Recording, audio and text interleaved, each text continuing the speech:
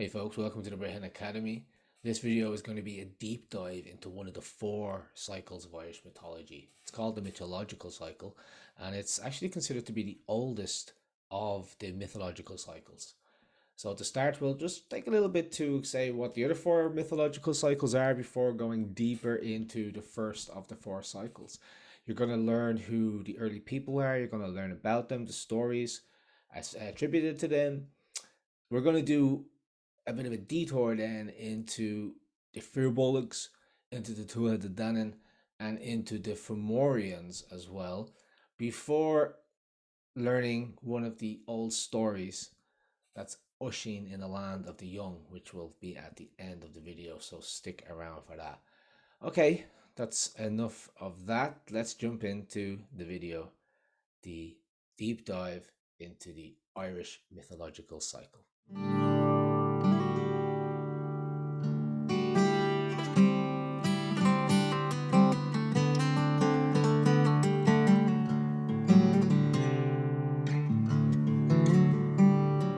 Four cycles of Irish mythology. Irish mythology is grouped into four distinct cycles.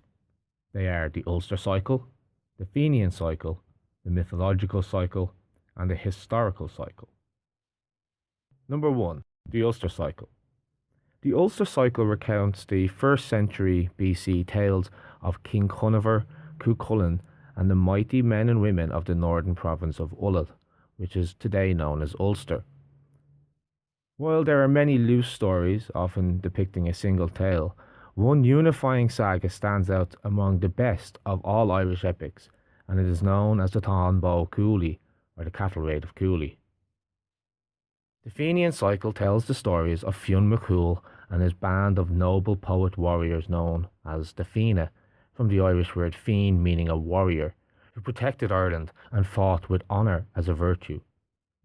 The stories are set around the 3rd century AD, and historically we know such bands of warriors existed in Ireland from at least the 6th century. While Christian elements can be found throughout the text, the stories point to an earlier pre-Christian mindset where the hero is placed high in the altar of the mind as something to aspire to and someone to learn from. It's told somewhat as a dialogue between St. Patrick and Osín, Fionn's son, in a story titled A Galamh na Dá Seanarach, or the Colloquy of the Old Men. It is in these accounts that we learn of Osín's visit to Tir na Nog, the land of the ever-young, the powerful love between Dermot and Grania, and the salmon of knowledge.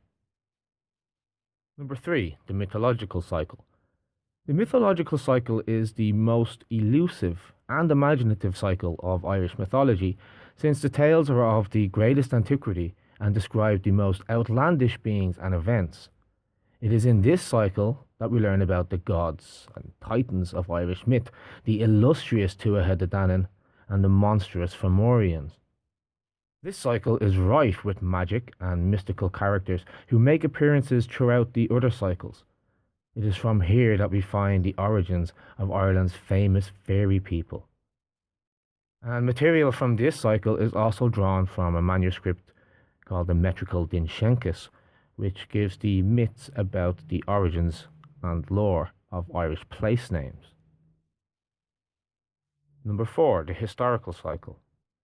The historical cycle reflects a remarkably Irish trait, which is their keen interest in preserving genealogies and historical accounts in writing.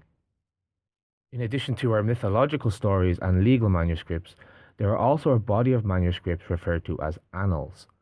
These sought to preserve a somewhat accurate account of historical events. Such important matters were protected by a class of individuals known in Ireland as fili, which were poet historians. However, in the historical cycle, we see obvious mixing of factual accounts with fictitious embellishments, which places this literature in the realm of mythology. This cycle can be further grouped into smaller cycles within it under the names of the kings who make appearances, the earliest being a 3rd century king of Leinster named Lavraid Lungshi, but also includes accounts about the legendary kings Cormac MacArt and Conn of the 100 Battles. This classification into mythological cycles is a relatively recent literary invention, but luckily for us approaching the topic today, it is a classification that makes sense and provides us with a good starting point or a skeleton to begin our understanding of Irish mythology. In the earlier traditions, these stories were grouped together by type, not by character or era. So we have the tales of invasions, the tales of the destructions, the voyages, the tales of the courtships and cave stories, the tragedies, the banquets, the elopements, the plunderings, the sieges, the cattle raids, and the adventures. The mythological cycle. Stories from this cycle of Irish mythology are the oldest. The surviving literature is scarce, and much of what remains has not been preserved well. The motifs and themes are characteristically pre-Christian, full of magic, spirits, and monsters. It is the strangest and most imaginative of the four cycles. It is here that we learn about ancient people and strange beings who once lived in Ireland and who fought one another to secure rule over the bountiful island. We are introduced to the elusive and illustrious Tuatha Danann, great godlike people who brought civil order, arts, written language, and higher culture to the island, and how they fought with honour during the first battle of Moytura against the Firbolgs to secure the island for themselves. We also learn about their mighty foes, the Fomorians, who came from across the sea to plague the land-dwelling people and had their base at Tormore on Tory Island. Ultimately, these two factions meet in a great clash during the second battle of Moytura, where the Fomorians are finally defeated when their leader, Balor of the Evil Eye, is slain by his grandson, the young Lugh Law Fada Samel Donach, Lugh, the long-armed master of all arts, who led the Tuatha Danann in battle. The Tuatha Danann are subsequently defeated by a wave of new migrations called the Milesians, and retreat to the hills and mounds of Ireland as their home. These strange beings became the Sidhe, the hill folk or fairy people, so popular in Irish folklore tradition. Aside from the Gabála Érenn, or the Book of the Takings of Ireland, which speaks of the waves of migrations of the earliest people to Ireland, we also have important and useful manuscripts called the Dinshenkis, which means the lore of place names, and the Cor Anamon, meaning the fitness of names, both of which speak of the lore of certain Irish place names and feature some of the mystical characters from the Tuatha Danann and other cycles. Finally, there are a number of single episodes mentioned in the Book of Leinster. However, only 8 complete tales have been preserved. The Cach Moytura Cunga, the Battle of Moytura at Cong, or the First Battle of Moytura. Cach Moyturad, the Second Battle of Moytura. Ashling Ingus, the Dream of Angus. Tochamach Etain, the Wooing of Etain. The Gaol in Shida, the Taking of the Fairy Mound. Altram T. Da Medar, the Nourishment of the House of the Two Cups. Iaclana Turin, the Fate of the Children of Turin. And Iaclana Lear, the Fate of the Children of Lear. Other titles include The Four Jewels of the Tuatha Danann, The Adventures of Nera, The Adventures of Lehin, How the Dagda got his magic staff, The Story of Tún Macarroll, The Invasion of Nemed, The Progress of the Sons of Mill from Spain to Ireland, Fintan and the Hawk of Achill, and The Cauldron of Posey.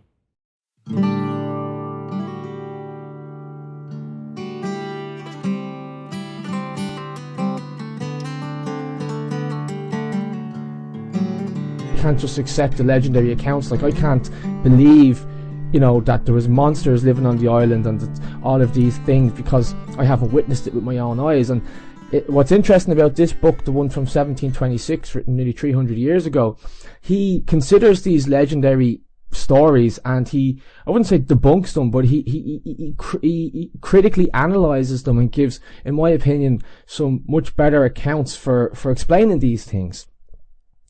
So you have two basic periods in Irish history of the waves of migration. You have the people who came before the Great Flood, and then you have the people who arrived after the Great Flood. Now, for Christian writers like Geoffrey Keating, who wrote this book, The General History of Ireland, because he was writing at a very Christianized time, he had to check the facts according to scripture. So in the Bible it says that, you know, the flood happened and everybody was wiped out except for the people on Noah's Ark. Jeffrey Keating is of the opinion that, like, nobody survived the flood in Ireland, so therefore there couldn't have been anybody around to tell the tale of these people. But nonetheless, we have an account of this group of people that were called the COURSESIrians. Now, I think this is really interesting. Caesar was a granddaughter of Noah. So it goes straight back to the bloodline of Noah. And Caesar's father wasn't able to get onto the ark. Noah wouldn't let them onto the ark, so they had to come up with an alternative. And what Caesar decided to do was to construct a religious idol, and they'd call upon it for guidance. And they got this, I guess you could call it a spark of divine inspiration, and they decided to build a bow. The best way to survive a flood is to build a bow. And they got a group of 50 women and 3 men. And the men were called Bith, Fintan and Ladra. And they sailed on the sea for 7 years. And when they arrived in Ireland, it was just 40 days before the Great Flood began. This was around the time of 2361 BC. And they landed at a place called Doon na Mark in Bantry Bay, down in Cork, which adds a lot of validity to the claims of local Cork people that the true and rightful capital of Ireland is actually the fine county of Cork. But each of the men who went on this excursion with the 50 women agreed to a just division of a quote magnificent maidens, and that's a quote from the old texts. They divided out these magnificent maidens amongst themselves, so they had no less than 16 wives each. And Caesar, the protagonist, the female protagonist here, was the wife of Fintan MacBocra. There's a really famous book of Irish history called the Gabála Érenn, and this is where a lot of the information I'm going to be talking about comes from. The Gabála Érenn means the Book of Invasions of Ireland. And in the book, there's a passage at section 26 that says, I am Fintan, the white son of Bocra. I shall not conceal it. After the flood, here I am, a noble great sage. And this is where it gets interesting. This is where the history mixes with the legend, because he's saying, after the flood, here I am, a noble great sage. Yet, we're supposed to believe that nobody survived this flood. But the legend goes that after the other 2 men who he came over with died for different reasons, Ladra and Bith both died within a short time of arriving here in the island. And one of the accounts says that Fintan, now finding himself with 50 women, decided to flee. It's probably just too much trouble on his hands. So Fintan fled, and without giving you an explanation for this, it just says that he turned into a fish. He turned into a salmon, and in this form, as a salmon, he was able to survive in what the text says was an unbroken sleep at a place called the Hill of the Wave. And then he later changed into a hawk, and then finally became a man who would be known as Fintan the Wise, the White Ancient One, the noble great sage who would be an advisor to the people who were yet to come. So Fintan the Wise is a very interesting character in Irish mythology, a very ancient character. I guess you could say he's the oldest character in Irish mythology, and he was believed to be a storehouse of knowledge and wisdom of Érenn, and it's said that he lived long enough to witness the adventures of the hero Fionn McCool, and even the advent of Christianity in Ireland, which was in the 5th century. So that's, if you want to believe these claims, he lived for 3,000 years. Because Christianity came about 3,000 years after the first people arrived in Ireland, the COURSESIrians. So, aside from Fintan, there wasn't any survivors of the COURSESIrian people. But I guess Fintan was the guy who survived and lived to tell the story.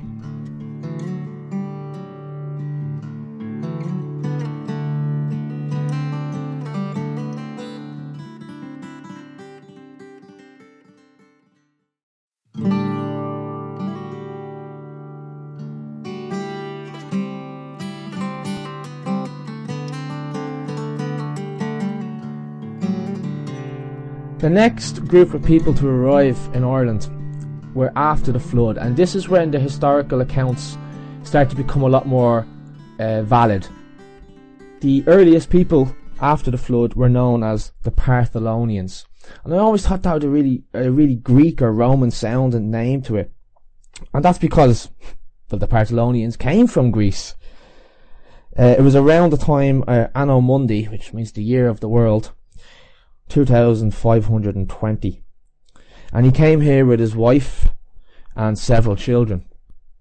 It was under Partholon's rule that Ireland would first be divided into several provinces, which he gave to his children. He divided out among his children. But it's said that reason why he left Greece is because he had committed a horrible crime. He had committed the crime of parricide, killing your parents. And it talks about how he tried to get away from this curse of parricide, how he tried to get away from his sin, I guess, of what he had done to his parents, and that's why he made his way to Ireland. And the Partholonian people settled around Ben Aider, which is Howth, on the east coast of Dublin there. But according to the legendary and the historical accounts, the curse caught up with him, and his whole people were wiped out by a great plague, and they were buried in a place called Tallaght, which means the plague grave. So I'm going to go into a little bit more detail about the Partholonians now, and just illustrate what they were like with maybe a couple of stories. And again, like, there was this Fintan character who was sort of keeping the chronology of what was happening here. What's interesting when you come across all of these groups of people is how they always seem to have a connection back to some biblical character and to Noah. Césaire, the previous group of people, she was a granddaughter of Noah. And Partholon, he's a descendant of the biblical character named Magog. And Magog was one of the 7 sons of Japhet, who was a son of Noah. Which is, I haven't really thought too much about this yet, but I just find it really interesting how all these bloodlines seem to trace back to this biblical character of Noah. And it was the year that the Partholonians landed in Ireland was the 60th year of the age of Abraham. So the character known as Abraham, the man known as Abraham, was only 60 years of age when Partholon took Ireland, according to the Leabhar Gabála in section 30. He came over with about 1,000 people, and they, quickly multiplied fourfold. And would you be surprised? They arrived at such a bountiful, fruitful land. It's no surprise that they would multiply so rapidly. The first battle in Ireland also took place under the reign of Partholon, when his people encountered these ones who, they say they came from the sea, but there's actually mixed accounts about the origins and descriptions of these people. They were known as the Fomorians. And some of them, like a guy called Brez and his father, King Eletha, are described as handsome and golden haired, and others are described as dark. And then there's even more that are described as grotesque creatures and made up of the limbs of different animals whose pores seep this venomous poison that's fatal to anything it touched. They're portrayed as this race of demonic demigods who terrorized Ireland's ancient people. And some people have compared them to the pantheon of Greek gods. You know what I mean? You've got the Greek gods, and they were fighting against the Titans, the evil ones. Whatever the case may be about this group of people, they survived on Ireland for a very long time, and some people even refer to them as the Aboriginals of Ireland. That even when the Caesarians were here, that the Fomorians were floating about as well off the coast on the islands. And some people also say that they came from Africa. And the Fomorians, it's also pronounced Fomoraic, and people think that might be in Morocco. But we don't know. It's speculation, and I want to point that out, that it is speculation, a lot of this. We have all this information. All we can do is put it together and use our rational thought, critical analysis, and try and come up with the most, try and make the most sense of it and the most rational explanation for these things. So the Partholonians were the first group of people who would actually feel the force of the Fomorians. They had long years of pitched battle against them, and finally Partholon defeated the Fomorian king, who's called Ceocail, and he was beaten at the Battle of Magatha. And everything seemed to be going well for the Partholonians if it were not for the fact that, having only been on the island for 270 years, they would be struck with this plague I mentioned previously, and they would all be wiped out. And it's just like a flashback to that earlier tragedy which happened to the COURSESIrians. The entire population would be wiped out, and it was wiped out in just 1 week. That's how deadly this plague was. And just like Fintan before, the Partholonians would be survived by just one man. And like Fintan, he could shapeshift as well. He'd shapeshift into a stag, and he witnessed the coming of Christianity as well. He was like another immortal kind of guy, and he witnessed the arrival of the Firbolgs and the Tuatha Danann, and then finally the sons of Mil, the Milesians. His last animal incarnation is like Fintan's first. He was in the form of a salmon. He was caught and he was served to the wife of Carul, who was the chieftain. So that's the Partholonians. They're an important group of people, but they weren't here for that long, so their history is short.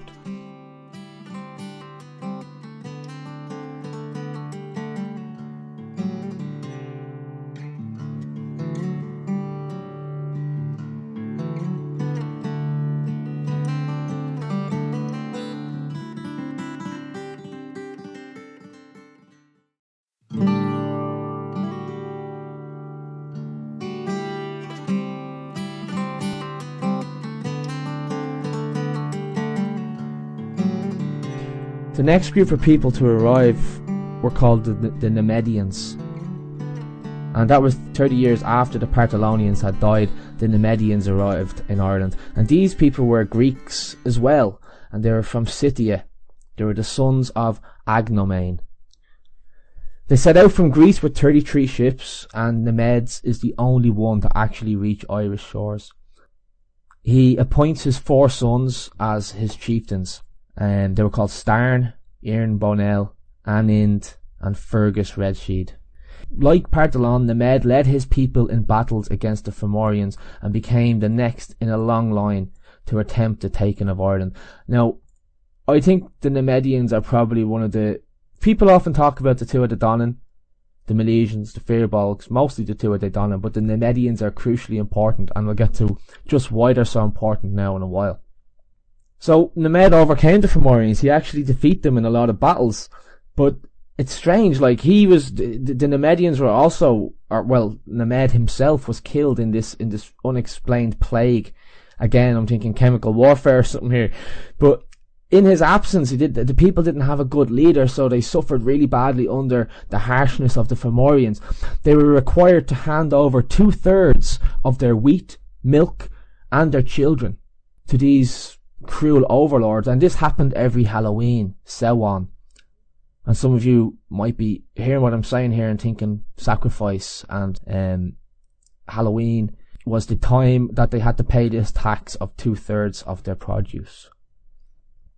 So the unforgivable conditions that were imposed on the Nemedian people pushed them to a breaking point, and it actually caused a rebellion against the Fomorians.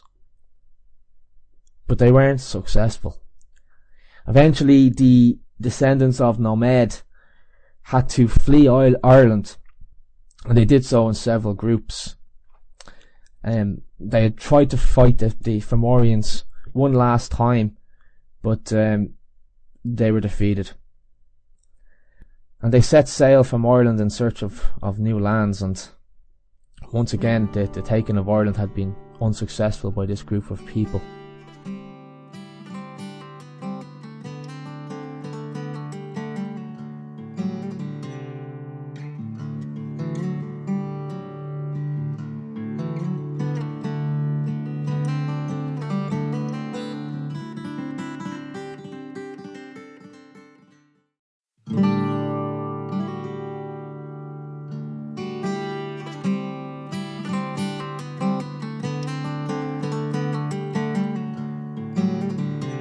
Now, the next group of people to come were the Firbolgs, and they're very closely connected to the Tuatha De Danann.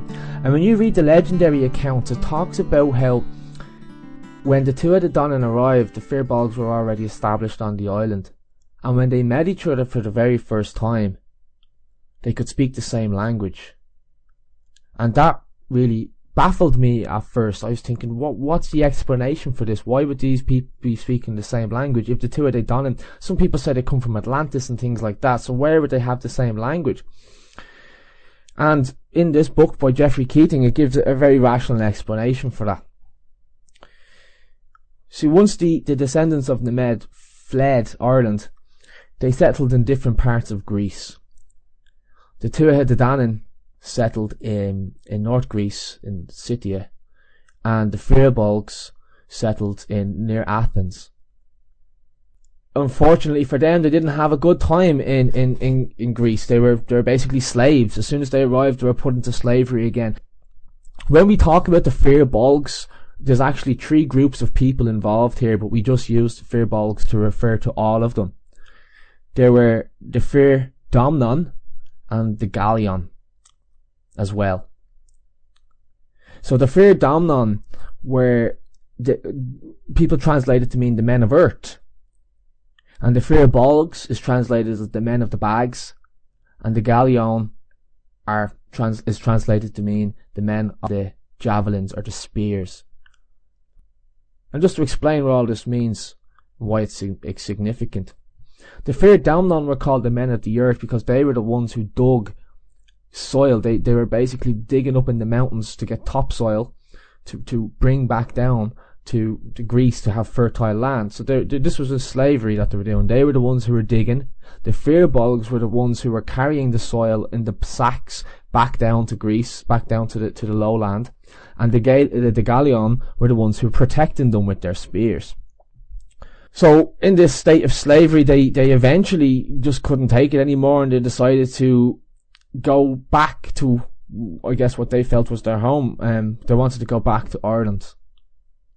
So they set off in these 3 groups, the Firbolgs, the Fir Domnanns and the Gaelic, and they arrived in Ireland at 3, in the space of a week they all arrived in Ireland. Under these group of people, they ruled Ireland for a period of 37 years, and they're considered to be the first group of people to have actually successfully taken Ireland as their own, for the fact that they ruled it for so long, and they'd established a proper government there. Under the Firbolgs, there were a total of 9 kings, and each of them was a descendant of someone called Dela. A very important king of this time was called Yucad, son of Erc, and he would be the first Irish High King to die from a death wound inflicted in battle. And he'd also be the last of the High Kings of the Firbolgs. As I said, they only ruled for a short period of time, and then they were defeated and overthrown by the Tuatha De Danann.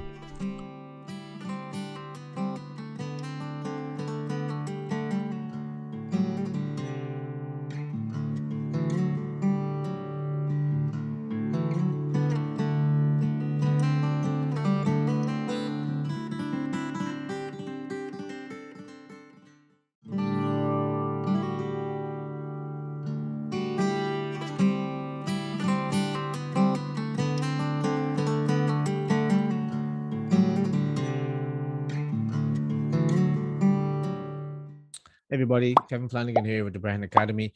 What I wanted to do tonight is just a short addendum or follow-up to the video that I uploaded last week, A Story of an Irish Sept, Chapter 1, dealing with the origins of a famous Irish sept, the Dalcassians. This was written by Nottage Charles McNamara. And there were some points that came up in the comments that I felt it was worth going into in a little bit more detail. So this is the book here. If anybody is interested in reading it, you can download it from the brehonacademy.org website. The story of an Irish sept, their character and struggle to maintain their lands in Clare, written by a member of the sept. I want to just point out again, I know I mentioned it in the previous video, but I think it's important to remember that this book was published in 1896.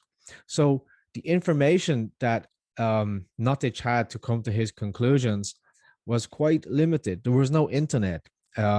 Genealogical research was nowhere near advanced as it is now. What this book, or the story of an Irish sept, covers is really the history of Ireland, but focusing on a single clan. And that's why I find it incredibly interesting. This book could be written about any Irish clan pretty much and their struggle to maintain their lands. But we're dealing with the McNamara clan, who are descended from the Dalcassians, of which the O'Briens are also a clan or a member of that sept. So we're looking at this territory here, which is in the west of Ireland in County Clare, also known as Thomond, which means the Kingdom of North Munster. To guide us on this, I'd like to refer back to a couple of the comments that were left on the video, because that should give us some insight of where I'd like to go with this addendum. So Matt Potter, thanks for your comment, Matt. Just in the middle paragraph there, Matt says that he's not watched the channel for a while, but he wonders what the latest genetic studies have to bring over the Basques and the Irish from County Clare, and especially the Aran Islands. Is this link confirmed? I might have to rewatch some videos around this after to reacquaint myself with this topic, because as far as I can remember, there wasn't much evidence at that time, which is not to say there won't be any in the future. In a later comment, Matt also added that as for the DNA link to the Basque country, I think I saw that somewhere not too long ago. I had referred to him an RTE documentary covering this some years ago, but I wasn't able to find it again. I'm not sure if that was positive, negative, or just raised more questions. I think it may have been the latter, but I'm not sure. And then Osín Overseas left a really interesting comment as well. And he commented on how Nottage Charles McNamara seemed to be very fixated on what was considered science of the era, in which it was published, 1896, phrenology, and the late 19th century comparisons of races and nations, especially within Europe. You can see McNamara reacting to what other English and German authors were saying, as he uses such methods to defend the honor and history of his own people, while now all such thinking is long discredited. As you said at the start, this has value as a relic of its own day. And I'll probably repeat that throughout this whole series. We must really treat the work in the context of the time that it was written. It's an amazing thing to see the Irish grapple with a history which is both heroic, juxtaposed with military and political subjugation. This combination of a society broken but still clinging on, and he has it cleverly marked out, and of a distant, glorious past but keenly remembered, is, I think, why those in Ireland and of Irish descent wrestle with such a love of history. And this is an interesting point that I'd like to go into, and I will go into shortly, particularly around the idea of phrenology.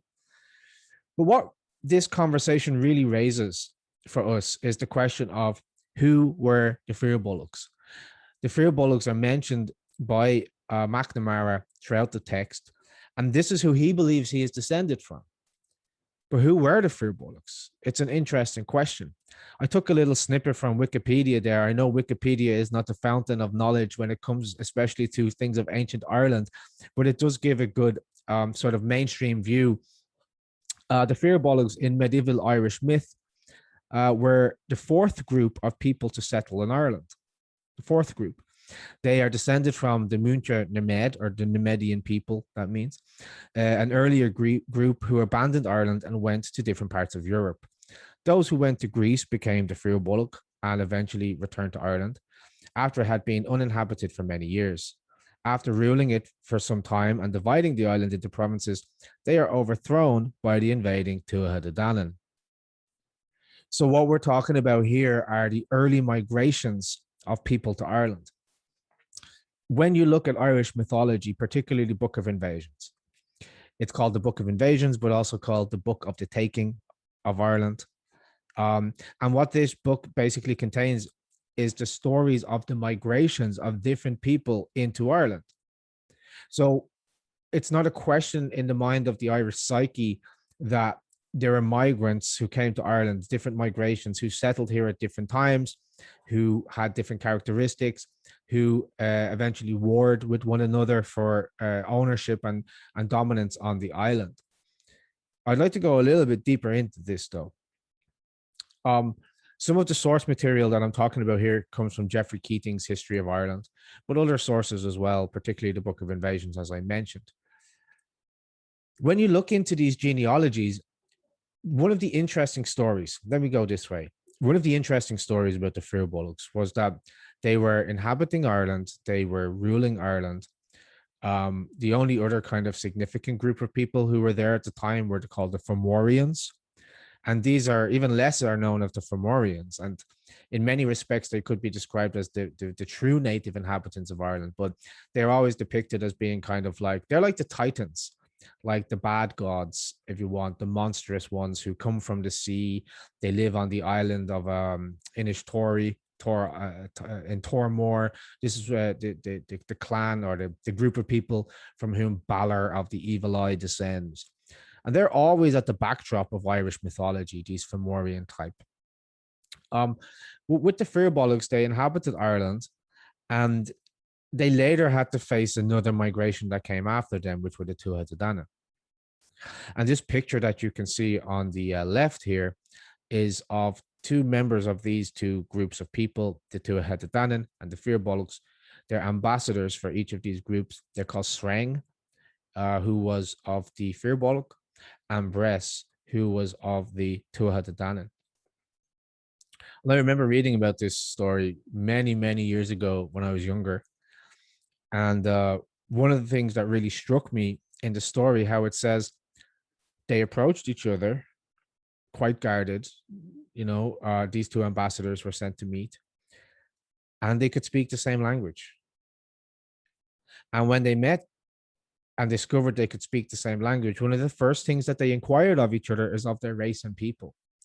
From whom did they descend? What stock were they from? What is their race, essentially? And this was always a mystery for me for a while. Like, how could they speak the same language? The Danann and the Firbolgs, that just makes no sense.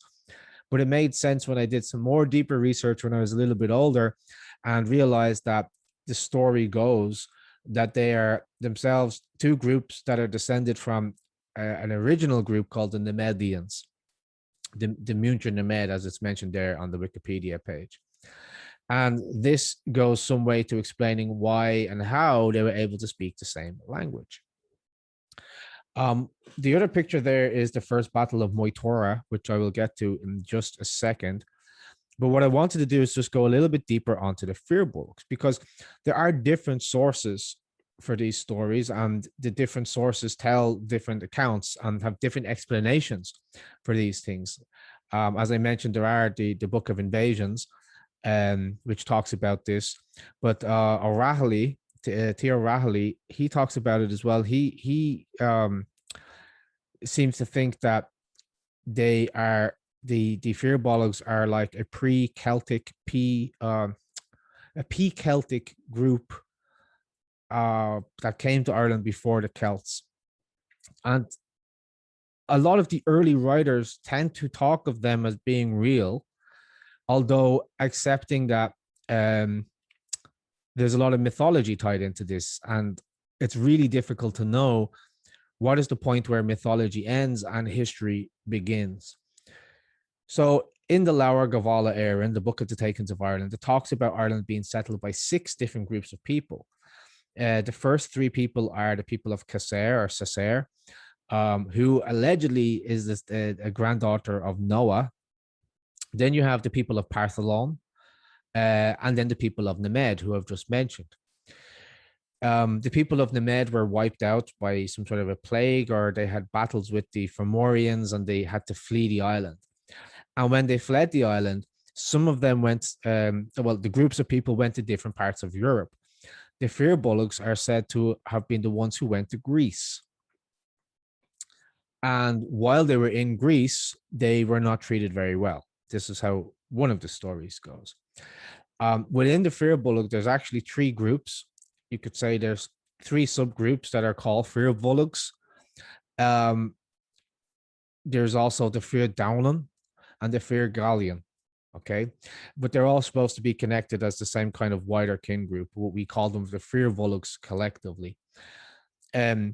And there's a reason why some people, well, Geoffrey Keating gives a reason why they're called this, and I'll get to that in a second. But even the word firbolg is something that there's even contention over that.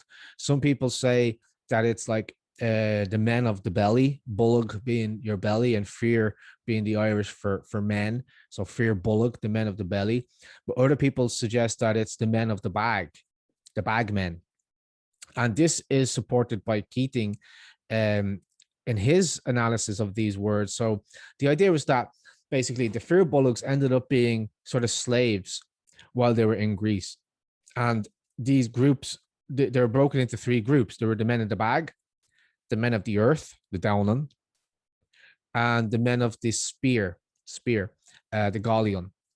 And the idea was that the Fair Danann were the ones who were digging the soil, this fertile soil up in the mountains. The Firbolgs were the ones who were collecting that soil in the bags and bringing it down into the city to be used. And the Fair Gaelion were the ones who had spears who were protecting them while they were doing this. But who knows? Who knows, really? We just cannot divorce our understanding of early Irish psyche and identity without taking account of these pseudo-historical, semi-mythological stories. So coming back to Cessair, why is that interesting? Well, to say that she is the descendant of a daughter of Noah. The Book of Invasions, the Leabhar Gabála and Érenn, is generally considered to be like not historical. And it's kind of criticized as an attempt by early Irish monks to write the Irish, the Gael, into the story of man in a biblical context. So putting the Irish man, the Gael, into certain situations that were now being accepted across the Christianized Europe as being like the true history of the world. And therefore, Cessair is described as being a daughter of Noah. Now, what happened with Noah? There was the great flood, right? So Cessair and her followers of, I think, gosh, it must have been like 60 people or 90 people, something like that. 3 men and the rest were all women. They get in a boat and they sail to Ireland, and they are eventually wiped out by the flood. All of them, except for Fintan, who takes the form of a fish and survives the flood, and he's the one who lives to tell the story.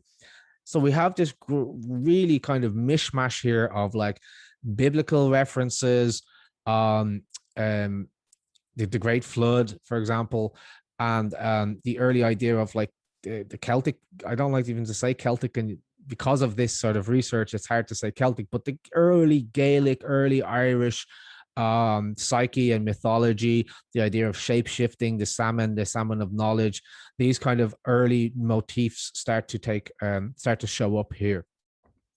So Cessair was the first group of people. There's also Partholon, who I won't go into now.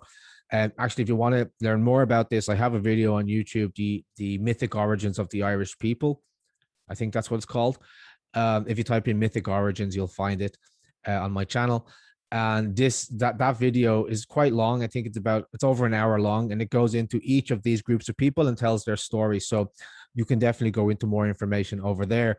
But Nemed is an interesting one to focus on for a second here, because Nemed is a word that continued all through the Irish era, the Gaelic age, which I count up to being around the 1600s. Nemed was a word that was used for the nobility, the Nemed. And therefore we have this tract of Brehon Law called the Brehon Nemed, which are the judgments of the nobles. So Nemed was seen to be some sort of mythological progenitor of groups of people who at one point fled Ireland. Some of them went to Greece. I'm trying to recall where did the Tuatha de Danann go. I think it might have been like Scandinavian countries. I'll have to, maybe it will come back to me. But the Nemed went to Greece. The Firbolgs, the people who would become the Firbolgs, went to Greece. And after being treated there so badly for so long, they decided to leave and return back to their land of Ireland, from where, in their mind, their ancestors had come from. Their ancestors came from Ireland in their mind, even though Nemed himself was one of these migrations. So It's not easy. It's not an easy topic. There's a lot of like moving parts here. It's knotty, it's complicated. We don't have a lot of like very strong sources, but there's definitely references to this all throughout our mythological cycle of our manuscripts. So yeah, those who went to Greece became the Firbolgs. They were enslaved by the Greeks, as I said, and they returned back to Ireland. So this brings us up to what I was speaking about a few moments ago. They've settled in Ireland. I believe that the Firbolgs had 9 kings of Ireland, and the last of the Firbolg High Kings was Yuki MacEirc, and he was or Yuchid. He was the High King at the time when the Tuatha De Danann came. And even though they recognized that they had this like lineage, they're kind of like distant cousins. Somehow they could speak the same language. They both descended from the Med. It was kind of certain that they were going to have a battle. I believe the legend tells that the Tuatha De Danann asked for some like compromise from Yuchid, like half of the island or something. And he said, like, no, we will not give them half, because if we give them half, they will surely take the rest of it too. So this led to the first battle of Moytura. It's called or Cough Mactora. That might not be the best pronunciation in the Irish, but the Battle of Moytura, the first battle. And this is what we see depicted in the artwork here of Jim Fitzpatrick. Jim Fitzpatrick, I think, is one of the best artists for producing like materials about early Irish mythology. They're just quite beautiful and amazing to look at, and have this very like flavor of this very Gaelic Irish flavor to them. So what happened was the battle began, and each day they sent 9 groups of 9 hurlers each. I should say, before the battle, like in this picture, what's happening is they're inspecting each other's weapons. So they were allowed, each side was allowed to inspect each other's weapons to, I guess, make sure that they had weapons that were of sufficient like quality and the technology was the same. And they sent the same amount of people to battle each day in this Battle of Moytura. And that's why on the image there on the right, you see that they have hurls. And that's literally what the legend says, that they sent 9 groups of 9 hurlers each day to battle. So they battle with hurls, and it's a fantastic story. And if you're interested in Irish mythology, I would really recommend to go back and have a look at that, because it's a great story. And how it ended was that the Tuatha De Danann won, but the battle itself is full of magic. It has druids. It has amazing story to it, where even it tells how Nuada, the king of the Tuatha De Danann, lost his arm in battle and would later become Nuada Argatlov, the Nuada of the Silver Hand. So yeah, this cannot be divorced from our history, our idea of Irish psyche and mentality, our sense of ourselves. And it should be said that like there have been more kind of let's say evidence-based research away from the mythology that tries to understand what is going on with all of this, with all of these stories. And again, T.F. O'Rahilly, in his Early Irish History and Mythology that was published in 1946, he attempts to make a connection with the Belgae tribe, who were tribes living in northern Gaul. So some people, I guess, like O'Rahilly is in this camp as well. Well, some people suggest that they're named from a fictional race, and some people suggest that they're a real group of people and could be connected to the Belgae of northern Gaul. There's actually a lot of places in Ireland that have names that relate to these groups of people, the Firbolg, the Firdanan, and the Firgalian, that lead some archaeologists, I guess, to believe that they must have been real groups of people, but to what extent and what influence they had on the people, it's really hard. It's really hard to say. So that's just a little bit of the background on the Firbolgs. What I'd like to do next is, just keeping in mind what we covered in the previous video where we read the first chapter, I'd like to read this. It's another extract from Of the Ancient Races of Ireland by Lady Francesca Wilde. And just see if you can draw any parallels here from what has already been covered. And this is probably the sort of material that Nottage Charles McNamara had access to when he was writing. So she says the earliest historic race of Ireland was a pastoral people called the Firbolgs, said to be of Greek or Eastern origin, probably a branch of that great Celtic race which, having passed through Europe and round its shores, found a resting place at last in Ireland. Of the Fomorians, Nemedians, and other minor invaders, we need not speak, as they have left nothing by which to track their footsteps. The old annalists bring them direct from the Ark and in straight line from Japhet. The coming of Pharaoh's daughter from Egypt with her ships may be also considered apocryphal. Here they're talking about Scota, which I mentioned in the previous video as well. But the Firbolgs begin our authentic history. They had laws and social institutions and established a monarchical government at the far-famed hill of Tara, about which our early centers of civilization sprung, and where we have now most of those great pasture lands, those plains of Meath that can beat the world for their fattening qualities and which supply neighboring countries with their most admired meats. I cannot say that the Firbolg was a cultivated man, but I think he was a shepherd and an agriculturist. I doubt if he knew anything, certainly not much of metallurgy, but it does not follow that he was a mere savage, no more than the Maoris of New Zealand were when we first came into contact with them. This kind of relates to what McNamara is talking about in relation to the early graves that were found and how very few metal artifacts were being found in these graves, which is why and how he makes a distinction between this group of people, whoever they were, and the later invasions who we call Celts. But we're going to see shortly that that might not be accurate either. The Firbolgs were a small, straight-haired, swarthy race who have left a portion of their descendants with us to this very day.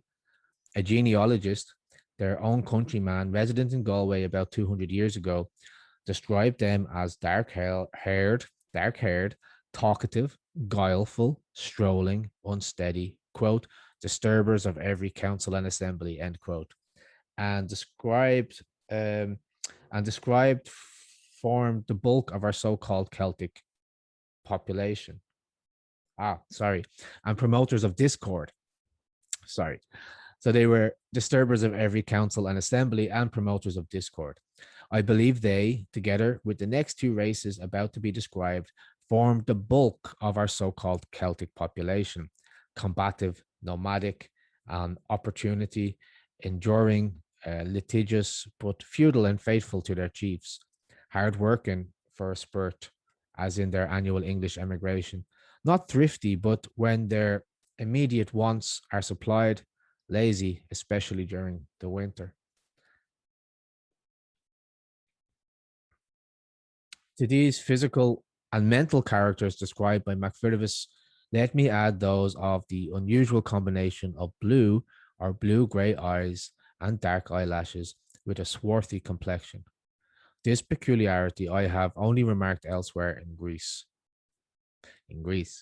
The mouth and upper gum is not good, but the nose is usually straight. In many of this and the next following race, there was a peculiarity that has not been alluded to by writers. The larynx, or as it used to be called, the pomum adami, was remarkably prominent and became more apparent from the uncovered state of the neck. The sediment of this early people still exists in Ireland, along with the fair-complexioned Dananns, and forms the bulk of the farm labourers, called in popular phraseology spalpeens, that yearly emigrate to England. In Connacht, they now chiefly occupy a circle which includes the junctions of the counties Mayo, Galway, Roscommon, and Sligo. And I'm surprised she doesn't include Clare here, but however, they, with their fair-faced brothers, at present the most numerous, are also to be found in Kerry and Donegal, and they nearly all speak Irish. By statistics procured from our Great Midland Western Railway alone, I learned that on average 30,000 of these people, chiefly the descendants of the Dark Firbolgs and the fair Dananns, emigrate annually to England to harvest work, to the great advantage of the English farmer and the Irish landlord. The acreage of arable land for these people runs from 2 to 6 acres. Connecting this race with the remains of the past, I am of the opinion that they were the first rath or earthen mound and enclosure makers, that they mostly buried their dead without cremation, and in cases of distinguished personages, beneath the cromlech or the tumulus. Their heads were oval or long in the anteroposterior diameter and rather flattened at the sides. Examples of these I have given and descanted upon when I first published my ethnological researches, which have been fully confirmed by the late Andreas Retzius.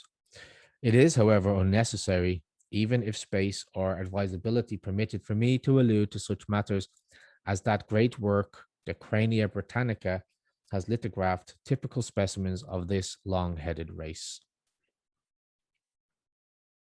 Apologies for the few slips of the tongue there.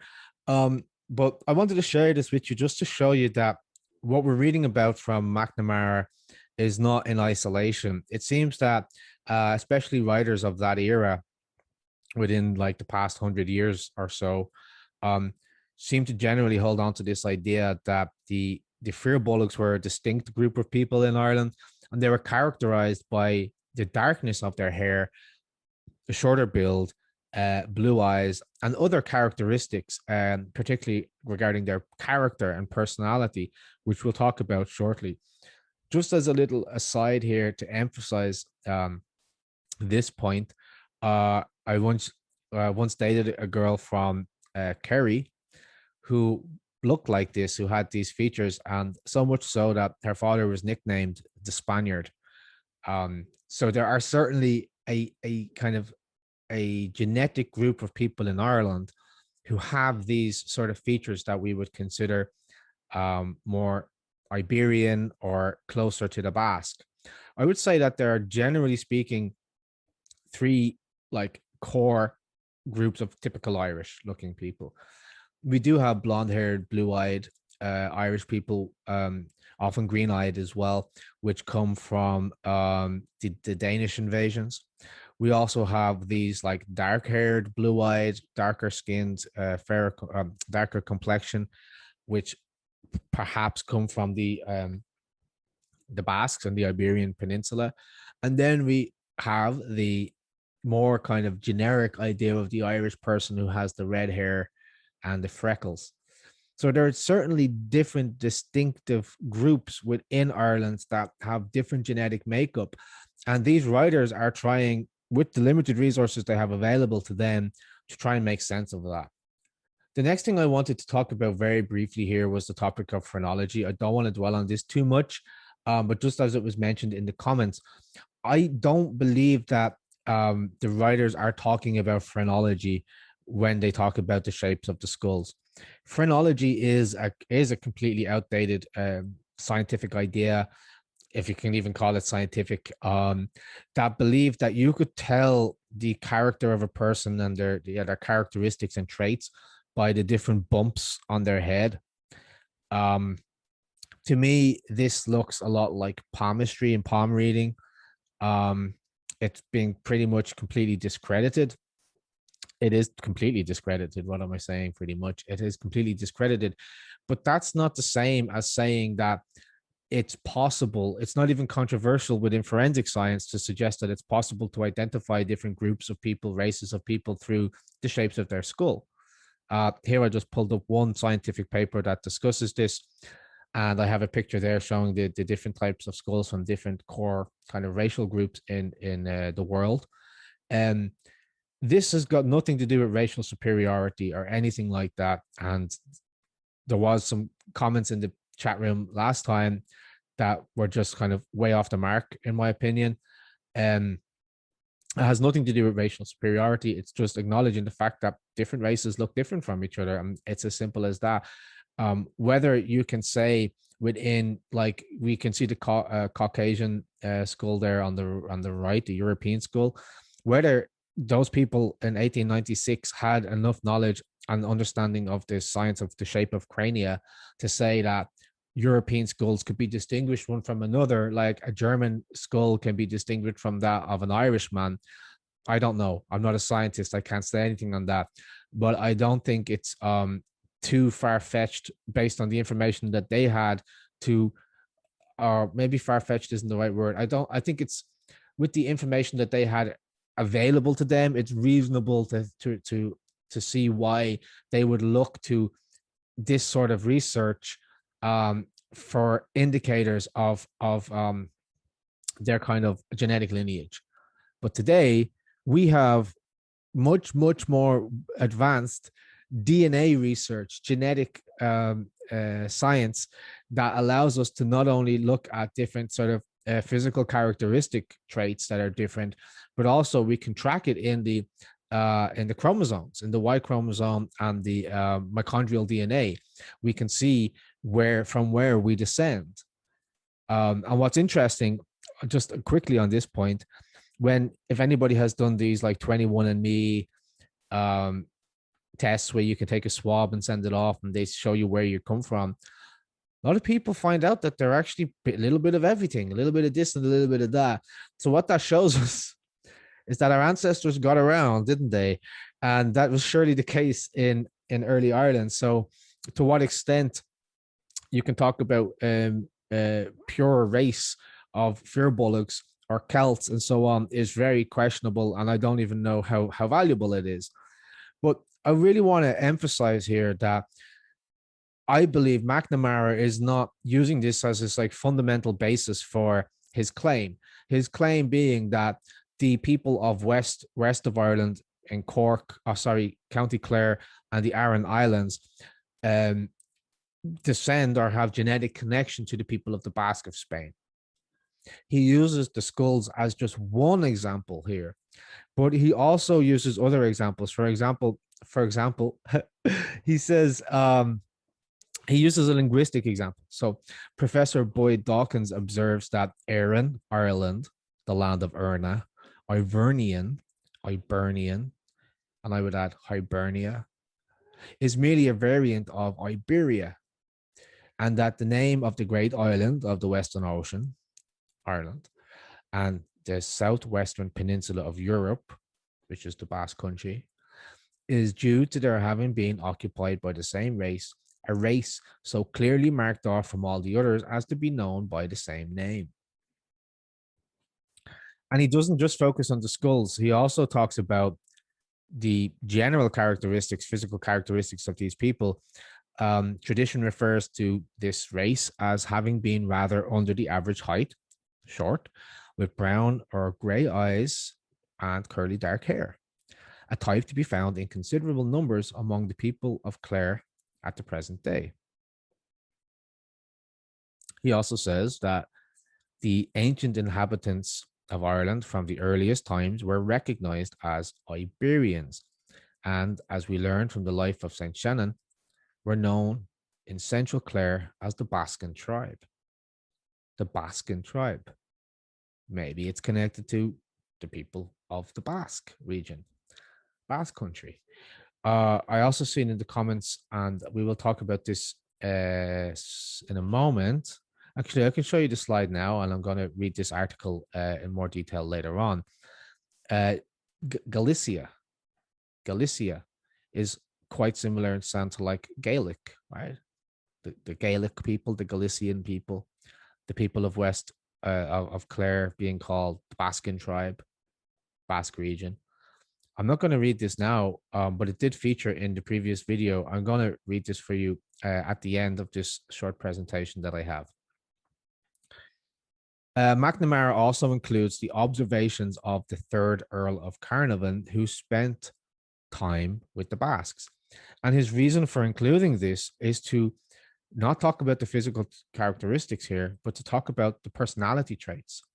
What type of people were these Basques, and in what way are they likened to the people of Ireland, particularly those of Clare? McNamara's tribe. So some of the observations of the third Earl of Carnarvon I've included here. Every man had a right to state his own case before constituted authorities when accused or as defendant, and that this was a far more precious, this right was far more precious than even the habeas corpus. What we're hinting at here is the importance of law, even in an ancient time. The Earl of Carnarvon also talked about how the Basques were incredibly protective of their ancient furors, was the word, which are their ancient rights. They inhabited a free land and were men deserving freedom. The whole bearing of the men spoke of liberty long enjoyed, well understood, and therefore not abused. They were trained to habits of self-reliance by centuries of self-government. Fine men in spirit, not in name alone, drinking in with their mother's milk a love of justice and a reverence for law. So can you see here, in my opinion, this is McNamara's effort to make this more fundamental connection between the very nature of the Irish and the Basques. In thought sober, yet independent and wholly without fear, except the honest fear of doing wrong. Models of ancient manners, and not unfrequently of manly beauty, faithful friends and generous hosts. They adhere with tenacity to the soil of their birth. No prospect of advantage or promotion can induce him to abandon his home. And as we see, as we go throughout this text, the story of an Irish sept, the story of Ireland becomes very, gets brought very clearly into focus. And you realize just how sad it is. He, writing in 1896, is aware of the fact that this was very much the nature of the early Irish. Their love of justice, their connection to their land, the soil of their birth, and their unwillingness to give it up under any costs. So just to kind of recap the last section here, we're not only talking about the shapes of the skulls, although perhaps there is some merit to that line of inquiry. We're not talking about phrenology, not at all, which is the bumps on your head, meaning something like your character or something like that. We're not talking about that. We are, I think we can give an allowance to McNamara here in the context of the time that it was written, why he would look to evidence like the shapes of skulls. However, as we'll see shortly, there is now abundant genetic evidence to support these claims as well. But more importantly, and probably the most important part for me, is why is he drawing this connection to the Basques and why does he spend so much time on it? Is because he's trying to show the character of the people in this early time. What was their nature? Who were they by their nature? They were lovers of justice, lovers of the law. They adhered to their land. They were strong people who the only fear that they had was the fear of doing wrong. Now, I just want to take a little tangent here and talk about who were the Celts. This is not going to be long. I just want to recommend this seminar by Professor Barry Cunliffe. You can see it's relatively new. It was on St. Patrick's Day, 2008. And Professor Barry Cunliffe is probably one of the foremost archaeologists of our time. And this presentation is incredibly interesting because it challenges this idea of what are the Celts and who are they, and this kind of east to west migration. There's a lot in this presentation that suggests there was some elements of west to east migration, but to call this group of people the Celts is kind of not helpful or even accurate. And genetic research is backing up this as well, because when you say something like, "Oh, the Celts," you create in the mind of the listener an idea of a homogenous group of people who had the same culture, the same beliefs, who were essentially the same family, the same tribe, right? But what we are finding out through more modern archaeological research and genealogical research is that that's not a very helpful phrase, and it's not quite entirely accurate. How I like to describe this to people comparatively is to say, well, if you talk about the Europeans, okay, if you were to say, oh, well, the Europeans do X or they behave Y, it's not helpful, because European, sure, is a word that we can use to describe the whole group of people who live on the continent of Europe. But within that continent, there are many subgroups, and they're not directly connected to each other apart from this kind of overarching idea of being European. As such, they speak different language in Germany as they do in France. Very different. I know that we have Indo-European languages, but the culture and the history and the nature of the people differs in each of these places. So it's not always helpful or accurate to refer to just one group of people as being the Celts. So this is a great seminar that I would really recommend. I'll put a link in the description of this video so you can watch this after, but it's very eye-opening and just gives us more information and more of a deeper understanding of how to think about this early time in our history, the groups of people that were there and how they migrated and how they interacted with each other. So what I'd like to do now is I'm going to read 3 articles for you. The first article I'm going to read is the one from the Irish Times that I just shared the screenshot with you there a few moments ago. Second article is going to be from Irish Central, which is teasing out this idea of who were the Celts and what is Ireland's genetic heritage. And the third article then will be from a Basque website, which is also talking about this connection between the Basques and the Irish. The first article I'd like to share with you is from the Irish Times, published February 16, 2009, and written by Dick Ahlstrom. Genetic studies show how our closest relatives are found in Galicia and the Basque region. Ancestral links. What do pygmy shrews, badgers, mountain hares, pine martens, and Irish people have in common? All probably originally came to Ireland on boats from northern Spain.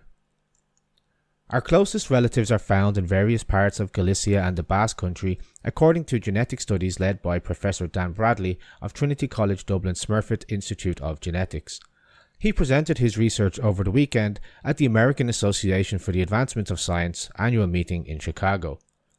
He was joined by Queen's University Belfast archaeologist and linguist Professor James Mallory, who talked about efforts to link these DNA studies with the transmission of languages across Western Europe.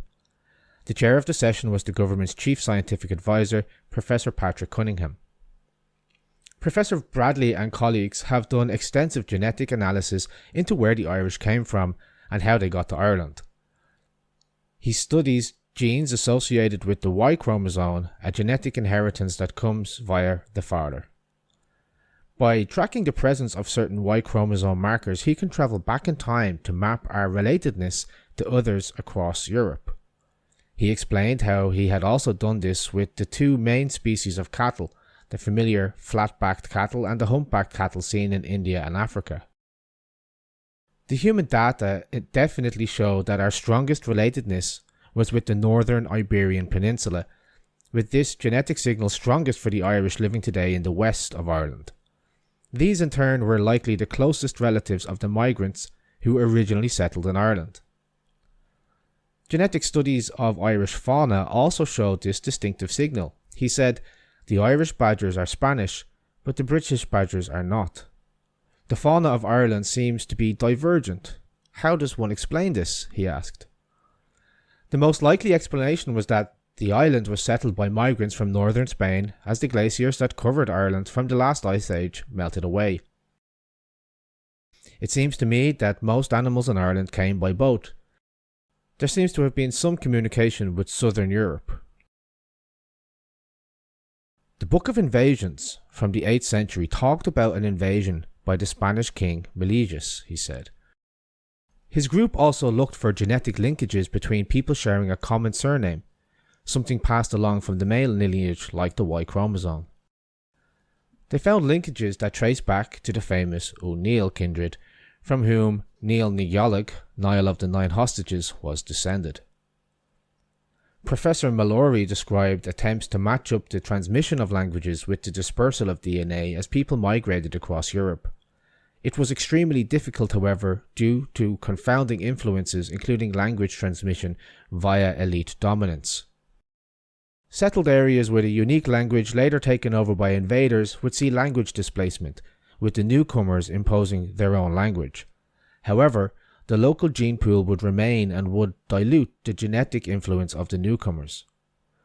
This was possibly the reason why, when one looked for genetic evidence of the Celts in Ireland, these Celtic genes could not be found. Studies of this dynamic has occurred in what is now Hungary showed a mismatch between the dominant language and the dominant genetic influence. Modern DNA is no predictor of the modern Hungarian language, Professor Mallory said. The next article is from Irish Central, Some Myths of the Celt Exposed by the Science of DNA, written by Michael O'Loughlin, September 25th, 2020. We have been taught for a few generations that the Irish descended from the Celts. The king of one wave of Celts was Milesians. Milesians is the most famous Celt in legend, I think. Some call him the founder of the Irish people, but it looks like it is mostly a fanciful story. DNA studies are now telling us that Ireland was settled centuries earlier than thought. It was not first settled by the Celts of legend. It was actually those who survived the last ice age about 10,000 years ago, holding out in northwest Spain. As things warmed up, they found their way to Ireland. In fact, the closest DNA match with the Irish in all Europe is with the Basque. Take a look at the film Blood of the Irish and you'll become a believer. The current theory is that they came by boat to Ireland, which was settled much later than Britain, which was connected by land to the continent.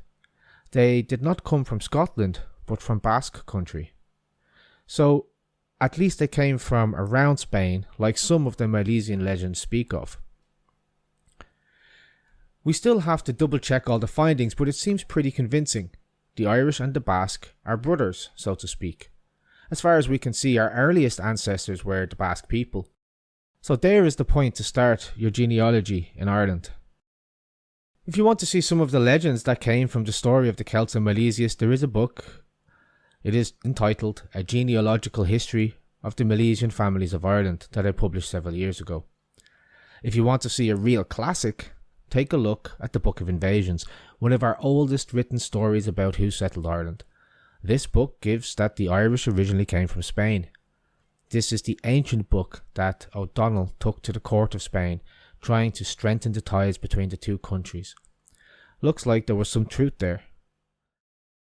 And the third article is from a website, aboutbasquecountry.eus. For the Irish, the closest DNA match is with the Basques. The US-based online publication Irish Central, dedicated to the Irish all over the world, has brought back an article on the Basque roots of the Irish, which we ourselves mentioned back in the day. The article, written by Irish genealogy expert Michael O'Loughlin, is based on the DNA studies he's carried out. We've already brought you some of these articles among the topics we've covered on Basque genetics. Curiously, the Irish, the Basques and the Sards make up an unusual triangle of genetic relationships because there are also important genetic connections between the islanders of Sardinia and the original Basque settlers. Perhaps the only thing that might need to be explained to the author of the article, an expert in Irish genealogy, is that being of Basque descent is not the same as descending from the inhabitants of northern Spain.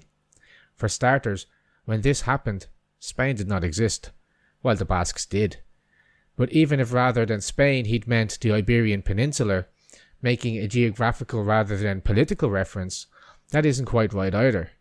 This is because of the fact that the Basques back then, as today, live on both sides of the Pyrenees, meaning some are on the Iberian Peninsula and others on the continental mainland.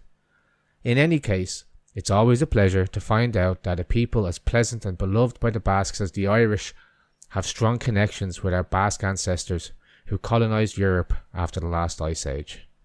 So that brings us to the end of this addendum to chapter 1 of A Story of an Irish Sept. I don't think I'm going to need to do an addendum or follow up for most of the other chapters that are going to be covered. Just this one felt like you needed a little bit more investigation and discussion around it, just to clarify and add a little bit of depth to some of the things that the ideas that are brought up by Nottage Charles McNamara in this first chapter, as we begin this journey of understanding this family, this McNamara clan, and their struggle to maintain their lands in County Clare. So I really hope you enjoyed this content, this addition to chapter 1. I'd love to hear your comments in the comment section below. If you liked the video, please click that little finger button there. If you want to see more of this and get notified when I'm going to be uploading new content, please hit the subscribe button.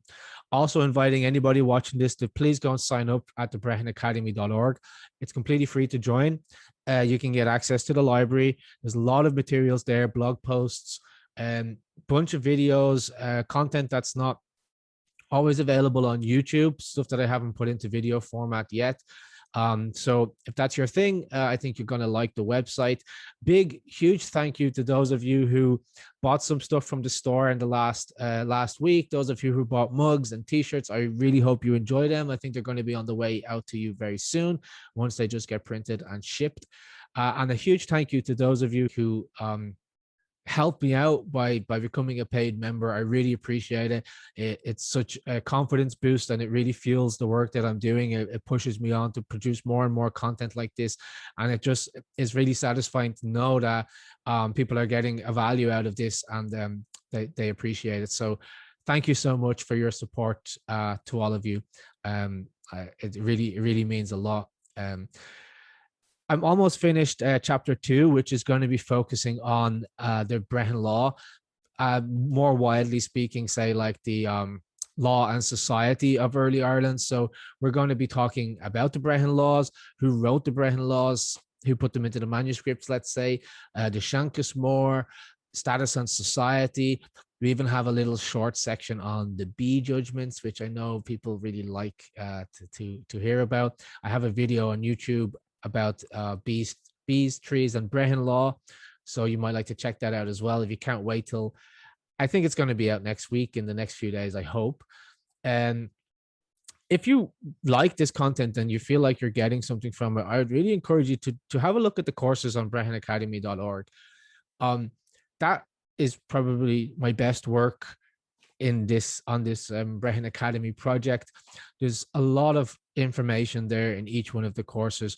I think the minimum, I have to count, but I think the minimum amount of time is 4 hours, but they're arranged between 4 to 5 hours of content. Early Irish culture and society covers like pretty much everything you'd need to know about early Irish culture and society. We have a section there, a course, should I say, on Irish mythology as well. So any of you who are interested in that side of things, or storytellers, and just having a deeper understanding of Irish mythology, you're going to get a lot out of that course. And also check out my video here on YouTube, The Psychology of the Irish Gods and Goddesses, Gaelic Gods and Goddesses, just to give you a taste of the sort of content that I cover in that course. But I think the jewel in the crown of all of this is the Brehon Laws of Early Ireland course. I don't think there's anything else like this available online. At least I have never found it. And my goal behind these courses was really to make resources that I wished existed when I started researching the Brehon Law more than 10 years ago. So that was really the ambition behind these courses, was to build the resources that I think others would really benefit from, to take this wisdom of early Ireland and to put it into a modern medium, to put it into easily digestible videos with nice images and graphics to help fuel the imagination and the learning experience. So yeah, if you want to go deeper into the sort of content that I'm covering here, I would recommend, obviously I recommend to check out the online courses on BrehonAcademy.org. Thank you so much for your time. Thank you for being here on this journey with me. I really appreciate it. Until next time, slán go fóill.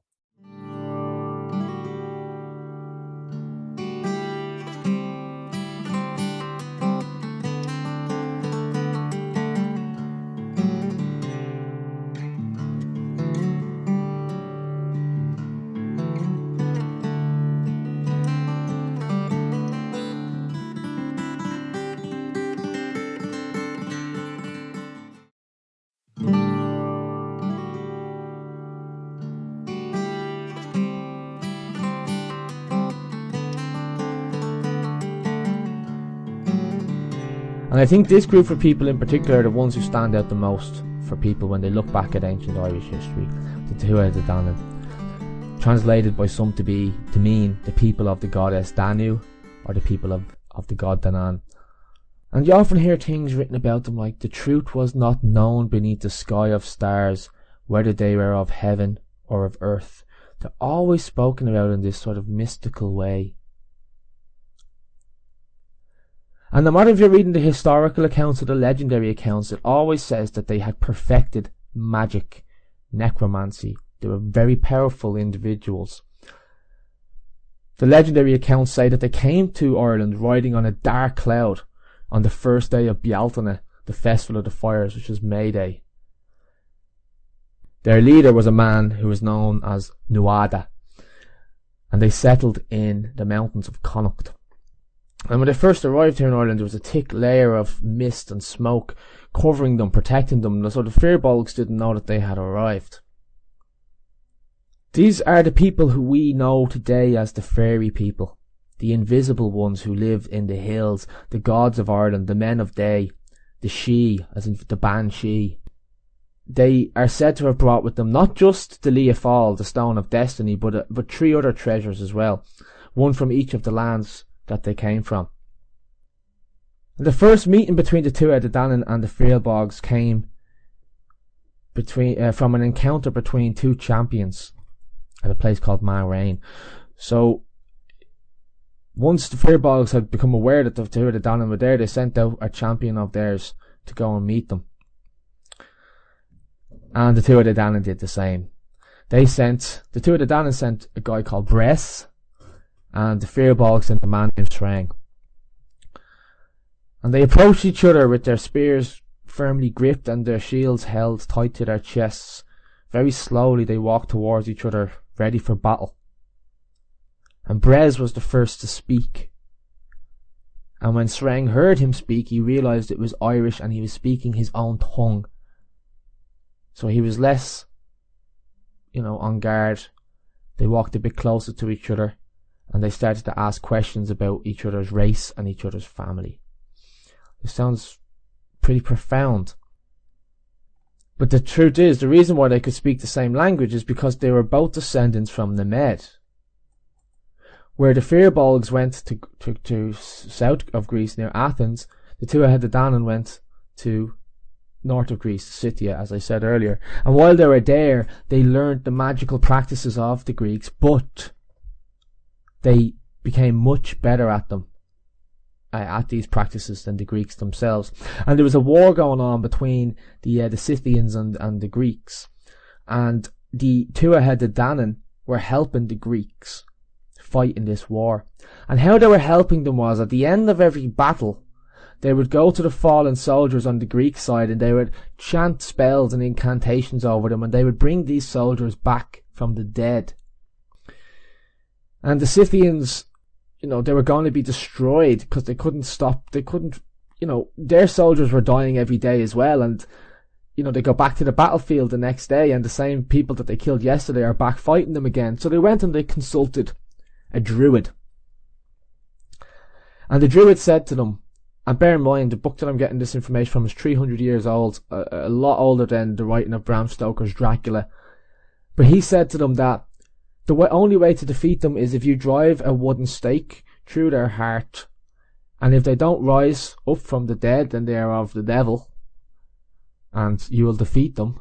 But if they do rise from the dead, then they're of God, and there's nothing you can do to stop them. And that's out of Geoffrey Keating's book. So that's how they started driving stakes of wood into the bodies of the dead men after they killed them, and that's how they began to stop the Tuatha De Danann's powers, their spells. And now, because of what they had done, the Tuatha De Danann feared that they were going to be, killed and tortured and really badly treated by the Scythians for what they had done. So this is when they decided to leave Greece.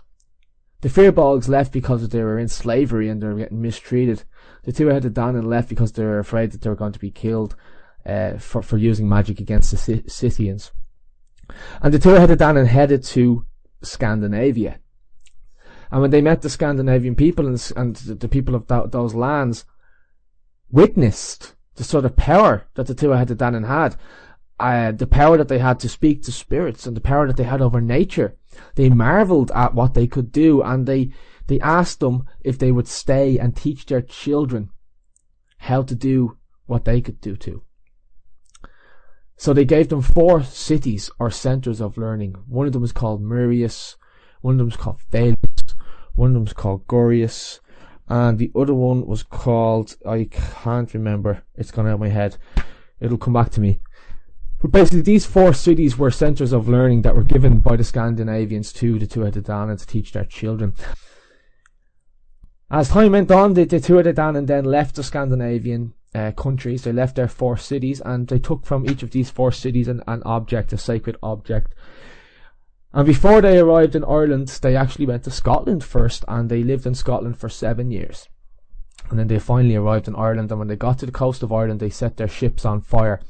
And this setting the ships on fire, some people say, well, that's probably what the magical mist was. Who knows?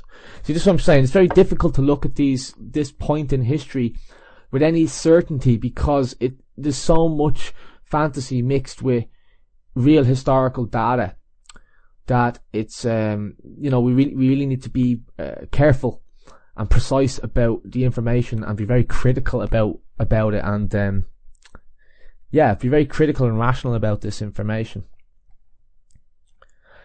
So the Tuatha Danann and the Firbolgs had this meeting, and the Tuatha Danann said, well, look, if you give us half of the island, you can have the rest of it in peace. And if you don't give us half the island, well, we're going to take it by battle. So Sreng went back to the Firbolgs, and he said it to his king, who was King Yucad. And having consulted his council and his learned elders, what will we do? How will we deal with these new invaders who want half the island? They came back with the conclusion, we will not give up half this country to these strangers, for if we do, they will soon take the whole thing. So battle was inevitable at this point, and the preparations began, and both sides agreed to delay the battle so that they could make spears and armour that was like that of the others. So basically they had different weapons, they had different types of armour, different types of spears, and instead of just going to battle the next day, they allowed time for each of the sides to manufacture weapons and armour that was like that of the enemy. Could you imagine that happening today? Could you imagine, who's going to war? America, Syria, and they go, okay, we're going to go to war here, but we're going to let you have all the time you need to get the same amount of nukes we have and the same amount of tanks we have. And why would you do that? Why would you do that if you're going to battle? It doesn't seem right to us today, and I think the reason why it doesn't feel right is because we've drifted so far away from what is fair. That's why they were doing it. It's tactically unwise to let your enemy know what your capabilities are. Yet, in ancient Ireland, we see both sides willing to share their weaponry so that the battle might be more evenly matched. We see this really strange glimmer of fairness flickering through the darkness of a battle. And the idea holds that if one of those is going to be victorious, it's going to be because they were the best warriors. And they fought with the most passion and the most fury, and they rightly defeated the lesser opponent. And not because one side had bigger spears or tougher armour. Now, even though there was this element of fairness, it didn't stop the Tuatha Danann mixing their magic with espionage, and they secretly sent 3 of their queens, Bab, Macha and the Morrigu, into Tara, which was the seat of government for the Firbolgs and for many kingdoms thereafter. And by the power of their enchantments they brought mists and clouds of darkness over the whole place, and they sent showers of fire and of blood over the people, the way they could not see or speak with one another through the length of 3 days. So they basically went in and did magic to confound and confuse their enemy, the Firbolgs. It was midsummer's morning when the armies were ready, and they assembled at Moytura, County Sligo. Each side sent 9 times 9 hurlers into battle, so they sent 81 hurlers into battle, agreeing that this would be the set number to fight each day. And then we see that glimmer of fairness flickering again. Not only will they have similar armour and similar weapon, both sides would be evenly matched at the beginning of every new day. There was really no contest here against the superior skill of the Tuatha De Danann. The Firbolgs were defeated. And during the battle, King Iocchid of the Firbolgs was overcome by this really terrible thirst from the enchantments and the spells that the Tuatha De Danann had been placing on him, and he couldn't find anywhere to quench his thirst, to find water. And while he was looking for this water, he was basically pursued, and he was slain by the enemy. And in this battle, King Nuada of the Tuatha De Danann, it wasn't just the Firbolgs did give a good fight, and they managed to sever the arm of Nuada. And there was this custom throughout ancient Ireland that a king could not have a blemish. If you had a spot or a mark or a bruise, or if you were missing an eye or a hand or an arm, you could not be king, because the king had to be the closest embodiment of perfection that you could have. So he didn't die, but according to these ancient laws, he could not be the king of the Tuatha De Danann. He was disqualified. And instead, the Tuatha De Danann appointed the champion known as Brez, who I mentioned earlier, as their new leader. What's interesting about Brez was that he is the son of one of the members of the Tuatha De Danann, and also the Fomorian king Eletha. So he's half Fomorian and half Tuatha De Danann. Once the battle was finished and the Firbolgs were defeated, the Tuatha De Danann, they were moved by the Firbolgs' spirit and their nobility and their valiance in battle, that they allowed the Firbolgs to have 1/4 of the island, and they chose Connacht. While all this was going on, you still had this other group of these strange characters, and they weren't pleased with the new change of government. I'm talking about the Fomorians. And what they done was, because Brez, who was now king of the Tuatha De Danann, he was like related to them, they started to manipulate him and use him for their own benefit. He was weak, and he folded under the pressure of these Fomorians, who was basically like their political puppet, and they used him to impose the harsh tax on the Tuatha De Danann again. It's like the tax that they placed on the Nemedians before. They had to give 2/3 of all their crops, all their cattle, and all their children to the Fomorians. So Brez was a very bad ruler. He made his champions do work that they shouldn't have done, like carry firewood or build a rath. He didn't stand up to the Fomorians. He didn't defend the Tuatha De Danann at all. After the battle, Nuada began the recovery process, and with the help of his physicians, he eventually got his arm restored, fixed, and it was made of silver. And again, I'm trying to put this into a modern context. Is this like biotechnology? Is this like, you lose a leg and they give you a new leg, like a robotic leg that you can walk around? Is this like an ancient idea of some sort of biotech? I have to ask the question, where does the history and the legend, where do they separate? Did Nuada exist? Was he a real man that existed? If he existed, did he actually lose his arm in battle? If he lost his arm in battle, did he actually have it restored through magic and science to have a silver arm? Well, it took 7 years for him to heal anyway, and now that he was unblemished, he reassumed his position as leader of the king of the Tuatha De Danann, and he ruled Ireland for a further 20 years until he would finally be beheaded in a battle by the Fomorian king Balor of the Evil Eye. Notorious for his strength and described as a giant, this Balor of the Evil Eye, or of the mighty blows, is described to us as having one eye on the back of his head that caused destruction to all that came within its glare. He is said to have lived on Tory Island, which is off the northwest coast of Donegal. And to this day, the island's highest point is associated with Balor. It is called Tor Mór, or the High Tower. and it's believed to be the location of the legendary Crystal Tower in which Balor imprisoned his daughter Etlín upon hearing a prophecy that he would be killed by a grandson. Should point out at this stage that J.R. Tolkien got a lot of his inspiration from these sort of legends, the Norse and Celtic and Gaelic legends. And Balor of the Evil Eye, who lives in the High Tower, is a lot like the symbolism and a lot like the themes that you see in Lord of the Rings.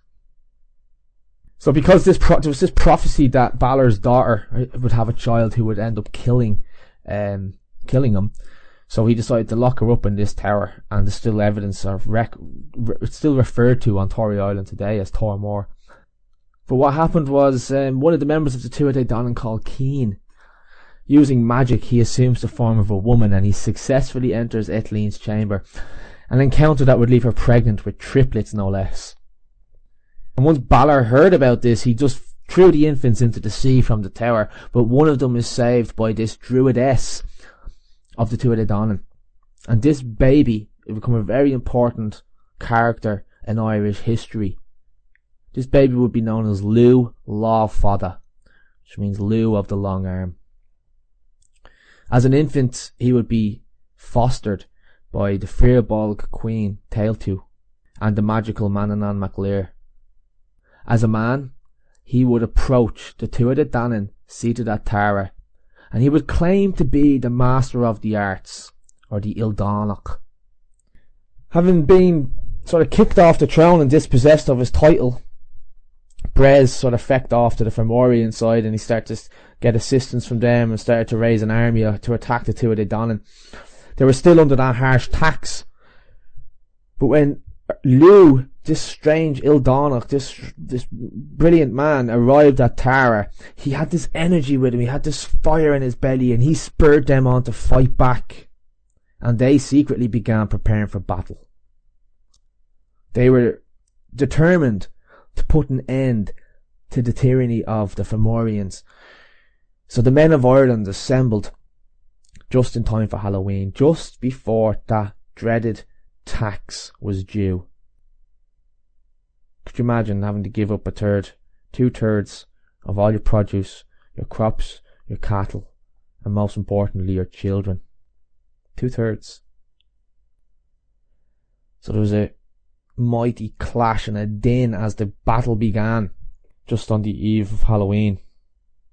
And the figures say that there was 180,000 men led by Lugh Law Fada and the Tuatha Danann. And they got a victory at the place called Moytura. But sadly, although they had a victory against the Fomorians, their beloved leader Nuada is slain by Balor. But once Nuada is slain, Lugh steps up and fulfills the prophecy. It's very much, the story I'm about to tell you now is very reminiscent of the story in the Old Testament of King David. King David, who fought against Goliath the giant. Well, Balor is described as a giant, and in this account, the Irish account, Lugh Law Fada uses a slingshot to slay his grandfather, just like in the Bible with David. Except this story is a little bit different, because he hits Balor so hard with this stone that it knocks his evil eye out of the back of his head, and it lands facing the direction of the Fomorians. And as I said earlier, anything that this eye looks at, anything that falls upon its gaze, is destroyed immediately. So the Fomorians there was just havoc in the Fomorian ranks. They were decimated by their own leader Balor because of this brilliant shot of Lugh Law Fada, the Ildánach, the master of the arts. Having been defeated in this way, the Fomorians start to flee Ireland. But Lugh is having none of it. He gets another couple of characters called Ogma and the Dagda, and they go after the Fomorians who had stolen this magical harp. The Tuatha Danann are said to have ruled Ireland until around 1500 BC. There's no reason to think that these are not absolutely a real bunch of people, historically verifiable people. There's no reason to doubt that. All of our evidence, all of our text says that they were real people. But whether they had magical powers, you can't believe those things in the modern world. You can't say, oh yeah, they were magical in this modern world, like. But that's what the accounts say about them. After Lugh Law Fada, there would be 6 more kings, as Lugh was declared their king, having won such a glorious battle. There would be 6 more kings, and 3 of them were brothers who shared title by rotating it. So there were these 3 brothers, and these would be the last of the high kings of the Tuatha Danann. They shared their reign, so they were all high king at the same time, but they just took 1 year on, 2 years off. They were called McCool, MacGraine and MacKecht. And it was these 3 men who each took wives whose names would be given to Ireland. So McCool, MacGraine and MacKecht, you had Fola, Bamba and Eru. And they successfully ruled Ireland in this way for several years, until the descendants of a man called Mill arrived.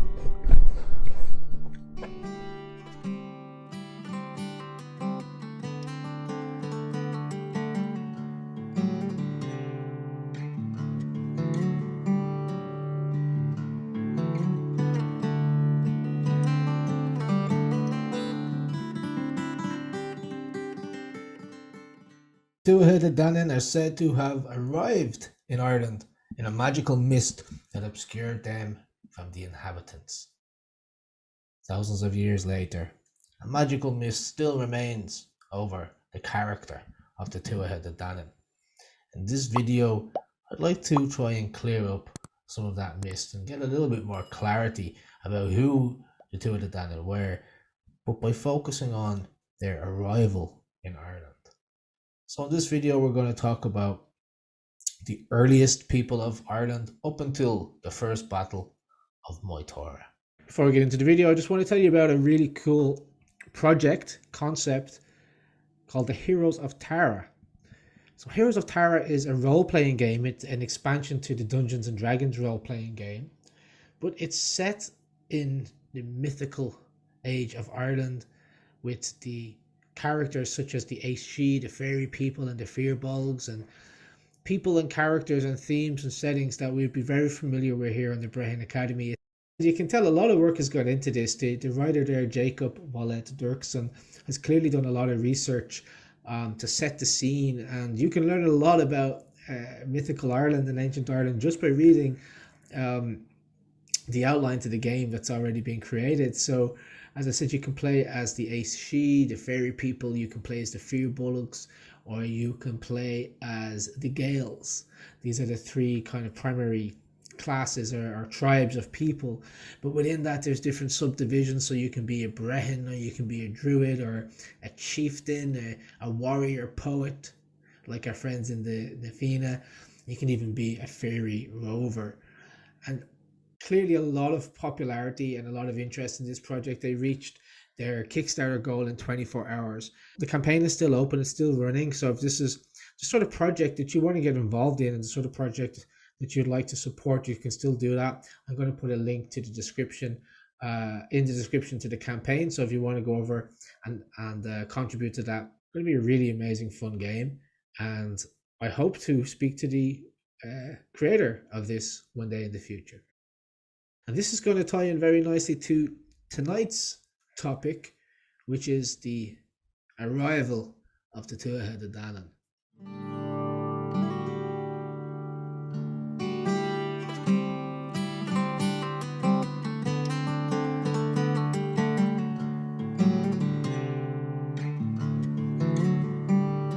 What is the value in considering mythology?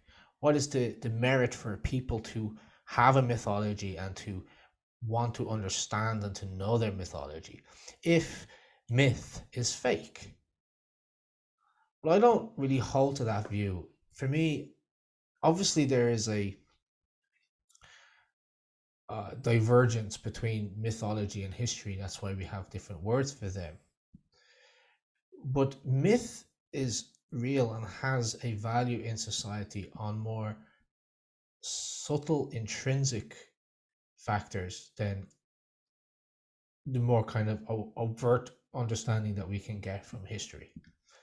To say that myths are not real is, to my mind, the same as saying that dreams are not real. Well, yeah, they're not real, but they exist.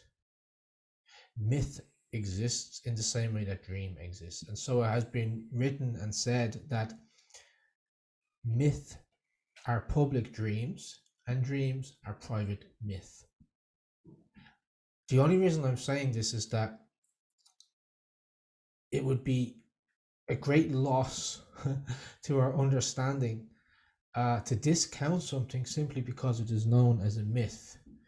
Yet we can still approach mythology, and we can still approach ancient manuscripts that talk of fantastic things that simply to our mind could not be, with the understanding that it is myth we're approaching, and we use maybe a different set of a different lens and a different set of analytical tools because we're approaching it with the understanding that it is myth.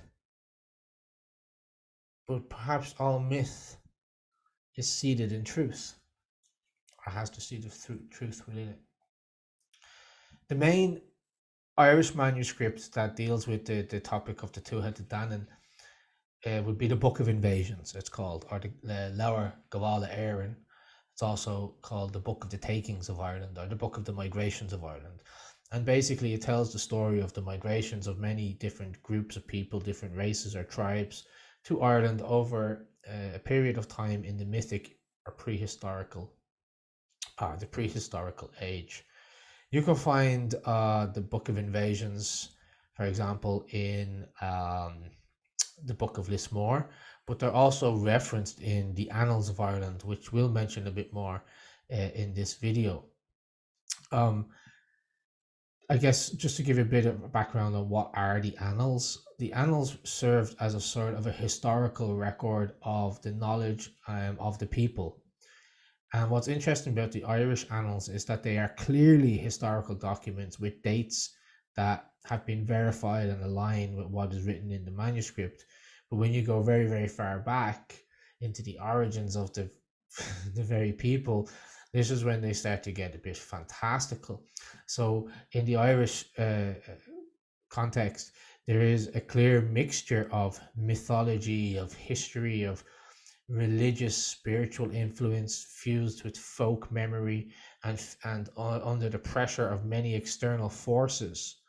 Well, then sure, it only makes sense that Irish books of history and annals would be mixed with flavors of mythology and a sort of a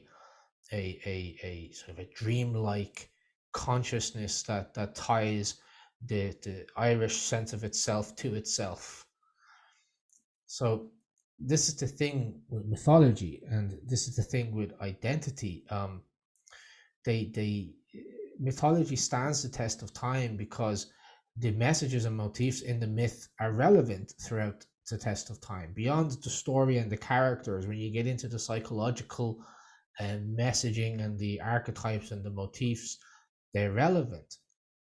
But when we think about how these stories of the mythologies have come down to us in Ireland over the many centuries, millennia even, the further we go back into the mist of time, the harder it is to have concrete understanding of what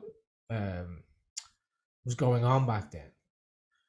And as new writers, as generations came and the society, the context changed, maybe the language that they use to tell the same mythology begins to evolve and change. Maybe they add embellishments, or they impute messages and meanings that's relevant to the current age, but may not have been relevant to the age that came just before them. Because it's important in the Irish context to remember always that the manuscript writing began after the Christian era. So therefore, all of the manuscripts that would be tinged naturally with a Christian bias. That just makes sense. The Lebor Gabála is an interesting one because it has been sort of described as a pseudo history written by, let's say, like ambitious Irish monks who wished to write the story of their own people, of the Gael, into the emerging Judeo-Christian world narrative that was, the prevailing understanding of society and reality at the time. And the Irish people are reading these stories in the Bible, and they want to be part of it. So some people suggest that the Christianization of the Leabhar Gabála Érenn was as an effort to legitimize, in a way, the existence of the Gael, and that they were somehow connected to biblical lines before that. However, there are accounts, like the stories that appear in the Leabhar Gabála Érenn do appear in other manuscripts older than the 11th century, and you can see a clear distinction between the descriptions and how the myth are treated. So the Christian era definitely brought with it writing and manuscripts, beautiful ornate manuscripts, monastic settlements, and so on. But previous to that, the knowledge of myth was memorized and preserved in an oral tradition that spanned at least centuries before St. Patrick's arrival. We have to say centuries because we're getting into that prehistoric, pre-written record era where it just gets a bit messy, and historians tend not to like to go to that part of the historical record because there ain't one there. So what I wanted to do is just kind of try to disambiguate a little bit who are the Tuatha De Danann in relation to their arrival in Ireland up until the first battle of Moytura. So like most of my videos, this is going to be a kind of a collage of pictures and quotes, mostly quotes I'm going to be using in this. And I'm going to include a list of the books that I'm using in the description below. So if any of you guys want to get access to those books and read more, you can certainly do that. And I'm pretty sure all of these are available already in the brehonacademy.org resource library. So please do go and sign up there. It's completely free to become a member. You can access the library. There's over 100 resources there. Resources just like the ones that I used to put together the material for this video. Now, that being said, as I was talking a moment ago, the texts relating to the Tuatha De Danann can be classed, generally speaking, into two groups, okay? Roughly those before the 11th century and those after the 11th century. So during the 11th century, a theme emerged in the monastic schools that sort of invented the histories of Ireland in a manner that would relate the Irish people back to the biblical descendants of Adam. And in these accounts, all of the races of Ireland can trace their lineage back to the descent of Adam via Japhet. This is important, and it will become clear why in a few moments. You have to put it in the mindset of the day, the Christian mindset of the day, why this would have made sense to them.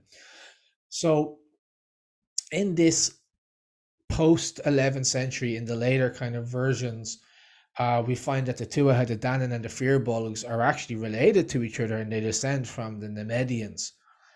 And Nemed is descended from the biblical families of who we were speaking about a moment ago. So this is interesting because this extended kinship between the Firbolgs and the Tuatha De Danann gives an explanation why they could understand each other's language when they first met, which is covered in my previous video about the Firbolgs and in other videos elsewhere. It might, I think, come up again later in this video as well. But that explained how they could understand each other, because they were allegedly descended from the same parent group who were called the Nemedians. But according to Arbois de Roubainville, this is not the primitive tradition. This is not the earlier tradition of what the earlier Irish believed. The earlier accounts described the Tuatha De Danann as beings that came down from heaven. As many other native and, sort of tribal cultures that still exist with us describe their origin myth. as coming down from the stars, as the Anunnaki and so on, is a very common theme across many cultures. So the earlier myth believed that they came down from the heavens. And the Jubainville says that the legendary Tún Macarroll, who was mentioned in the previous video in Stories of an Irish Sept, he still held to this belief even after his conversion to Christianity by Saint Finan. But that, I think, my friends, is probably a story for another day. Can just go any direction with this. There's so much in it. But to quote the Jubainville in his book, The Irish Mythological Cycle and Celtic Mythology from 1903, he said, after adopting the 11th century idea that the Tuatha De Danann are the descendants of Japhet by Yerbonel and Nemed, the Book of Invasions further on adopts the older tradition and describes them as demons, the name by which the Christians used to designate the pagan gods. He finishes by saying, contradictions of this kind are not uncommon in the Book of Invasions. So on the one hand, the annals treat the Tuatha De Danann as being a group of human beings, great human beings, highly cultured human beings, perhaps even skilled in magic and necromancy, but still human nonetheless. And that's important because they have to be human, because they have to descend from Noah of the Bible through the line of Japhet. On the other hand, the annals are speaking of the Tuatha De Danann in a very supernatural way. The Jubainville is using the words demons here, and it's very clear that that was an intentional use of the word. There is a supernatural aspect to how the early Irish viewed the Tuatha De Danann. So the annals, as much of the literature does in early Ireland, has a tendency to mix together sources, and there's a lot of the time in Irish mythology where something doesn't make sense and you just have to go with the flow. It's very dreamy in that sense. And the annals is not an exception to the fact that there's often a lot of mixing and blending together of motifs and sources and I guess like words that are used and descriptions and so on.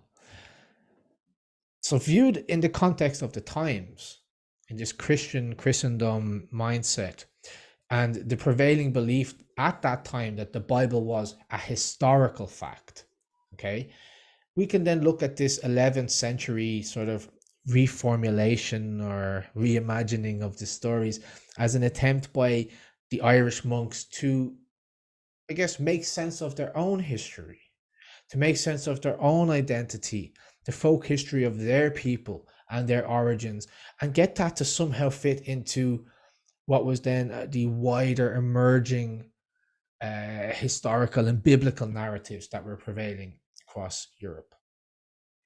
So that leads to a problem then.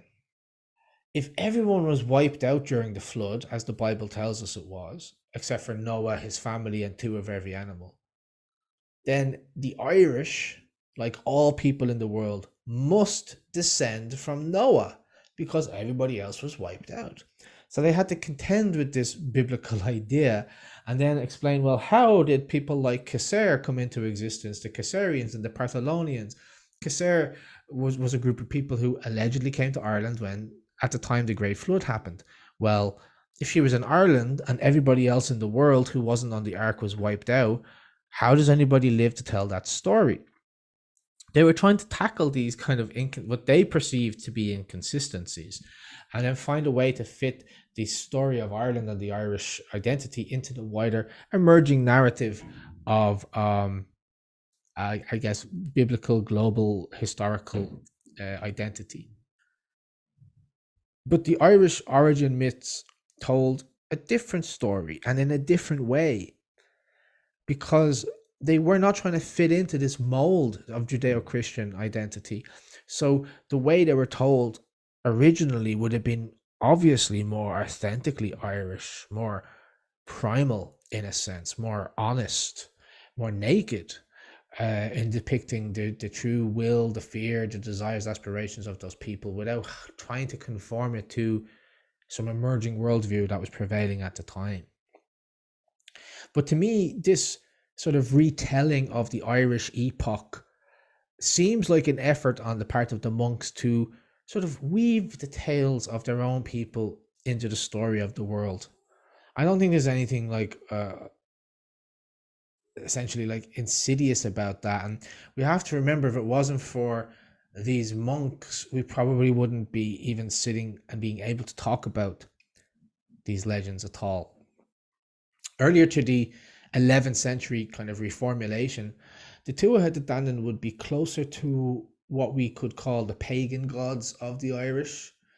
However, when you read the mythology, they're not really thought of, or people don't behave towards them like we expect people to behave towards gods and goddesses, such as in the Greek and in the Roman belief systems and other pagan systems.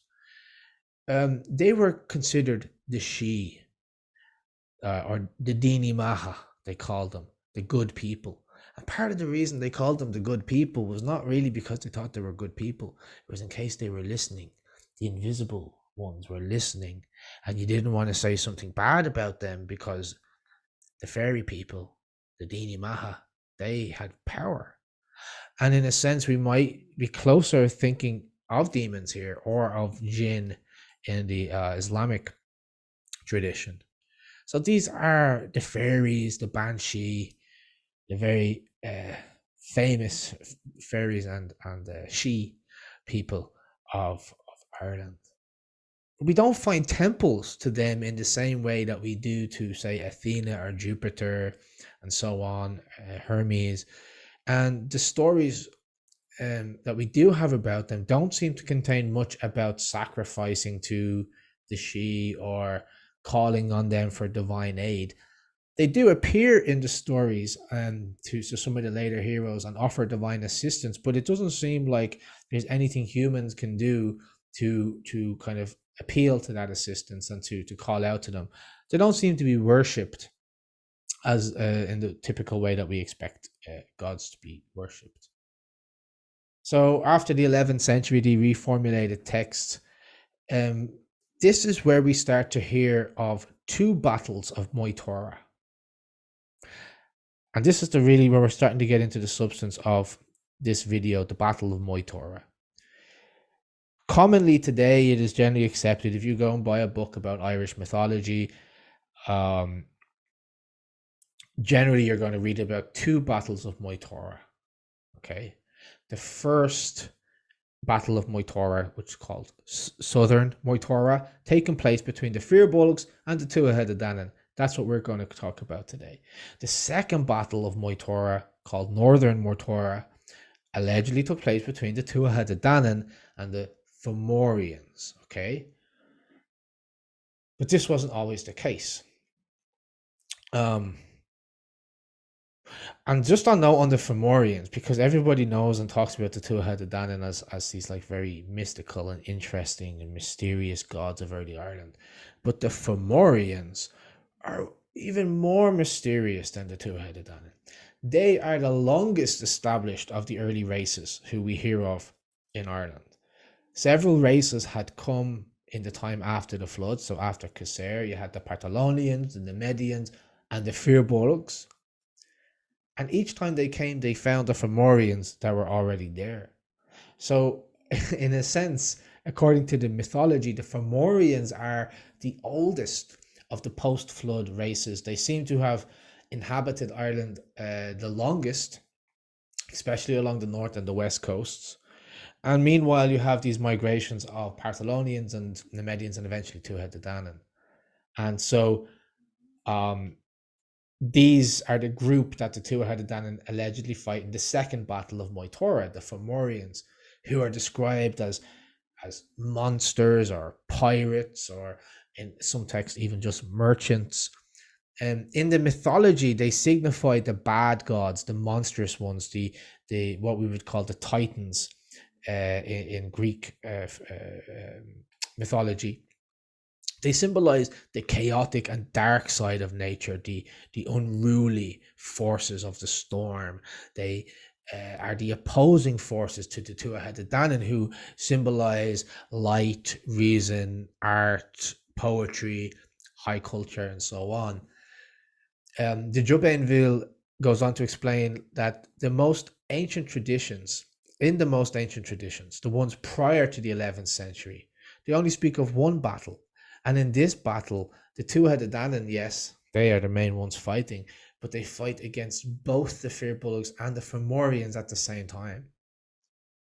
Now, I wanted to share this with you because not a lot of people are aware of that there was, according to the Jubainville and others, there was originally only one battle of Moytura, which was the Firbolgs and the Fomorians against the Tuatha De Danann. And in that story, the Fomorians are described as the gods of the Firbolgs. The gods of the Firbolgs were the Fomorians. Now, I'm just sharing the information, and it's, as I said earlier, there doesn't have to be always consistency in Irish mythology.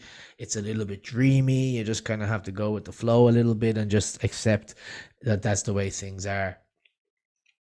A quote from the Jubainville here about this battle. He said that in this battle, the Tuatha De Danann overthrew the triple race of men who were at the time masters of Ireland, namely the Firbolg, the Firdaunan, and the Gaelion. In the same battle, they also overcame the gods who were associated with this antique race and who were known as the Fomorians or Danann.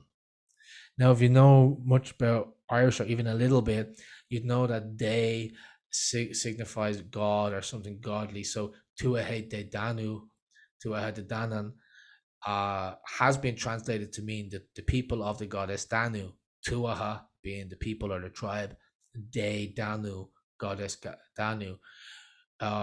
What I find here interesting is the group who existed in Ireland before the Tuatha De Danann arrived, who we're calling the Firbolg, here are described as the triple race of men. Because if you watch my other videos, within the Firbolg, there was actually three groups: the Firbolg, the Firdaunan, and the Gaelion. Why is this interesting? Why am I making a fuss about this? Well, Firdaunan, if you watch the previous video here with the Firbolgs, you would know that this has been translated to being like the men of the earth, because they were apparently like digging the soil and collecting soil.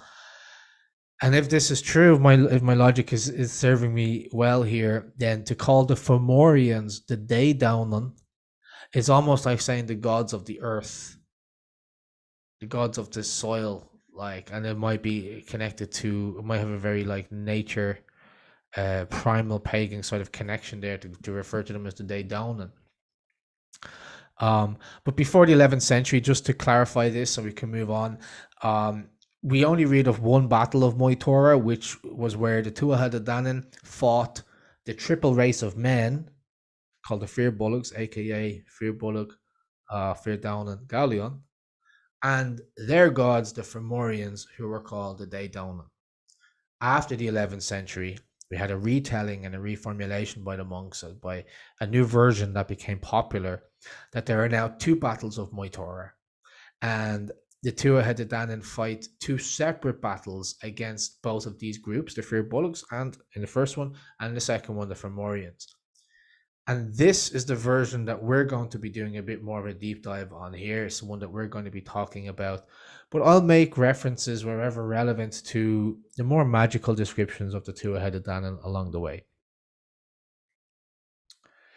So, just to put this into context of timing, I'm using a list here that's called The Age of the World, Anno Mundi Chronology, from Eleanor Hull's Epochs of History, Volume 2, Early Christian Ireland, which was published in 1905, and it's available on the BrehonAcademy.org members library. The timeline that Eleanor Hull has created here is based on the Annals of the Four Master, as we spoke about earlier on. But why I wanted to just take a moment to pause on this is because it's written in what's called Anno Mundi. So, we have BC, before Christ, AD, Anno Domini. Well, this is given as Anno Mundi. Anno Mundi is the Latin that means the year of the world, and it's actually calculated from the Jewish chronology of the world, which is counted from the time of creation. So that's why it's different than ours, which is BC and AD. Obviously, Jewish people don't use these dates in their chronology because they didn't have Christ as a Messiah and didn't change their times. So in the Jewish chronology, I think this is kind of funny, but it's generally accepted that creation began around 3762 up to 3758 BC. We know for sure that it was on a Sunday, according to Jewish belief, and they calculated by looking at genealogies, by looking at historical events in the Torah.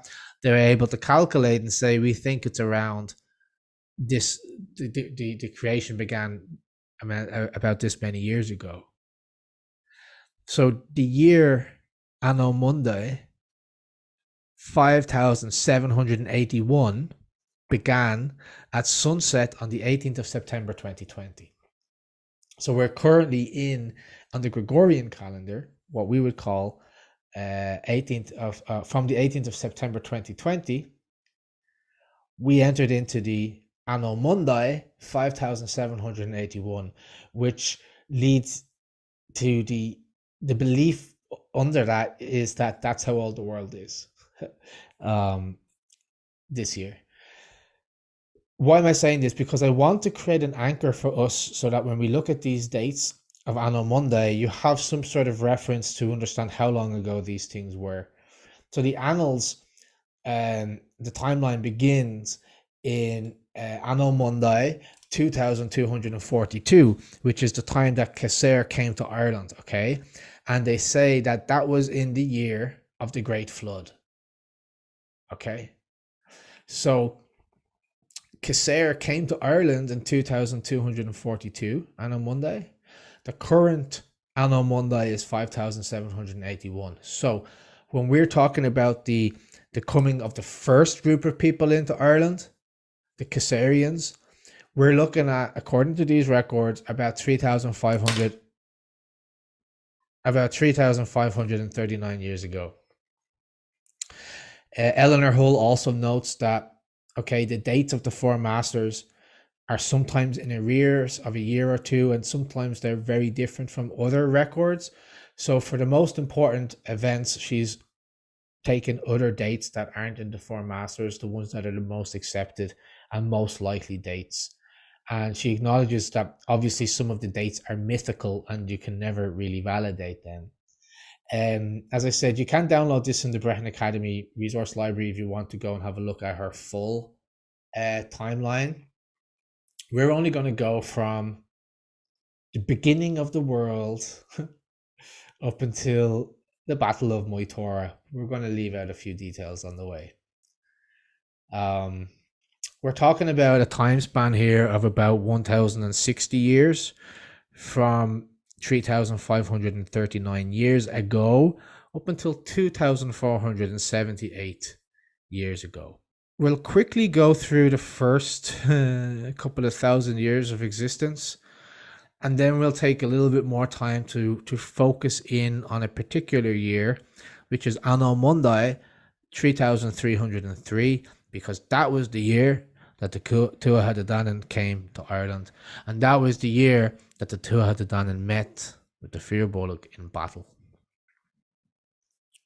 So, 0. God created everything on a Sunday. And then we have the book of Genesis, the story of Noah, the Great Flood. They're the details I'm going to gloss over. Which brings us up to Anno Mundi 2242. This is the date given by the Four Masters as the coming of Cessair to Ireland, and that was allegedly 40 days before the Great Flood. Cessair came to Ireland with 50 women and 3 men. She fled. They fled together on a boat to Ireland in order to try and escape the flood. It didn't work. Caser's husband was Fintan MacBochra. He is said to be the survivor. He is said to be the reason why we knew about the story hundreds of years later, because he survived the flood by taking different incarnations as different animals, starting with a fish. So 2000 Anno Monday 2520 is given as the date in which Partholon came to Ireland. Then 10 years later, the Fomorians are defeated by Partholon in a battle at Maggis in County Donegal. In 2820, Partholon's people die of the plague. It's interesting because some of the myths that I've read that they attribute where they died to a place called Tala, which is in Dublin.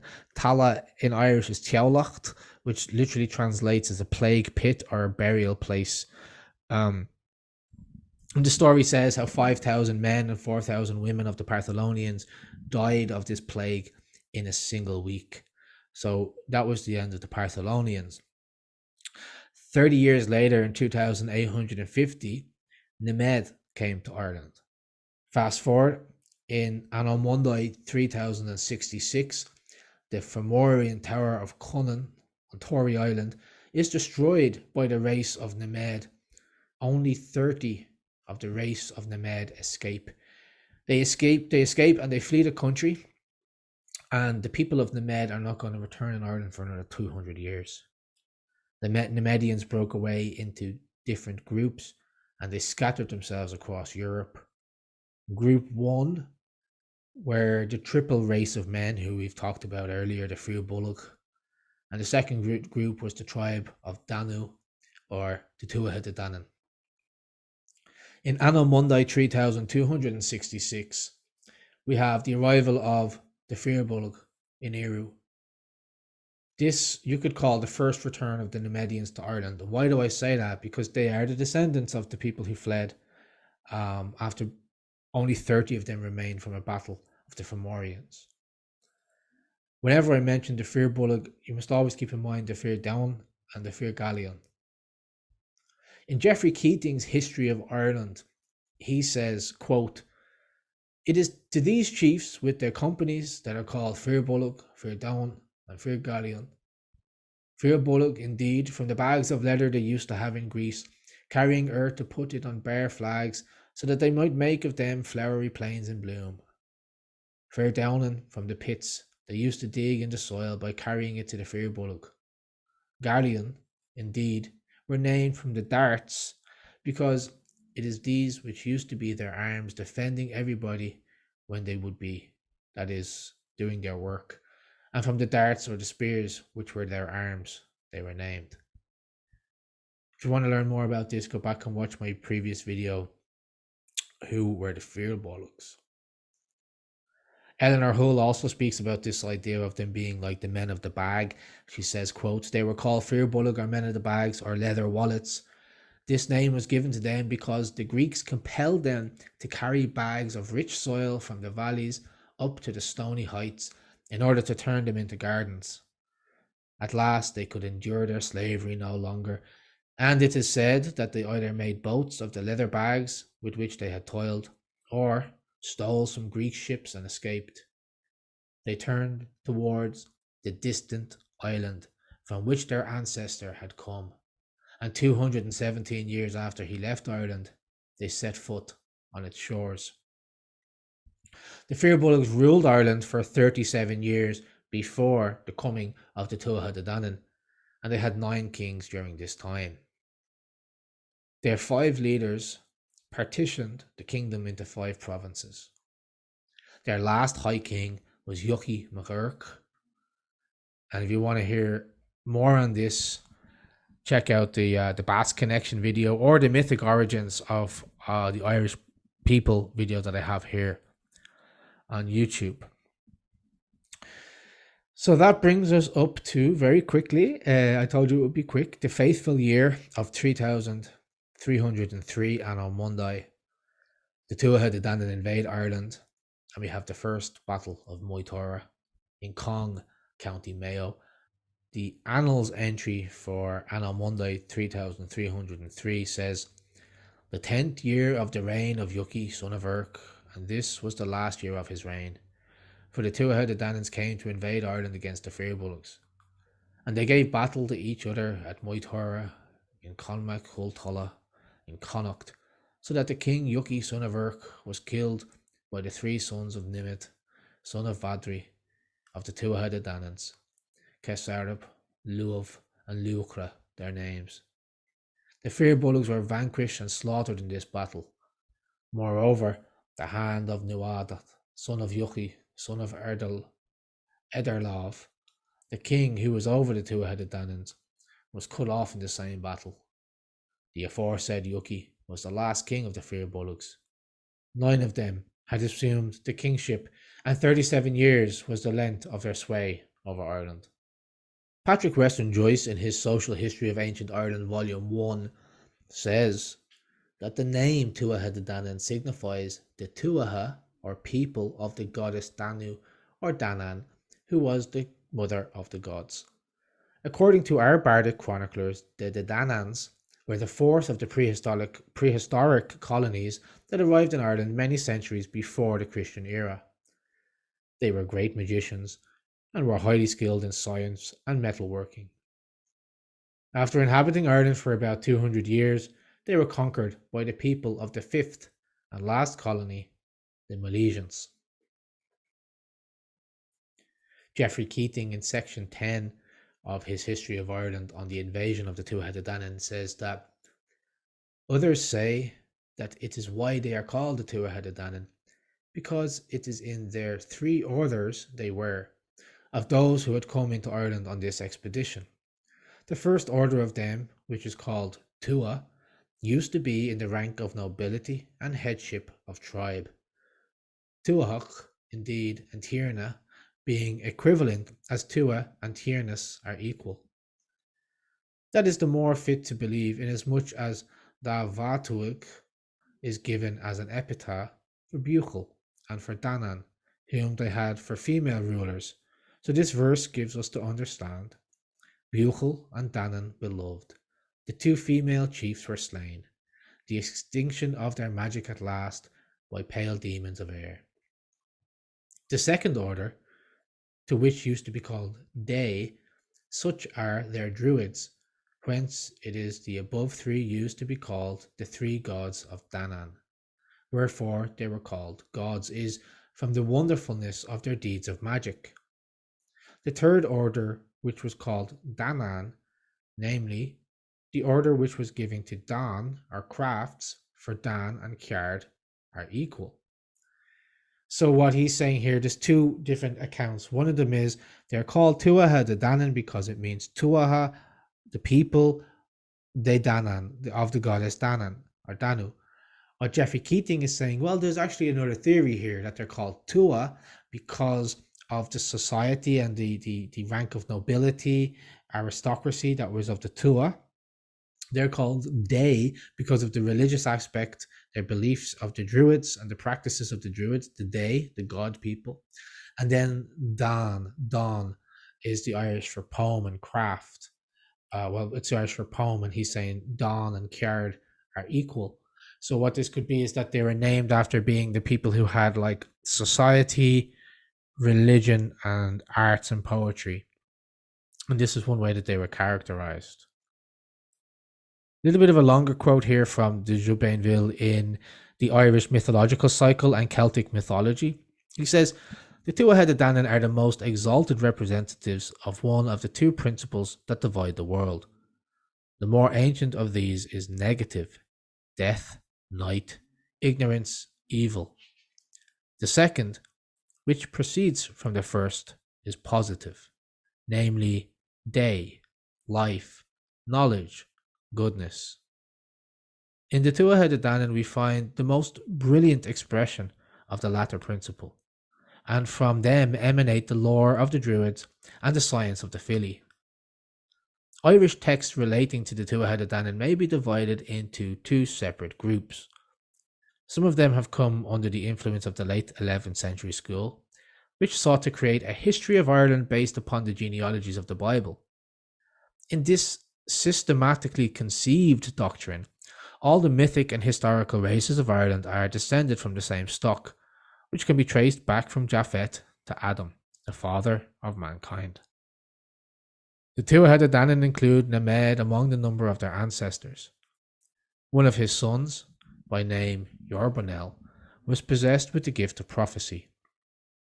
Yorbonel's posterity escaped from the massacre of Conan's Tower, and departing out of Ireland passed into the northern regions of the world to learn druidical lore, the art of obtaining visions and foretelling the future, and the practice of incantations. When they had acquired these magical arts, the descendants of Yorbonel came back to Ireland, and they alighted in the midst of dark clouds, so that the sun was hidden from the space for 3 days and for 3 nights also, says the Book of Invasions. But this is not the primitive tradition. The ancient pagan belief was that the Tuatha De Danann came down from heaven. Tuatha MacCarroll, after his conversion by Finan, still held this belief. After adopting the 11th century idea that the Tuatha De Danann are the descendants of Japhet by Yorbonel and Nemed, the Book of Invasion further on adopts the older tradition and describes them as demons. This is what we talked about earlier.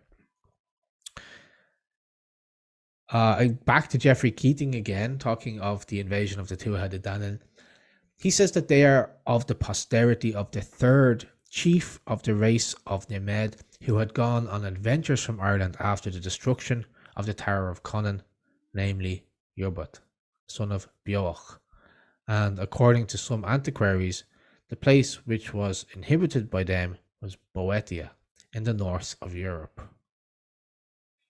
Some others say that it is in the Athenian territory they dwelt, where the city of Athens is based.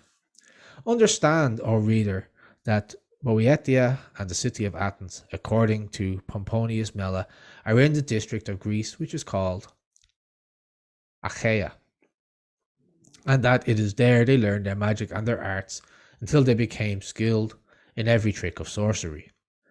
It happened about that time that a great fleet came from the country of Syria to make war on the people of the Athenian country, so that there was daily warfare between them.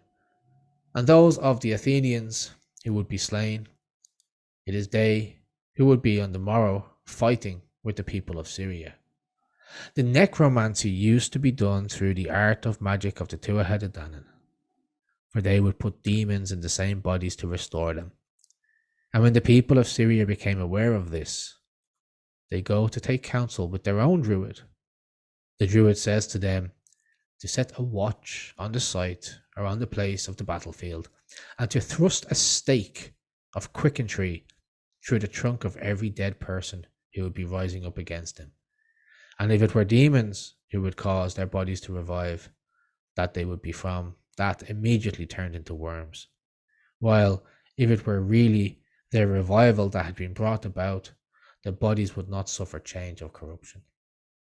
The people of Syria come to join battle on the morrow, and it is won by them. And they thrust the stakes of ash through the dead, as the druid had told them, and presently worms were made of them. And the people of Syria fell on the others after that, slaughtering them.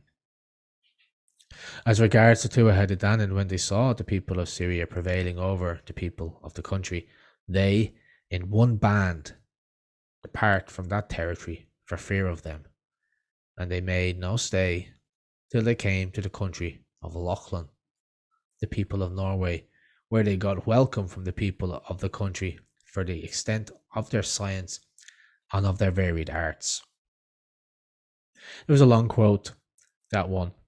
What's interesting and why I like to share it is it's starting to emphasize this common idea about the Tuatha De Danann, which is that they're involved in necromancy and magic. And when I read this, and bear in mind this book was written, must be 1700s or something, it reminded me very much of like vampires, like drive a piece of wood through the body of the dead to stop them reviving, stop them coming back to life. M.F. Cusack, in The Patriots' History of Ireland, writing in 1869, says, quote, "The Tuatha De Dananns were a brave, high-spirited race and famous for their skill in what was then termed magic. But it is probable that all the magic of which they were guilty was being able to exercise many mechanical arts of which those who had previously invaded Ireland were then ignorant. Sort of suggesting that maybe they weren't magic after all, they just had a higher understanding of science and so on. So let's talk about their actual arrival in the land. In Lawa na Húdra, the Book of the Dún Cow, the story of Tuatha MacCarroll, which is a manuscript written around the 12th century, it says, quote, "Whose origin of the two-headed Danann the learned do not know, but that it seems likely to them that they came from heaven on account of their intelligence and for the excellence of their knowledge. They had no vessels. No one really knows whether it was over the heavens or out of the heavens or out of the earth that they came. Were they demons of the devil? Were they men?" That's from the Book of Leinster, written around 1160. And you can find that in the Irish Mythological Cycle and Celtic Mythology by Arbois de Jubainville. T.W. Rolleston in Myths and Legends of the Celtic Race. They were wafted into the land in a magic cloud, making their first appearance in Western Connacht. When the cloud cleared away, the Firbolgs discovered them in a camp which they had already fortified at Moytura. Geoffrey Keating again said concerning the two-headed Danann, "They, having spent 7 years in the north of Scotland, came to Ireland, and on their coming to land on a Monday on Bealtaine in the north of Ireland, they burned their ships, so to certify that this ran was composed. Each warrior of them burnt his ship when he reached noble Érenn. It was a grave decision in his state, the vapour of the ships being burned. After that they put a mist of druidism around them for the space of 3 days, so that they were not manifest to any one of the Firbolg till they reached Slieve on Érenn."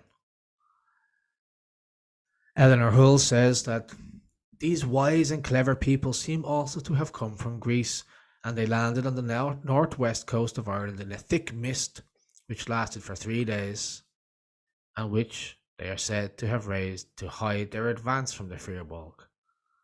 They marched unseen to Slieve on Érenn, or the Iron Mountain in County Leitrim.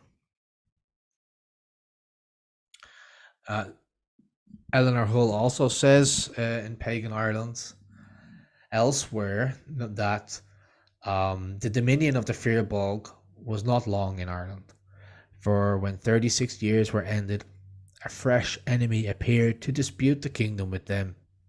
This was the mysterious race called the Tuatha de Danann, who were supposed to possess all sorts of magical power, and who were afterwards looked upon as great gods, the deities of the pagan Irish. The people who came after them believed that they could invoke magic mists to bewilder the enemy, that they could raise the dead to life and do all sorts of miraculous things.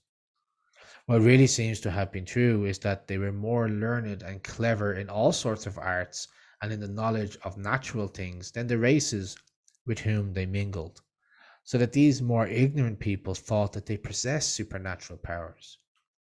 They brought with them to Ireland the knowledge of medicine, building, of making cups and weapons of brass and other metals, besides the skill in harp playing for which the Irish afterwards became so famous. Lady Gregory in Gods and Fighting Men says, "It was in a mist the two-headed Danann, the people of the gods of Dana, or as some call them, the men of day, came through the air and the high air to Ireland. It was on the first day of Bealtaine that is now called May Day. The two-headed Danann came, and it was to the northwest of Connacht they landed. But the Firbolgs, the men of the bag, that were in Ireland before them, and that had come from the south, saw nothing but a mist, and it lying on the hills. It was from the north they came, and in the place they came from they had 4 cities, where they fought their battle for learning. great Phaleus and shining Gorius and Phineus and rich Murius that lay to the south. And in those cities they had 4 wise men to teach their young men skill and knowledge and perfect wisdom. Shenius in Murius, and Arius the fair-headed poet in Phineus, and Urius of the noble nature in Gorius, and Morius in Phaleus itself. And they brought from those 4 cities their 4 treasures, a stone of virtue from Phaleus that was called the Leophile, the stone of destiny, and from Gorius they brought a sword, and from Phineus a spear of victory, and from Murius the 4th treasure, the cauldron that no company ever went away from unsatisfied. End quote. The Jourdainville again says that the word demon was borrowed by the Irish from the Latin theologians, but they had an expression of their own to designate the wonderful human-like bodies by means of which they believed the gods sometimes made themselves visible to men. This was Shebra, which might fittingly be rendered as phantom. This brings us up now to the first battle of southern Moytura, the Plain of the Towers. Earliest texts in which we find mention of the Battle of Moytura are the Glossary of Cormac, who died at the beginning of the 10th century, and also a poem by Cynnéad U Artachan, who died in 975 and can be found in Leabhar na Húja. Eleanor Hull in Pagan Ireland says that the Firbolg chose to fight for their rights, and the 2 armies marched to a place called Southern Moytura, or Moytura Cong, in County Mayo, near Cong, and on the shore of Loch Mask. Here, a furious battle was fought during 4 days, in which the Firbolg were utterly beaten, and an immense number were slain. Even at the present day, the district over which this great battle is said to have been fought is covered with memorials of it. T.W. Roliston in Myths and Legends of Celtic Race says that the Firbolgs now sent out one of their warriors named Sreng to interview the mysterious newcomers, and the people of Danann on their side sent a warrior named Bress to represent them. The 2 ambassadors examined each other's weapons with great interest. The spears of the Dananns, we are told, were light and sharp-pointed. Those of the Firbolgs were heavy and blunt. To contrast the power of science with that of brute force is here the evident intention of the legend, and we are reminded of the Greek myth of the struggle of the Olympian deities with the Titans. Brez proposed to the Firbolg that the 2 races should divide Ireland equally between them and join to defend it against all comers for the future. They then exchanged weapons and returned each to his own camp. The Firbolgs, however, were not impressed with the superiority of the Dananns and decided to refuse their offer. The battle was joined on the plain of Moytura in the south of County Mayo, in a spot now called Cong. The Firbolgs were led by their king, MacGurk, and the Dananns by Nuada of the Silver Hand, who got his name from an incident in this battle. His hand, it is said, was cut off in the fight, and one of the skillful artificers who abounded in the ranks of the Dananns made him a new one of silver. Now we're going to go a little bit deeper into the details of the battle itself. From Lady Gregory's Gods and Fighting Men, it was on a midsummer day they began the battle. 3 times 9 hurlers of the Tuatha de Danann went out against 3 times 9 hurlers of the Firbolgs, and they were beaten, and every one of them was killed. And then King Yuki sent a messenger to ask, would they have the battle every day or every second day? And it is what Nuada answered, that they would have it every day, but that there should be just the same number of men fighting on each side. Yuki agreed to that, but he was not well pleased, for there were more men of the Firbolg than of the men of day. So the battle went on for 4 days, and there were great feats done on each side, and a great many champions came to their death. And for those that were alive at evening, the physicians on each side used to make a bath of healing, with every sort of healing plant or herb in it, the way they would be strong and sound for the next day's fight. And on the fourth day, the men of day got the upper hand, and the Firbolgs were driven back. And a great thirst came on Yuki, their king, in the battle, and he went off the field looking for a drink, and 350s of his men protecting him. But 350s of the two-headed Danann followed after them till they came to the strand that is called Tree Yohul, and they had a fierce fight there.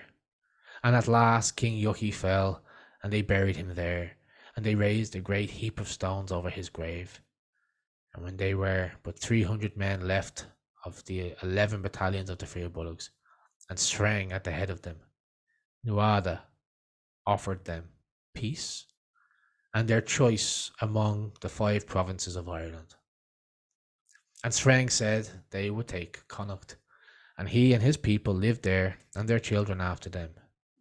It is of them Ferdia came afterwards that made such a good fight against Cuchulainn and Erk, son of Carberry, that gave him his death. And that battle, that was the first fought in Ireland by the men of day, was called by some the first battle of Moytura. And the two-headed Danann took possession of Tower. There was something called Drumcain, the beautiful ridge, and Leodrum, the grey ridge, and Drumnadescan, the ridge of the outlook. All those names were given to Tower, and from that time it was above all other places, for its king was the High King over all Ireland. The king's wrath lay to the north, and the hill of the hostages to the northeast of the high seat, and the green of Char to the west of the hill of the hostages. And to the northeast, in the hill of the Shee, was a well called Nemnach, and out of it there flowed a stream called Nith. And on that stream the first mill was built in Ireland. And to the north of the hill of the hostages was the stone, the Leophile, and it used to roar under the feet of every king that would take possession in Ireland. And the wall of the 3 whispers was near the house of the women, that had 7 doors to the east and 7 doors to the west. And it is in that house the feasts of Tower used to be held, and there was the great house of 1,000 soldiers, and near it, to the south, the little hill of the woman soldiers.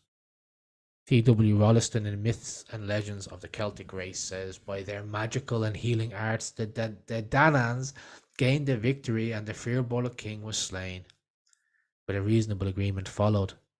The Firbolgs were allotted the province of Connacht for their territory, while the Dananns took the rest of Ireland. So late as the 17th century, the annalist MacPhilibus discovered that many of the inhabitants of Connacht traced their descent to these same Firbolgs. Probably they were a veritable historic race, and the conflict between them and the people of Dana may be a piece of actual history invested with some of the features of a myth. M.F. Cusack in The Patriot History says, the Firbolgs were defeated, for they were no fair match for the famous Tuatha Dananns. Eleanor Hull in Pagan Ireland said King Yuki was killed on the last day of the fight. It was midsummer day, hot and dusty, and after the defeat of his army, the king, with a guard of 100 faithful men, left the battlefield to go in search of water to allay their burning thirst. They reached the shore near Ballysadare in Sligo, and here made a last stand against a large body of the enemy who had followed them. The king was killed after a fierce conflict, in which the 3 leaders of the enemy also fell. The king of the Tuatha Dananns lost his hand in the battle, and 7 years afterwards his people made for him a silver hand, so that he was known as Nuada of the Silver Hand. After the battle, the Firbolg who escaped fled to the western isle of Érenn, Rathlin, and the Hebrides, and here they are said to have built immense forts on the borders of the ocean, in which they defended themselves. Some of the forts ascribed to them remain to the present day and are the most remarkable and stupendous relics we have of the pagan times. Afterwards, some of them returned to Ireland, and the King of Leinster gave them lands. Others settled in Connacht. They remained quite distinct from the other inhabitants and were remarkable for their activity and bravery. It is certain that there are still, on the west coast of Ireland, mixed with the ordinary population, a small, black-haired people, which corresponds exactly with the description given of the Firbolg by the old writers. So that brings us to the end of this video. I'm curious to know what you think. Who are the two-headed Danann? Were they a real group of people? Were they some purely mythological inventions? I'd love to know what you think. I think this is a really fascinating, interesting topic of discussion in the matters of Irish history and heritage. Before I go, just to remind you to check out the link in the description to the Kickstarter campaign for Heroes of Tara. Be sure to check that out. I have a few more videos in the pipeline, trying to get these out a little bit quicker than I have been doing, but it takes quite a long time to produce them. But until next time, thank you for your time this evening, and slán go fóill.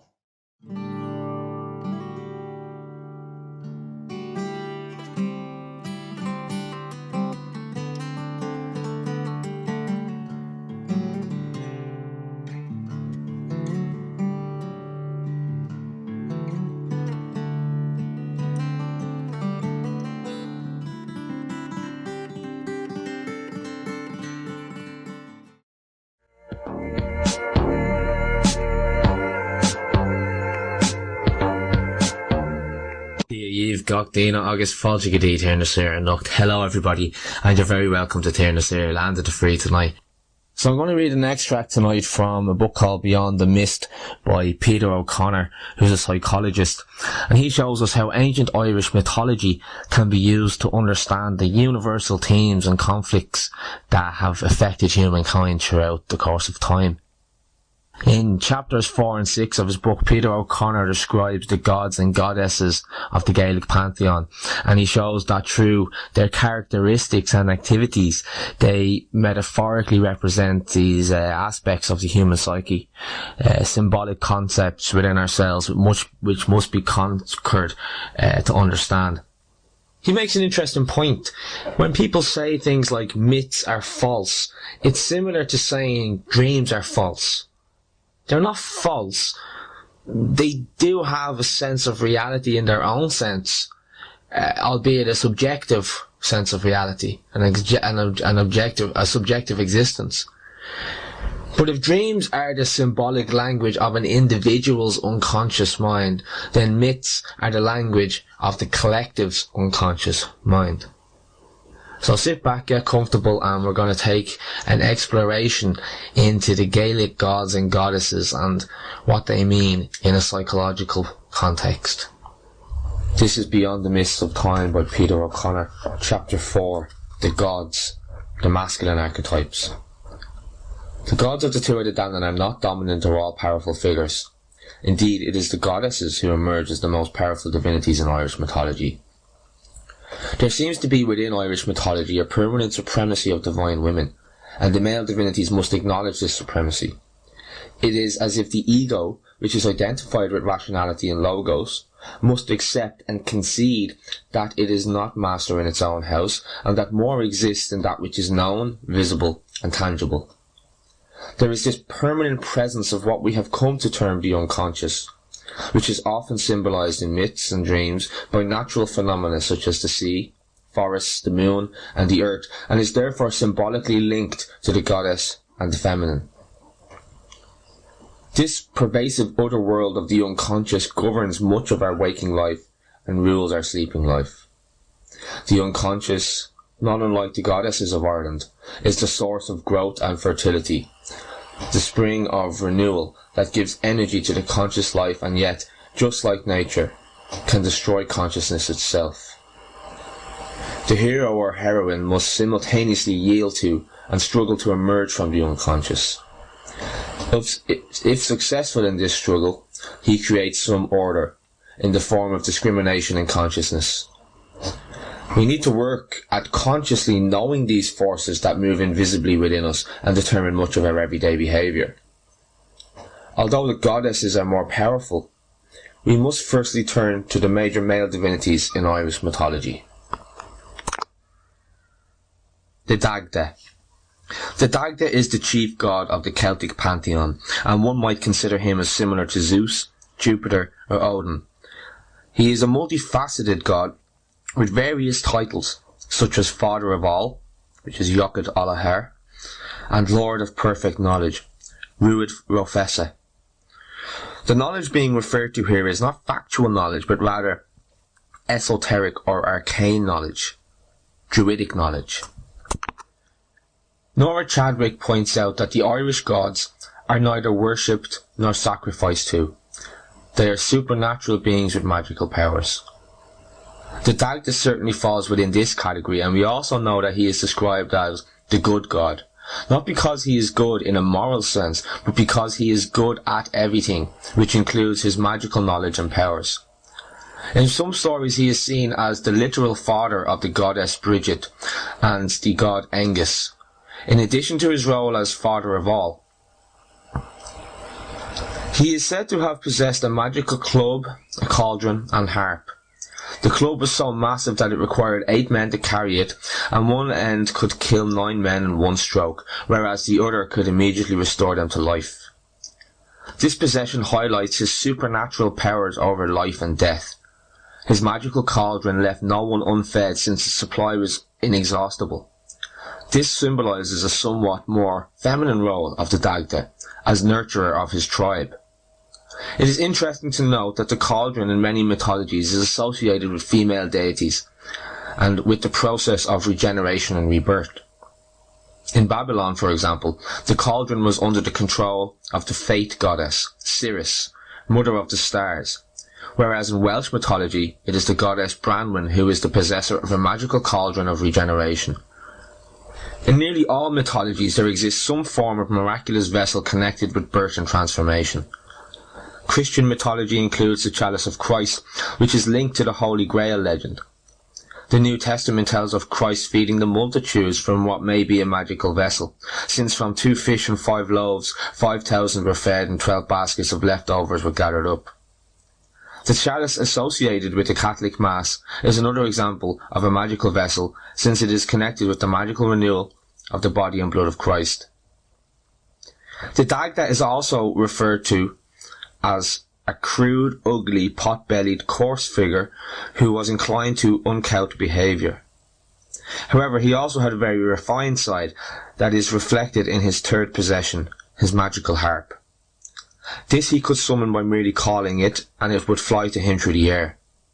He played on it to mark the changing seasons, which links him to nature and symbolises his additional role as guardian of the earth and its fertility. The Dagda, like various of the goddesses, incorporates both the masculine and feminine principles. A chieftain god, preoccupied with territorial claims, kingship and aggression, is at the same time a nurturing figure, guardian of fertility and restorer of life. This aspect of the Irish gods and goddesses finds its parallel in Jung's notion of the archetype, and in particular his concept of the archetypal anima and animus, the feminine and masculine energies in the collective psyche.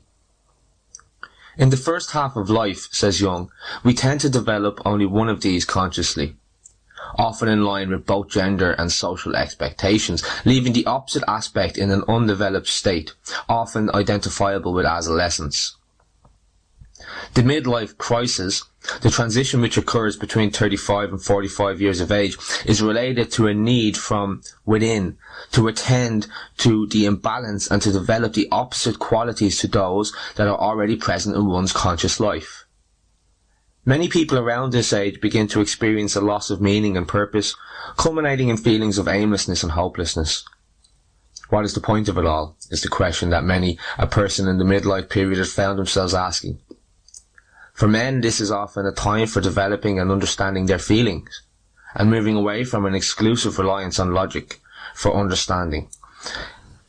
Women, if they have pursued a formal career in the first half of life, experience much the same feeling as men, a deep and abiding sense of futility, along with a growing sense that there must be more to life than power and success in the workplace. Some of these women experience the emergence of the feminine side in the form of pondering whether they will have a child or not. Other women who may have foregone or curtailed their careers in the interest of raising children find themselves occupied with thoughts of returning to the workplace or undertaking further study. For these women, it is the masculine principle that needs development. In this sense, the Dagda provides an archetypal model for men, albeit a somewhat primitive one, of the integration of these opposite qualities. He would appear to be an advance on the singularly masculine gods of the ancient Greeks, which have played such a powerful role in shaping the psyche of Western man. Lu. This god is the son of a Fomorian woman and a two-headed Danann man. However, evidence exists to suggest that he was well in existence prior to his appearance in the Irish pantheon. His name is associated with such places as Lugdunum, which is modern-day Lyon in France, and Luguvalium, which is Carlisle. This is the god whom Caesar equated with the Roman Mercurius and described as the most worshipped god of the continental Celts. Sanctuaries with dedications to this figure have been discovered throughout Gaulish territories. Thus, Lu probably represents an older continental god who has been incorporated into the Irish pantheon. One of the meaning of Lu is Shining One, which means that he is sometimes considered a solar god. The Welsh god Liw is equated with Lu, and Liw is taken to mean light. Some scholars, for example Daithí O'Hogan, point out that Lu is cognate with the Latin word lux, which also means light. The story of the Battle of Moytura, which tells how Brez, son of Balor, arose one morning and said, "I wonder why the sun is rising in the west today, and in the east every other day." "Would it were so," said the Druid. "Why, what else but the sun is it?" said Brez.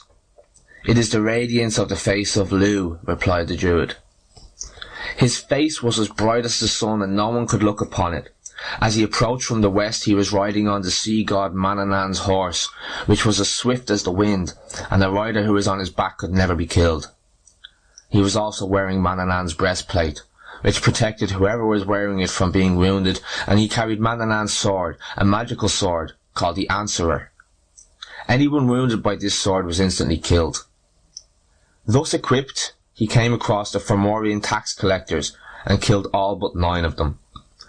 These he spared only so they could return to their kinsmen and warn them that the Tuatha De Danann were ready for war. The word Lugos, which is presumed to relate to Lu, means raven, and this was the sacred bird of the Greek sun god Apollo. Indeed, it was the raven that warned Apollo of the infidelity of his mortal lover Coronis, the mother of Asclepios, the god of healing. Interestingly, Keen, Lu's father, is in turn the son of the Irish god of healing, Díncecht. The healing here could be taken to mean not only medical healing, but also the healing power of the sun following the blight of winter. Thus, Lu's prophesied slaying of his Fomorian grandfather Balor may well be the triumphing of a solar deity over the darkness of winter.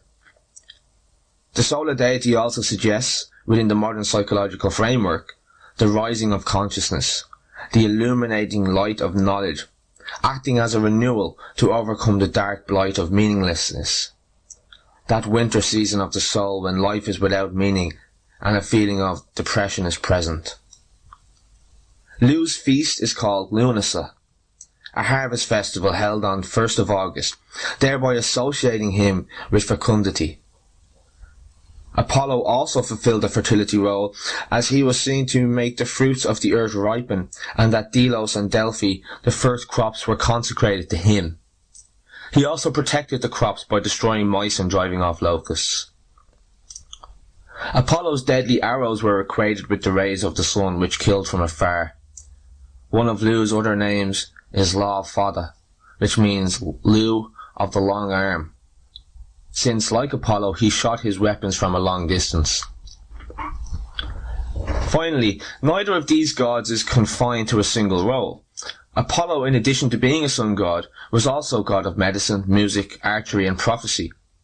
Lu would appear to be even more complex than Apollo, since one of his titles is Samildánach, master of many skills or arts. Thus he is god of craft, magic and warfare, and a druid who sings incantations prior to battle and then becomes the heroic warrior who slays the fearsome giant. Whilst in many respects Lu is the Irish Apollo, he is in addition Hermes and Ares. He and the Dagda are both masters of all arts, but the Dagda has all the hallmarks of an earlier agricultural god, with his rough and crude appearance and his link to the seasons via his harp. Lu, by comparison, seems a more refined and later god. It is Lu, not Dagda, who appears in the later heroic tales, where he becomes the father of the great Irish mythological hero Cuchulainn. His role as father of Cuchulainn may well symbolise his rebirth, emerging from the other world following the darkness of winter. His death comes about at the hands of the triple kings of Ireland, who, some say, took over the kingship after Tuatha, in revenge for him having slain their father, Kermaid. Although Lu is the shining one, and although he may be a symbol of consciousness, we learn that consciousness is a transitory state, and that other, often darker forces, such as envy and jealousy, also reside in the realm of the invisible world we have come to term the unconscious. These can cause a death or dismembering of the solar qualities of illumination and meaning, only for them to be renewed as we remember it and re-emerge from the sea of unconsciousness. Freud once described the goal of psychoanalysis as equivalent to the draining of the Zuder See, essentially an act of reclamation of an element of consciousness, a sense of I, from the vast sea of unconsciousness. This is tantamount to saying that we do not have consciousness, but rather we experience moments or times when we are conscious. The critical mythic pattern to grasp is the continuing interplay in the deepest recesses of the collective unconscious of those opposite forces of darkness and light, life and death, meaning and chaos. Light and dark are in an eternal dance with each other, and sometimes we find ourselves being with one partner a little longer than with the other. Angus. Angus is the god of love, born of the union between the Dagda and the river goddess Bowen, who was at the time the wife of King Elsmar, whose residence was at Brunaboyne. The Dagda enchanted Elsmar and sent him on a journey so that 9 months passed as if it were a single day. The spell prevented Elsmar perceiving the darkness of night, nor could he experience hunger or thirst. During this time, the Dagda slept with Bowen, and she conceived and gave birth to a son whose name was Angus. Like his father, he possessed a harp made of gold, and its music was so sweet that anyone hearing it was compelled to follow. In this respect, he would appear to be very similar to the Greek figure Orpheus. The latter also played a lyre that made all those heard it follow, and was the means by which he managed to descend into Hades in his attempt to rescue his beloved Eurydice. Angus is sometimes known as the Irish Eros, and is the protector of lovers both in the mythological cycle and the Fenian cycle, where he protects the archetypal lovers Diarmuid and Grania. It is also said of Angus that his kisses turned into birds which hovered invisibly over the younger maidens of Ireland. This would appear to be an Irish version of Eros' arrows. He also had his fairy palace at Brunaboyne, which he acquired from King Elsmar by trickery. Angus appears as the major figure in 3 important stories: the wooing of Etain, Diarmuid and Grania, and the dream of Angus. All these stories involve lovers, but in the latter it is the god himself who is smitten by love, not unlike the mythic story of Eros and Psyche. Briefly, the story is that Angus falls in love with a girl he sees in his dream, and after a long search he finds her in the form of a swan and takes her back to his palace at Brunaboyne. Angus's death comes about through a woman named Caitlin, who threw a stone at Angus during a battle and struck him a fatal blow on the head. Being a god of youth, love and renewal does not protect one from submission to the inevitability of death as part of the cycle of birth, death and renewal. The remaining gods all appear somewhat lesser figures, although, of course, we have no way of knowing whether this is simply because they were gradually written out of the stories by Christian monks, or whether the manuscripts relating to them have been lost. Midir. Midir is usually seen as the Dagda's son, although in some versions he is the Dagda's brother. He is also Angus's foster father and counselled Angus on how to acquire the fairy palace at Brunaboyne. Midir himself is lord of the otherworld, dwelling at Brehon, near present-day Ardagh, and it is to this she or fairy mound that he brings his lover Érenn. Some see him as the Irish equivalent of Hades or Pluto, god of the underworld. However, this would appear to be a little simplistic, since the only characteristics he has in common with Hades are that he is a lord of the underworld and that he takes a woman to this world as his lover, as Hades did with Persephone. All the Tuatha Danann chiefs were lords of an under or otherworld realm, not just Midir. His most prominent role in the mythology is in the story of the wooing of Érenn, whom he takes as his lover, thus incurring the wrath of his wife Fuamnach, who transforms Érenn into a butterfly, and with a strong wind blows her to the far ends of the earth. There is a tale in which Midir possesses 3 hostile cranes who guard the entrance to his fairy palace.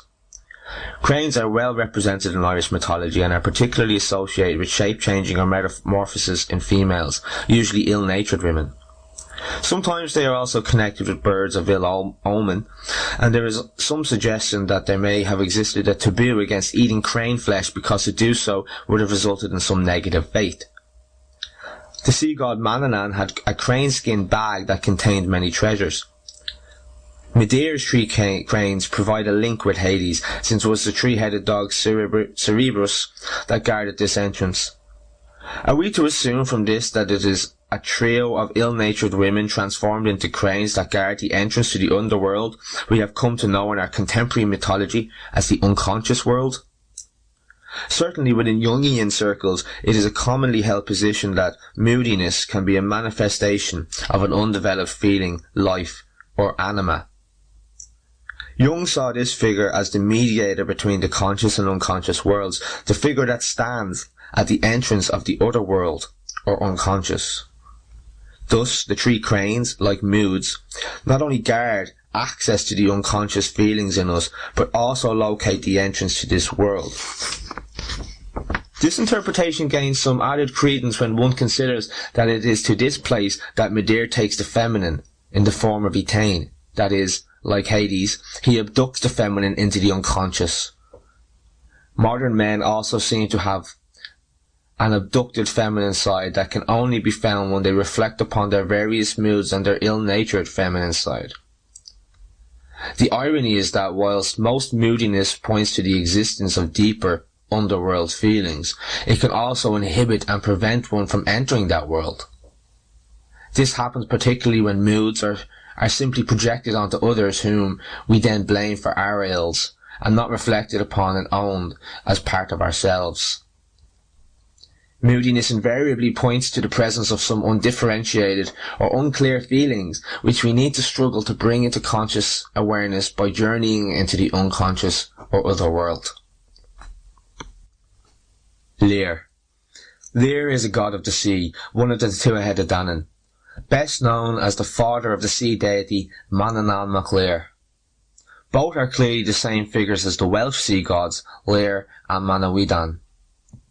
One view is that Lear is a much earlier god than his son and could be seen as representing the Irish Sea itself. Again, comparison is sometimes made with the Greek pantheon, where he is seen as the equivalent of Poseidon. What we know of Lear is almost entirely derived from the story entitled The Fate of the Children of Lear. This story is one of the 3 great tragedies of Ireland. After the Tuatha Danann retreated underground, their respective Sídhe, they elected a new king, Bob Dearg, and Lear was offended that they did not choose him. As an act of reconciliation, Bob offered Lear one of his daughters in marriage. Her name is Eve, and she bore Lear 2 sets of twins, but she died in giving birth to the second set.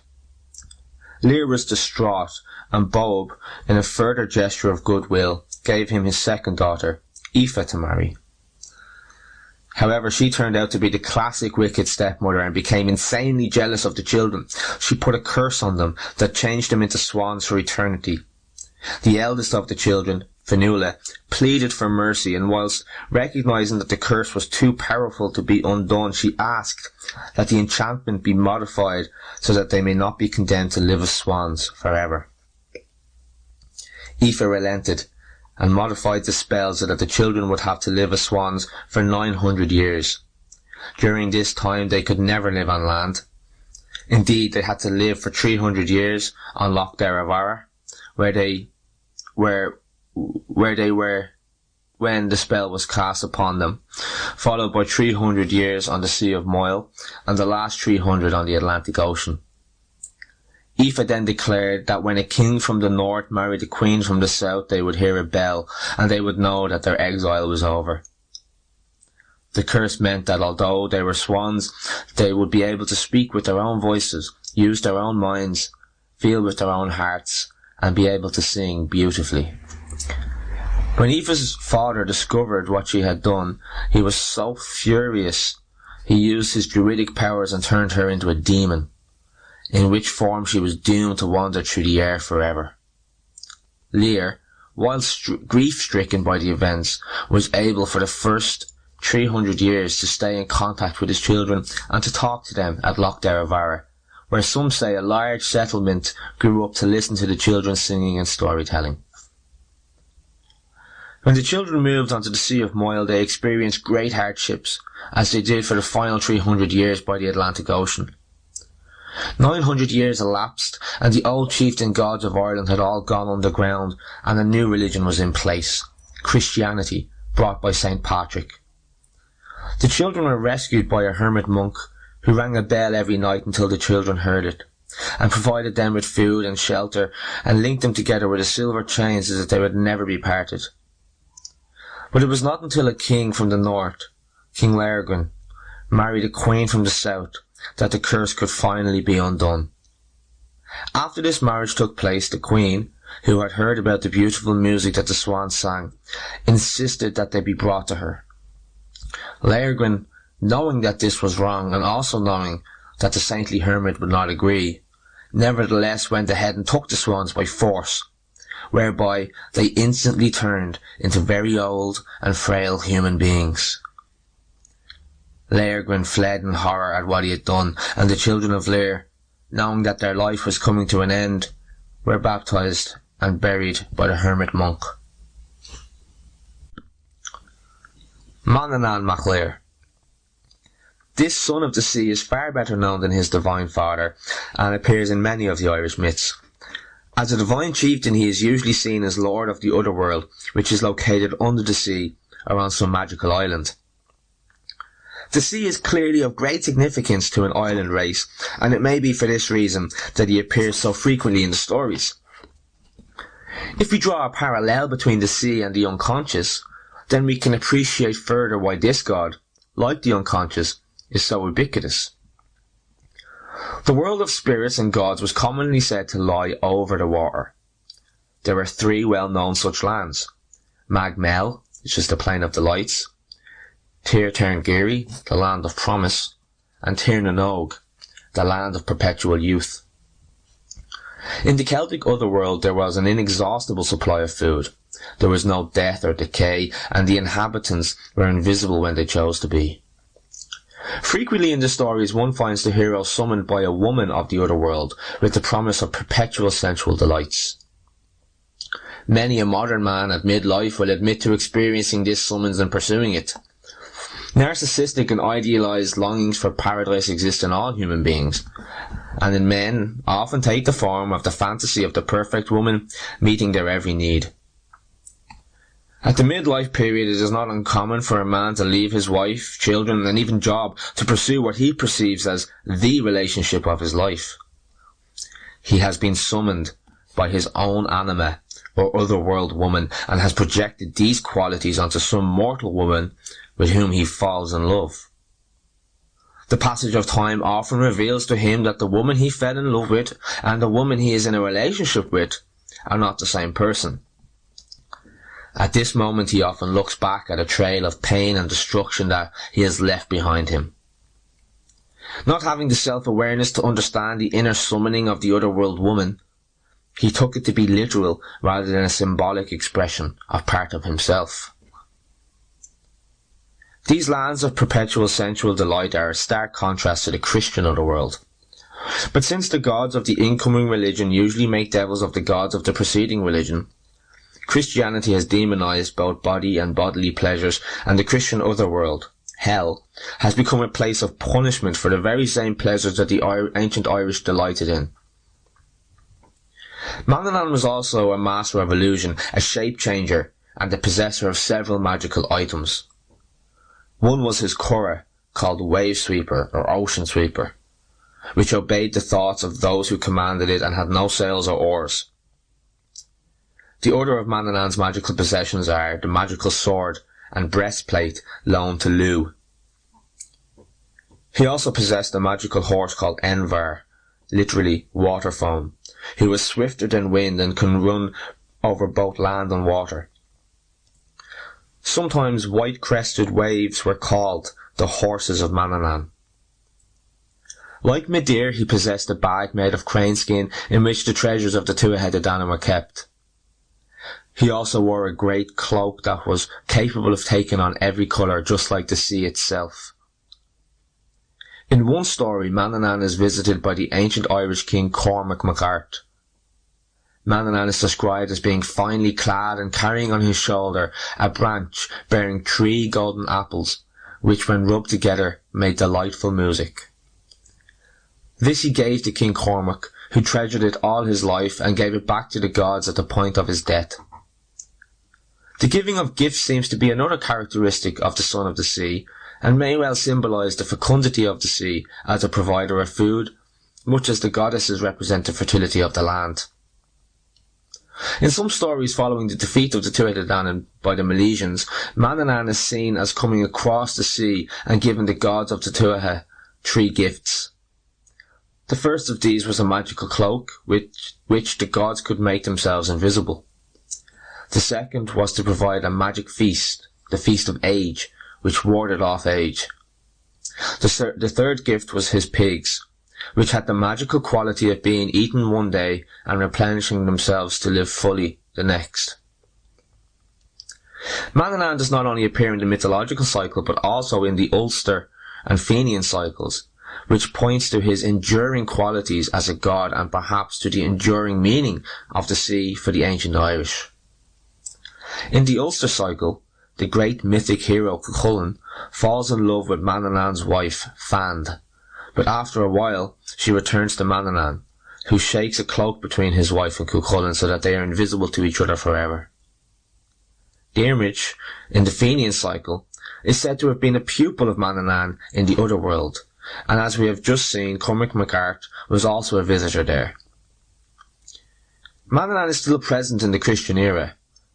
In one version, King Fiachna is fighting the Scots and in great danger of his life when a stranger appears to his wife, who promises to save him if she will abandon herself to him. She reluctantly agrees, and from this union the 7th century King Mongan is said to have been conceived. The stranger was none other than Danann mac Lir. Danann is also involved in another of the prominent stories that we will discuss later, the voyage of Bran. King Bran was enchanted by a fairy woman and set out on a journey to the other world, during which he came across Danann. And this moment is said to be the source of some of the most beautiful lyrical poetry of the Irish mythological tradition. It is also a piece of poetry, as Punchix McCanna points out, that expresses vividly the inversion of reality which characterises the otherworld vision of things. Danann addresses Bran in these words. It seems to Bran a wondrous beauty in his curragh on a clear sea, while to me in my chariot afar it is a flowery plain on which I ride. What is a clear sea for the proud craft on which Bran is a plain of delights with a profusion of flowers for me in my two-wheeled chariot. Bran sees a host of waves breaking across the clear sea. I myself see in Magmon red-tipped flowers without blemish. See horses glisten in summer, as far as Bran's eye can stretch. Flowers pour forth a stream of honey in the land of Manannán mac Lir. Bolbjarg. Bolbjarg succeeded to Dagda as ruler of the Tuatha De Danann. Some sources actually have him as the Dagda's son, whilst others regard him as Bowen's brother. Bob was king of the Shí of Munster, called Shí Femin, the modern Slieve an Alman in County Tipperary. Like Manannán, he had magical pigs that renewed themselves after having been eaten. And the pig is strongly associated with feasting, which perhaps gives it added significance within the mythology, since we also know from the accounts of the continental Celts that feasting was of considerable importance to them. Bolbjarg's main role in the mythological stories is in the Dream of Angus, where he searches for and finds the woman of Angus's dream. Bolbjarg has two daughters who appear in the later Fenian cycle. One of these, Sive, metamorphosed into a fawn and then back into a human and became the mother of Osín, the great poet and leader of the Fianna. Bolbjarg remains a relatively lesser god in the pantheon and does not appear to have the status or ubiquity as such figures as Manannán. Ogma. Ogma is depicted as a Tuatha champion and one of the figures who challenges Lugh before he is admitted to Tara. He is also known as Kermit, meaning honey-tongued, since he is the god of eloquence and a champion orator. As patron of literature, he is seen as the inventor of Ogham, the ancient Irish writing usually seen on standing stones. It is also sometimes described as a form of occult writing. Ogma is first described by the Roman poet Lucian in the 2nd century AD, who refers to him as Ogmios. Lucian regards him as the Celtic equivalent of the Greek god Hercules, presumably because of his abilities as a champion warrior. There is also a suggestion that, like the Greek Hermes, Ogma may well have been a psychopomp who leads souls from one world to the other and travels freely between them. However, it is quite possible that Lucian is simply projecting his Greek divinities upon this Celtic figure. In some versions of the Second Battle of Moytura, Ogma is married to the daughter of the physician Dincecht, and among their offspring was Tuireann, whose sons later murdered Lugh's father. Another son is said to be Cabra, the poet who satirized the Fomorian king Brez, thereby precipitating the battle itself. Gwibnu, Luchta and Credna. These three craft gods are, respectively, the blacksmith, the carpenter and the metalworker.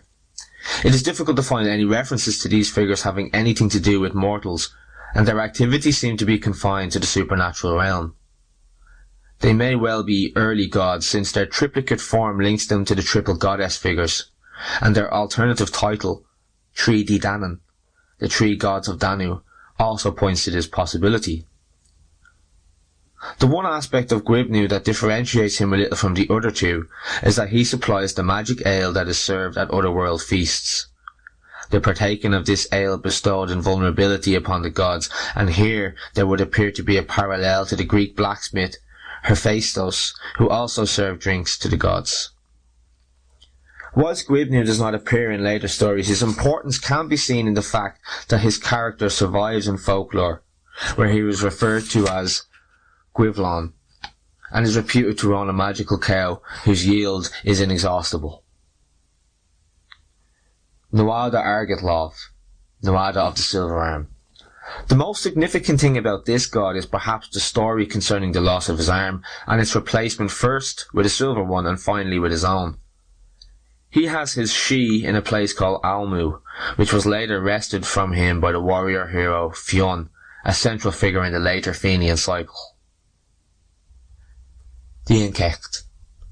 This is the divine god of healing, the god of medicine, the leech.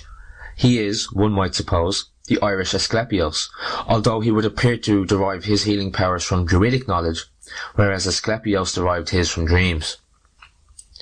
Several important points emerge from these descriptions.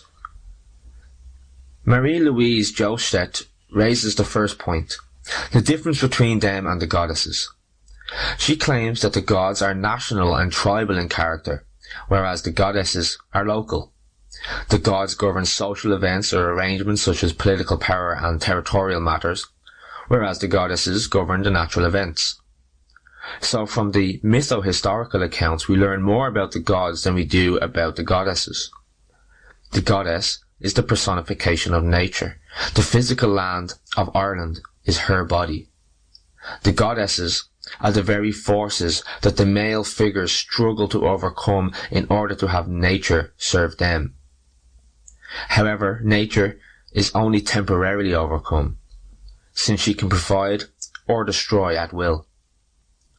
Likewise, the logical, rational mind, that weapon of modern man with which the ego is identified, is powerless against the forces of the unconscious psyche which Jung once described as a natural phenomenon. In either mythology, ancient Irish or modern Jungian, we see the struggle to arrive at a workable arrangement with the forces of nature so that we neither ruthlessly try to triumph over her nor naively succumb to her. The first strategy leads to a sense of inflation and emotional sterility, the second to madness. The second theme is the link between the gods and what Jung has termed the archetypes.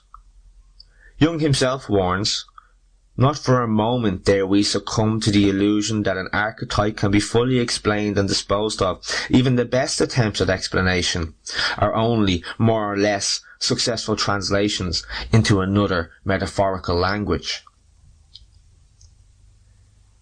Myths are one such metaphorical language that we speak of what we know and yet do not know. Myths are the plots that move behind and form the substrata upon which our individual lives are built. The divine figures of myths are the characters of these plots. The plots themselves are imaginative accounts of ancient patterns of comprehension that lie within us. The realm of the psyche that contains these inborn patterns of comprehension has been termed the collective unconscious by Jung.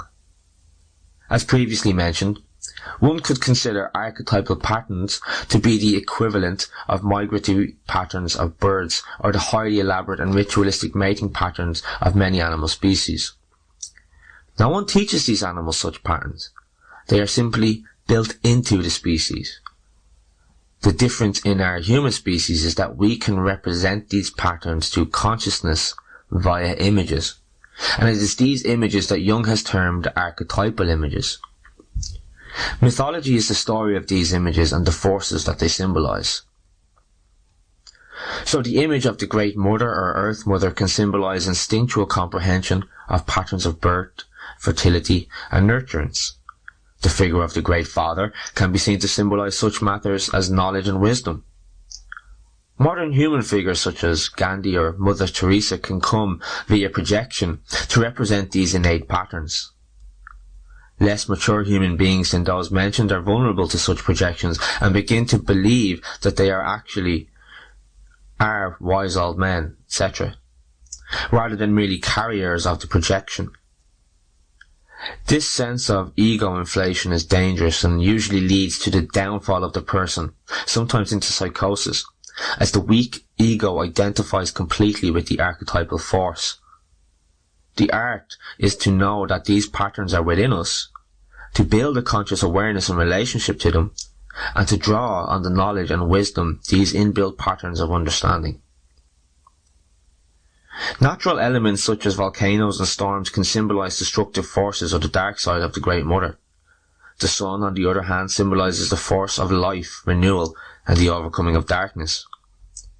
Myths, which existed long before science, express these archetypal patterns in a manner that provides us with a sense of relief, the relief that comes with the sense of recognition of something that was known but had not been rendered conscious. This brings us to the theme of the Irish gods' multifaceted nature, so unlike the single-issue Greek gods. Jung's archetypes are also intertwined and interconnected, and as one of his major proponents, Marie-Louise von Franz, says, in the unconscious, all archetypes are contaminated with another. She attributes this quality to the relative timelessness and spacelessness of the unconscious, the qualities that are used to describe the Irish otherworld. The Dagda is one example of an Irish god who depicts this overlapping quality of the archetypes.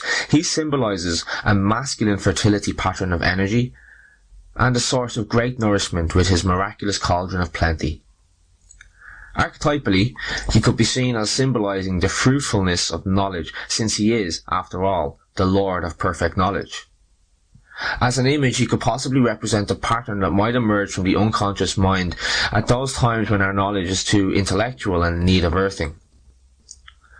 We know the Dagda is also an earthy god, who can call in the seasons and bring us back to the natural rhythm of things, thereby reducing the possibility of inflation of the ego. Lu is a complex god who clearly personifies the overlapping quality of the archetypal forces. However, the essential quality of Lu is light, that instinctual urge to illuminate the darkness. He symbolises the archetypal pattern that calls us to rail against darkness and to bring the light of consciousness to bear on some issue or aspect of ourselves that has been outside our conscious perception.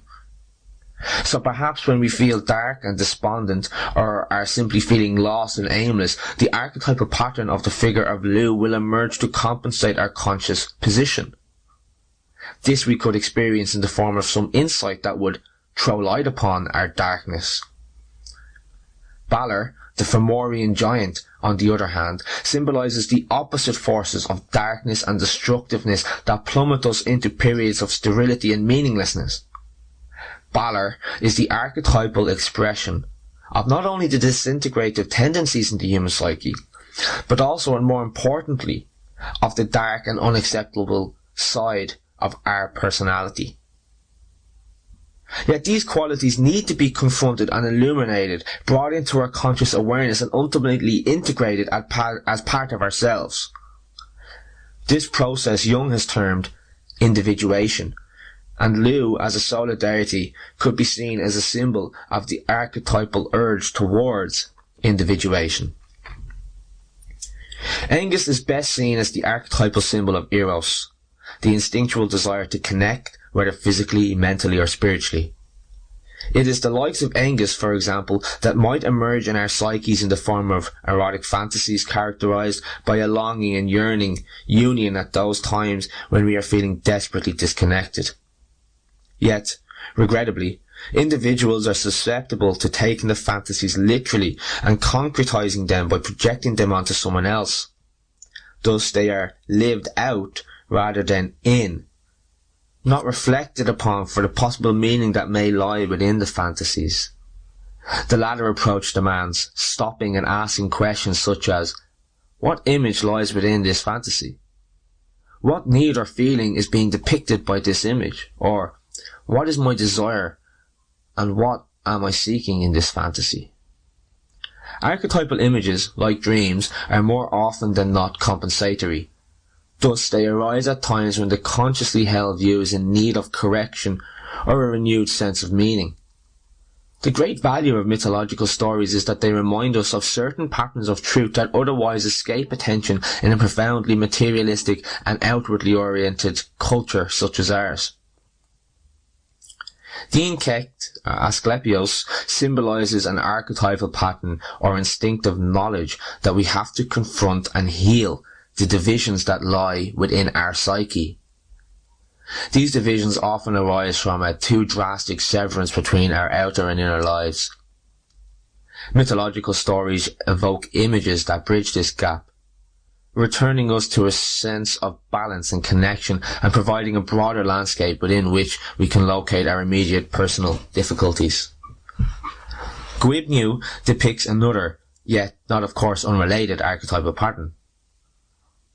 This is derived from his role as a blacksmith god who, like the medieval alchemists, knows how to transmute raw material into its higher form. He symbolises an aspect of the archetypal realm that knows of the need to render base matter or base feelings, into a higher, more conscious form, which enables us to make choices in our lives rather than simply acting out blindly, then declaring that fate is so unkind. He is part of the instinctual comprehension that works with, or overlaps with Lu, the figure of light. Together, these images symbolize the interconnected energy patterns upon which consciousness itself is formed and desired. When Jung said, "The archetypes are the great decisive forces. They bring about the real events and not our personal reasoning and intellect. The archetypal images decide the fate of man," he meant that they are present in us from the beginning, will not go away, and indeed cannot go away. Mythology is a vital map for helping us to know of their existence and thereby enhance the possibility of making some connection to these archetypal and universal patterns within us. This connection serves to relativize the ego and provide a sense of meaning. This is a necessary antidote to the feelings of ruthlessness that are so symptomatic of our modern society. An awareness of the existence of archetypal patterns also connects us to a realm beyond the ego and draws our attention to something beyond the mundane, material, and obvious life. Now, on that note, we're going to take a quick music break, and when we come back, we're going to continue with Chapter 5, the section on goddesses.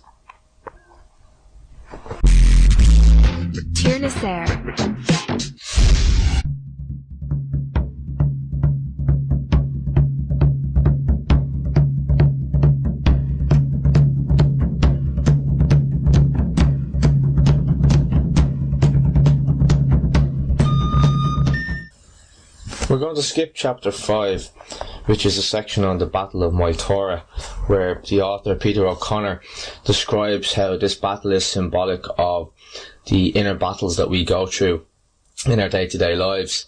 And we're going to skip that chapter and go to Chapter 6, the goddesses, the feminine archetypes.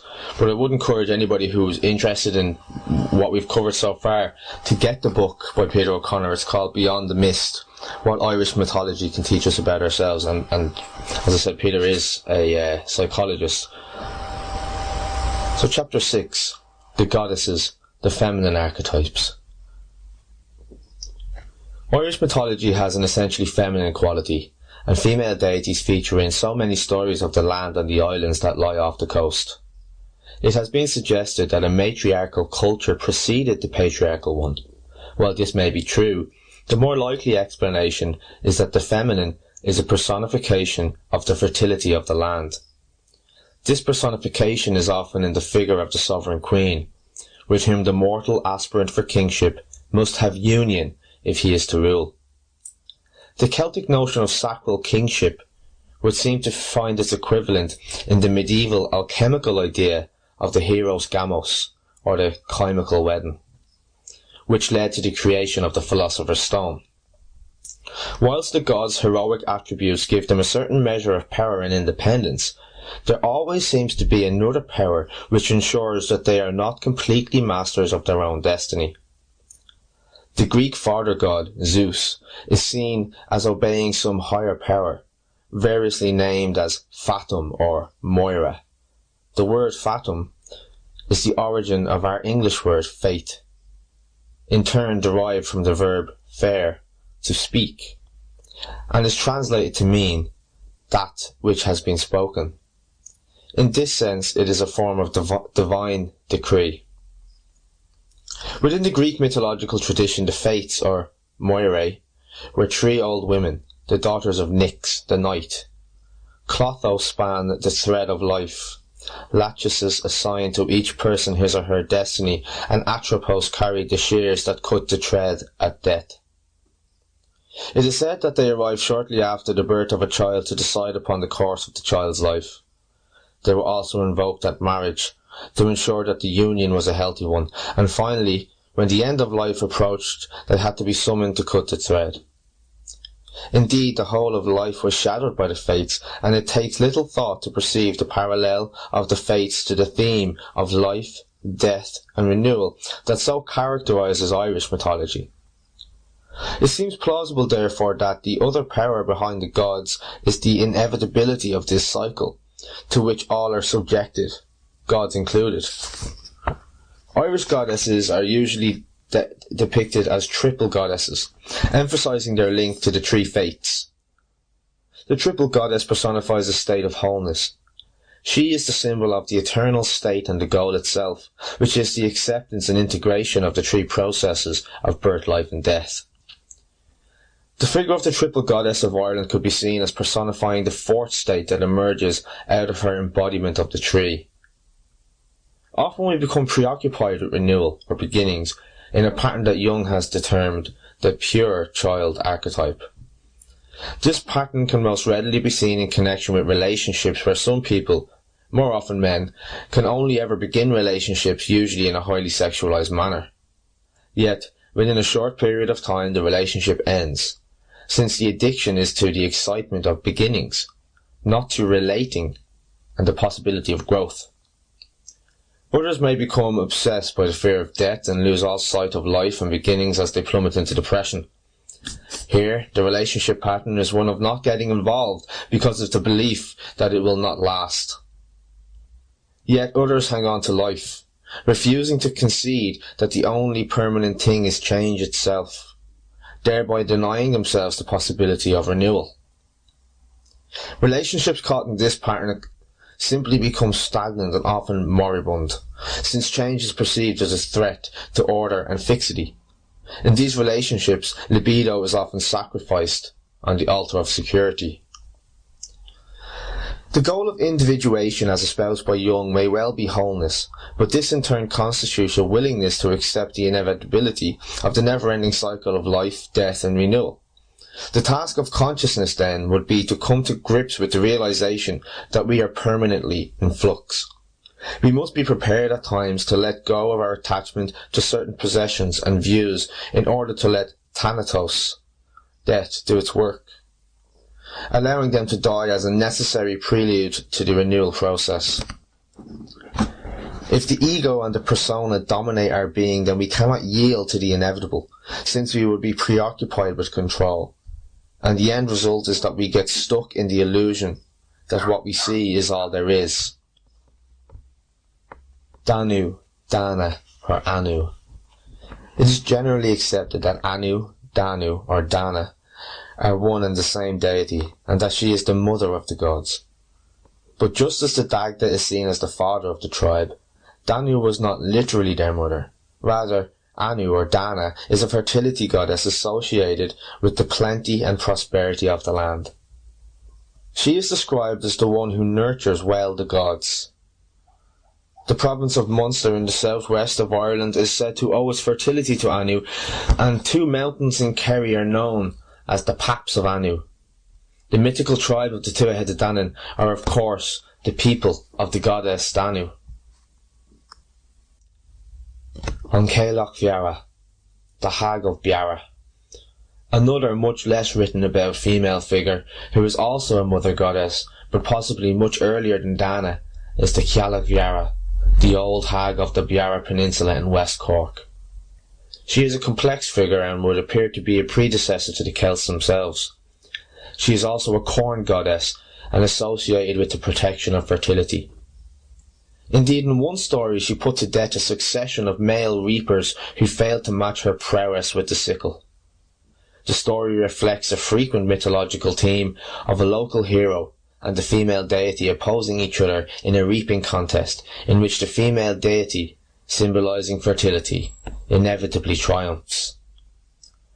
Her other manifestations include a role as shaper of the land itself. It is said that she dropped cairns on the hill of Mead out of her apron, and that she was responsible for creating many of the rocks and islands around the southwest coast of Ireland.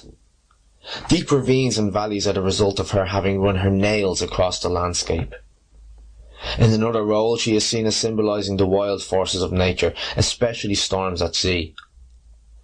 This role is strongly associated with the Gaelic, or the people of the Beara Peninsula.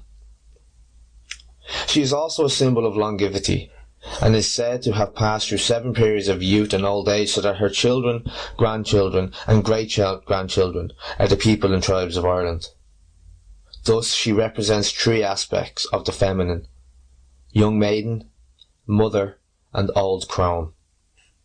The Gaelic is also the sovereign queen under the name Bui, she appears as the wife of Lu, the divine prototype of kingship. These roles all illustrate the mother goddess function and the associations with nature and fertility, which may suggest that she is a very early goddess whom perhaps the continental Celts incorporated into their pantheon to symbolise the land of Ireland itself. She is believed to be embodied today in a special stone that stands overlooking the sea near Eyeries in Cork, where she awaits the return of her husband, Danann, Lord of the Sea.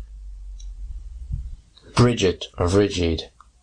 Another composite early figure is Bridget, who later became the Christian Saint Bridget. Sometimes she is seen as interchangeable with Danu, and she is also described as the daughter of the Dagda. However, she is mostly seen in her own right as a goddess adored by poets, blacksmiths and physicians. She is also associated with childbirth, fertility and the hearth. And in these capacities she could readily be seen as the Irish equivalent of some composite Hestia Artemis figure from Greek mythology, the latter being associated with childbirth and the former with the hearth. Her festival on the 1st of August is called Imbolg, which is one of the 4 great Irish seasonal festivals. Imbolg is a pagan spring festival and is associated with the lactation of ewes, linking Bridget to fertility and the abundance of animals. She was appropriated by Christianity and became Saint Bridget, but has nevertheless preserved much of her original character, since Saint Bridget is associated with childbirth, and folklore has it that she was the midwife of the Virgin Mary. In her Christian capacity she is also considered to bring abundance to the country hearth that she visits, and as an Irish saint she takes second place only to St. Patrick. She and the Gaelic indicate the persistent presence of these fertility goddesses right up to the present time. The land of Ireland is still the goddesses, no matter what name she goes by. Macha. Macha is one of a group of Irish goddesses who are concerned with war, fertility and the prosperity of land. She is sometimes perceived as one goddess and sometimes as 3, but either way she represents the sovereignty and fertility of Ireland and covers an enormous period of time, from the mythological prehistory period through to the beginning of the Christian era.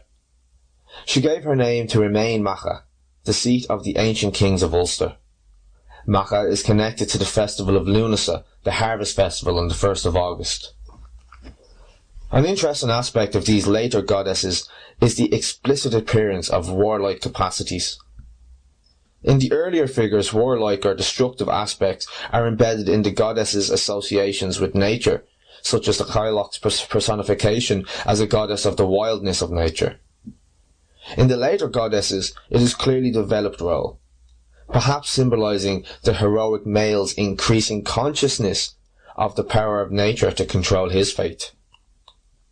The first of the 3 Machas, the wife of Nemed, takes us back to the Book of Invasions and the arrival of the Numidians, the 3rd group of invaders to settle in Ireland following Césaire and Partholón.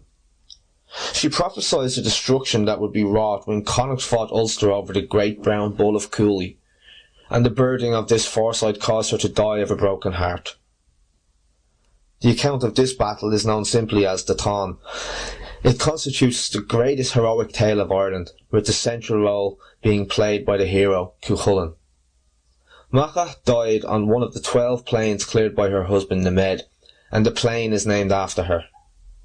This figure of Macha is clearly an agrarian deity, associated with the clearing and cultivation of the land, and hence predominantly a fertility goddess.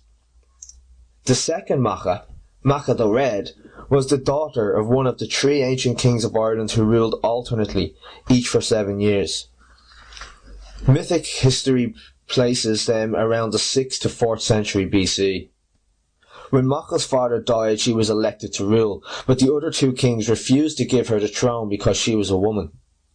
In the war that followed, the victorious Macha banished one of her rivals to Connacht, marrying the other and making him chief of her army.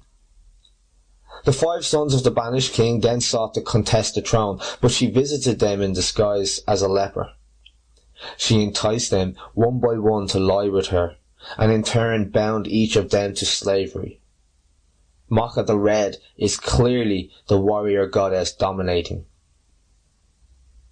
The third of the Machas, the wife of Crunchu, conforms to the familiar mythological fairy tale theme of the supernatural bride who lives happily with a mortal husband until he violates a taboo, with the result that she dies. One day, a beautiful woman walked into the house of a peasant widow named Crunchu. Without speaking a word, she set about doing the housework, and at night she made the ritualistic right-handed journey around the room, anti-clockwise being an omen of bad fortune, and entered Crunchu's bed. She became pregnant by him, and through this union he prospered greatly. At this point in the story, Macha embodies the sovereign queen, as union with the archetypal feminine is a source of fertility. Crunchu was required to attend an assembly of all Ulstermen at Tara, and before he set off, Macha warned him not to mention her name nor speak of her at the assembly. At the assembly, much was made of the ability of the king's horses, with the poets singing their praises and exalting their swiftness. Crunchu forgot Macha's warning, and declared that his wife could run faster than any of the king's horses. The king took up the challenge and ordered Crunchu to bring his wife to race against his horses. In vain Macha protested and asked for a delay, as she was close to giving birth, but the king insisted that she race or he would put Crunchu to death. Reluctantly she raced, and beat the king's horses, but as she finished she cried out in pain and gave birth to 2 twins. The exertion proved fatal for Macha, and she died in giving birth. But with her last breath she cursed the men of Ulster. For 9 times 9 generations, at times of great peril, the men of Ulster would suffer the sickness of childbirth, and therefore would be too tired and weak to fight in battle. Some scholars have interpreted this curse, which is called the Novena of the Ulstermen, as a form of the practice amongst primitive peoples called Cuvade, whereby the husband of a woman in childbirth has imposed upon him the same seclusion and precautions as upon the mother. The aim of this appears to be that the husband will take on the pain of the woman, thereby assisting in the birth process. A second interpretation of this curse is that it serves to underline the power of otherworld women and the superiority of their power to that of the male warrior. A third explanation is that the curse, being activated at a time of war, is a symbolic mime in honour of the mother goddess. In this sense, it is an act of propitiation, aimed at giving the warriors protection in the forthcoming battle. In this third Macha, we can see the dominance of the functions of childbirth, nurturance and fertility. Thus, the 3 Machas present maternal reproductive power, nurturance, fertility, and warlike or sexual attributes.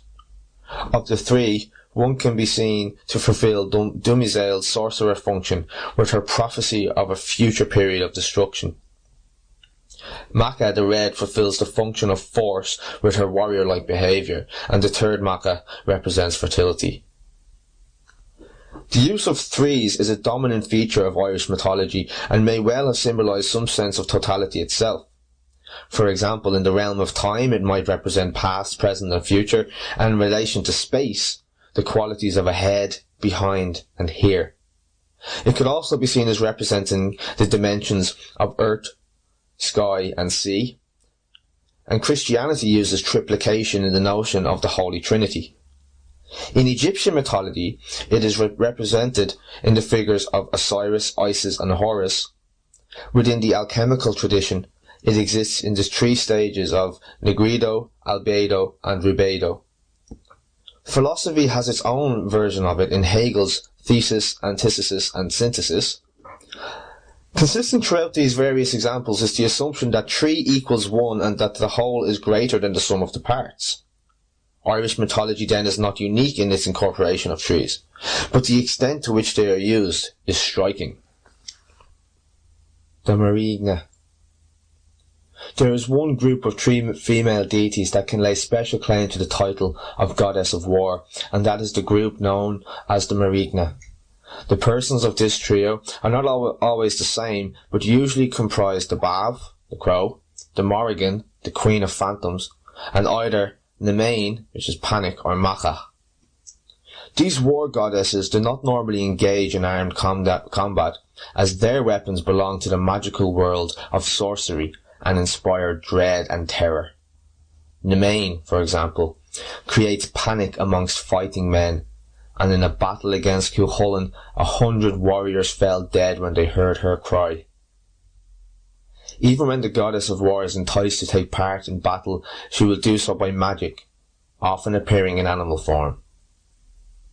So the Morrigan attacks Cuchulainn in the shape of an eel, which winds itself around his legs. At other times she appears as a wolf and drives a frightened herd of cattle at him. Cuchulainn has spurned her overtures of love and ungraciously declared that he had no need of a woman's help. Bav appears as a crow, and in this form she lands on Cuchulainn's shoulder as a portent of his imminent death, signalling that it is safe to approach and behead him. Bav is essentially a prophetess of death and finds her direct equivalent in Atropos, the Faith, who cuts the thread of life. Bav also finds her contemporary expression in the Banshee, the Irish fairy whose crying is a portent of death. She also appears in the role of washer at the ford, washing the arms and clothes of a warrior who is to die shortly. The Morrigan can play a similar role as the harbinger of death. Both the Morrigan and Bav also have powerful sexual roles, and Bav has been described as a femme fatale who befriends the hero and then leads him to his death. When the Dagda mates with the Morrigan, she symbolises the sovereign queen, ensuring the fertility of the land.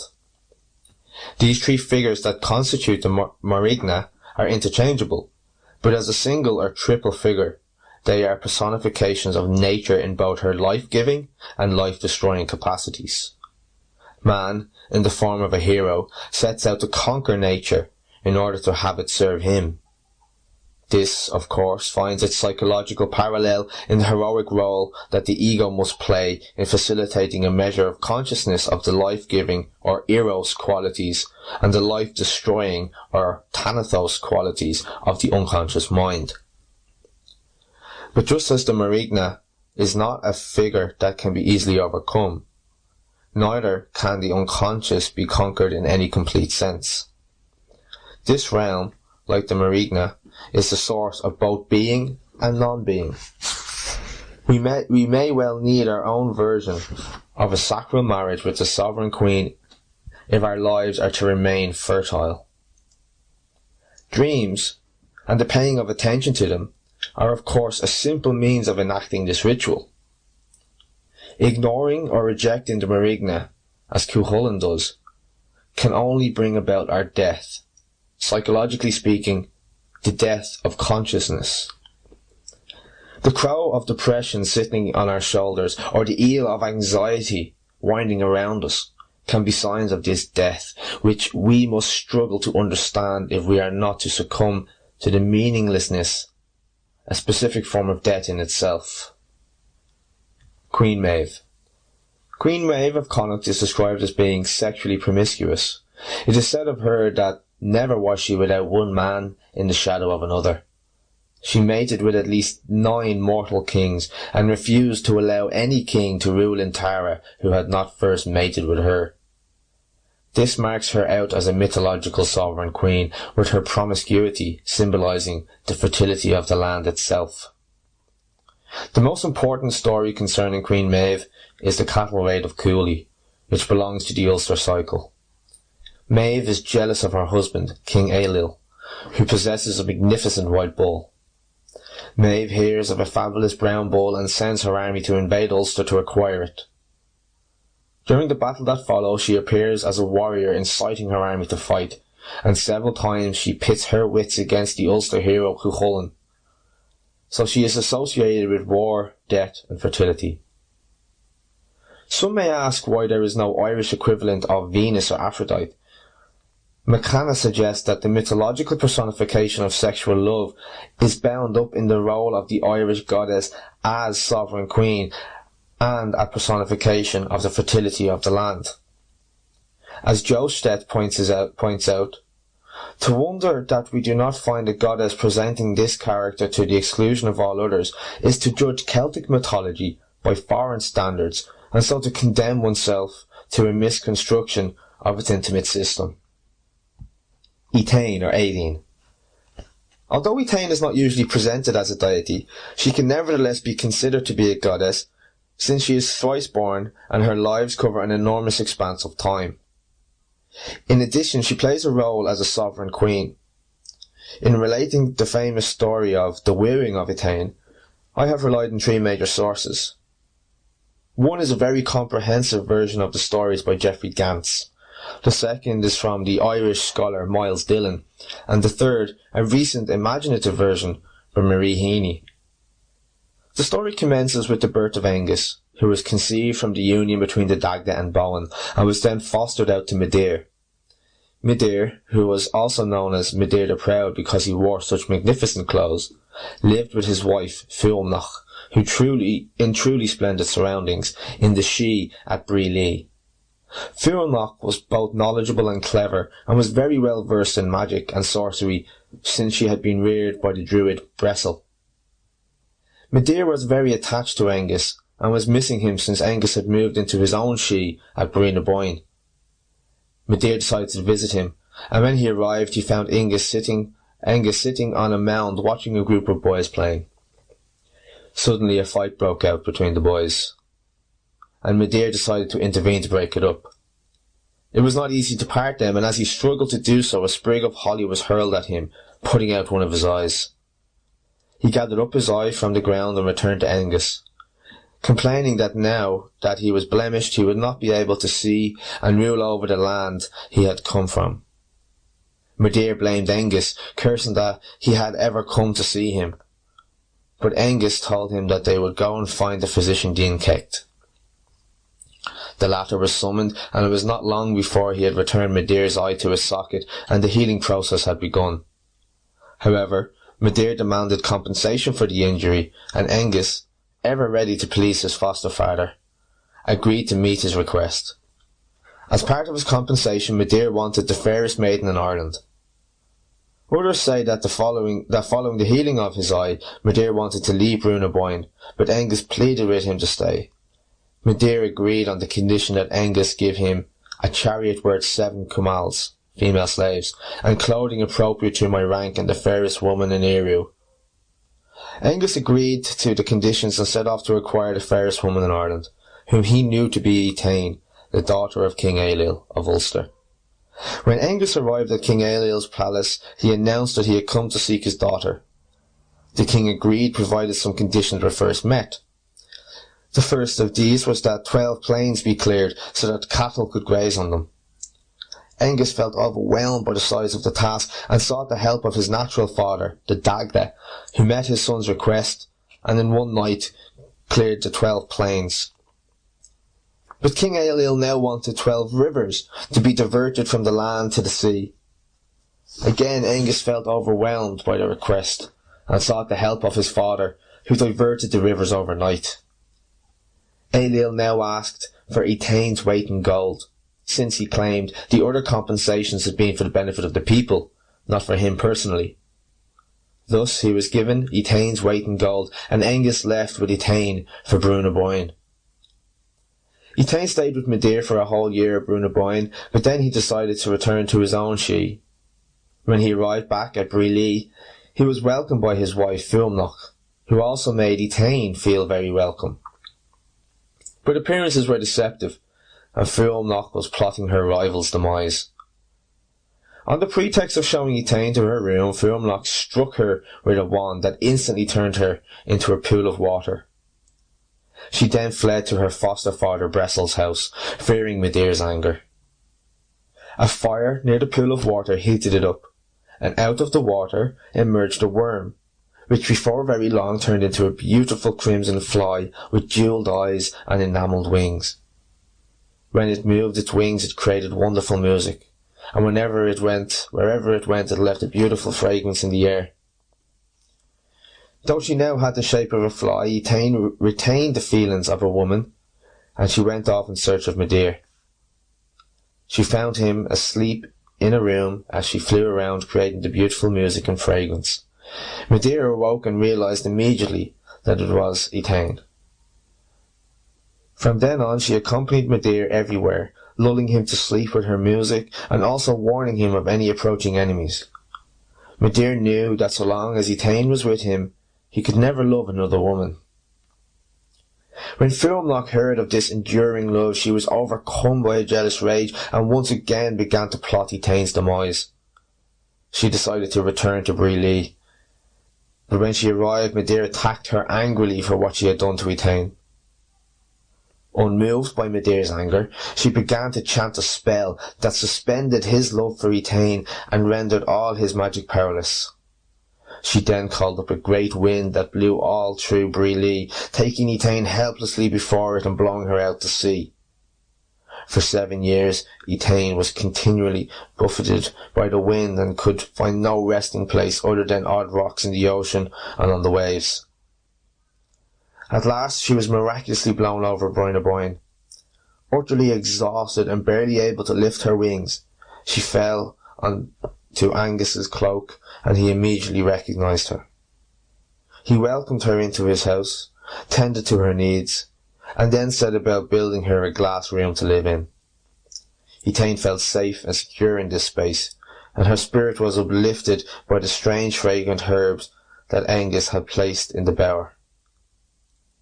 A great love grew between Angus and Étein, who brought joy and happiness into Angus's life just as she had for Moytura.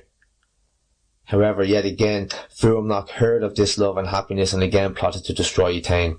She knew that she would not be able to get direct access to Étein at Brehon, so she was forced to conjure up a more devious scheme.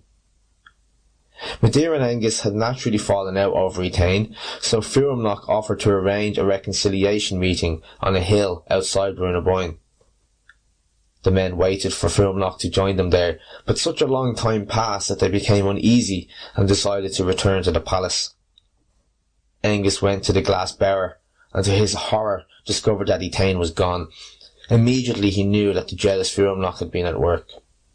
Some say that he was so angry that when he found Fuamnach hiding in the palace, he cut off her head. When Angus had initially left to meet with Moytura, Fuamnach had circled around Brehon from the opposite direction, found Étein in her glass room, and once again conjured up a powerful wind that sent her back out to sea. For another 7 years she was constantly blown over the land and seas of Ireland, and could find no resting place. At last she was blown inlands towards the great hall of a castle, and there she alighted on a beam high above the floor where a festival was in progress.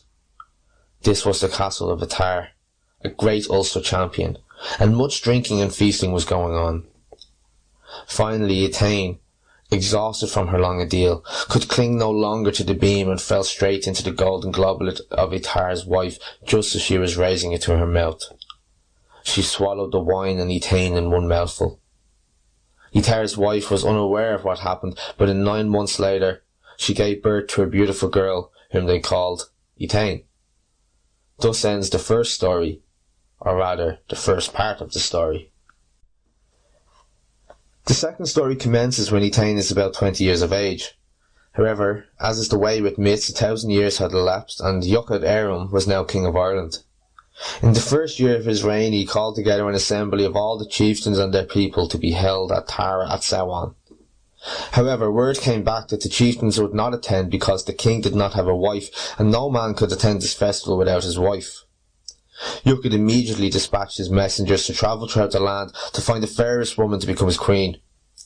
He insisted that in addition to the woman also be a nobleman's daughter and a virgin, and it was Étein, daughter of Attar, whom the messengers ascertained as being ideal in all respects.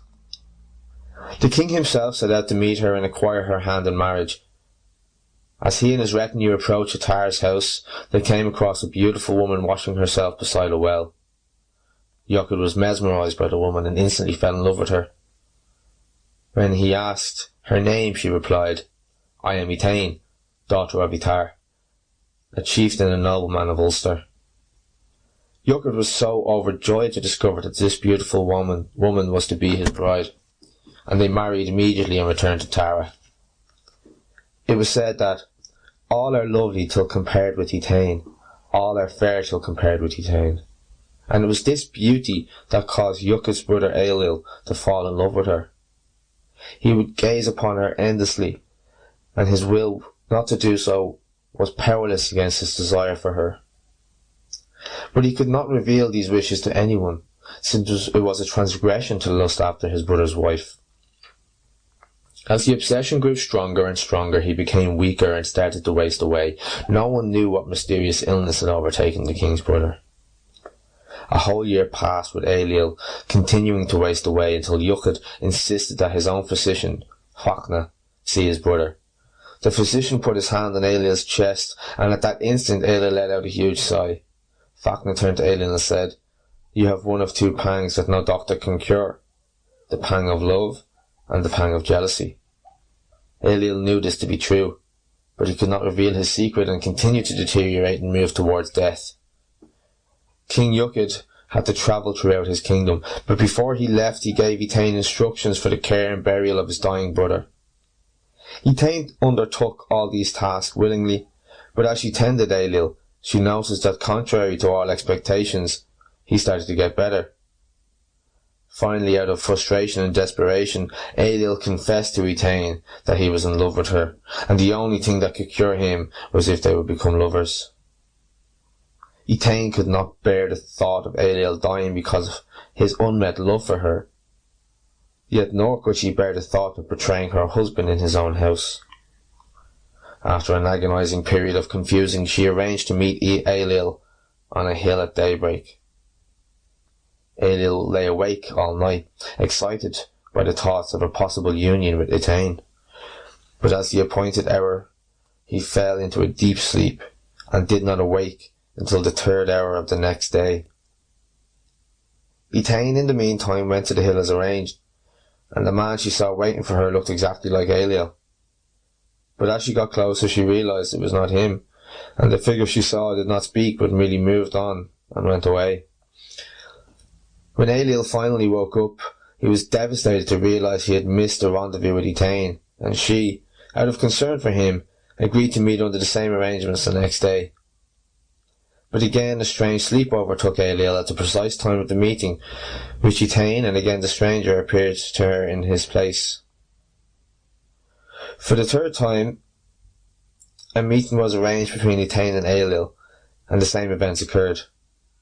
However, this time Etain asked the stranger who he was. He replied that he had come to meet her, but Etain protested that she had come to meet Ailill, brother of King Yukad, not the person who stood before her. The stranger replied, "It would be more fitting for you to come to me, for when you were Etain's daughter of King Ailill, I was your husband." Etain was startled by this statement, and anxiously asked the stranger who he was.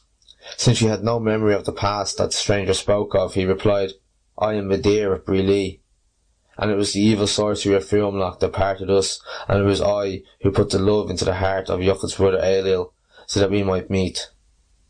He turned to Etain and pleaded for her to come to Brehon with him, where she belonged. Etain was utterly bewildered by all of this, but somewhere within her there was a haunting sense of familiarity with this figure, who called himself Medea. After a while she hesitatingly agreed that she would go with him, so long as her husband agreed. She felt she was on safe ground here, since she did not believe that Yukad would agree to such a thing.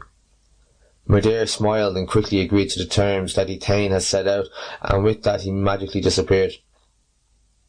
Shortly after, the king returned from his royal circuit and was delighted to find his brother not only alive but well. He thanked Etain for her exemplary care of him, but Etain kept her silence on both the cause and the cure. Medea, who had originally created the desire in Ailill, and who had protected Etain's honour by putting him to sleep at the critical time, had released Ailill from his illness by quelling his desire. Thus ends the 2nd story. The 3rd story commences when King Yukad, standing on the terrace of his palace, admiring the beauty of the surrounding landscape.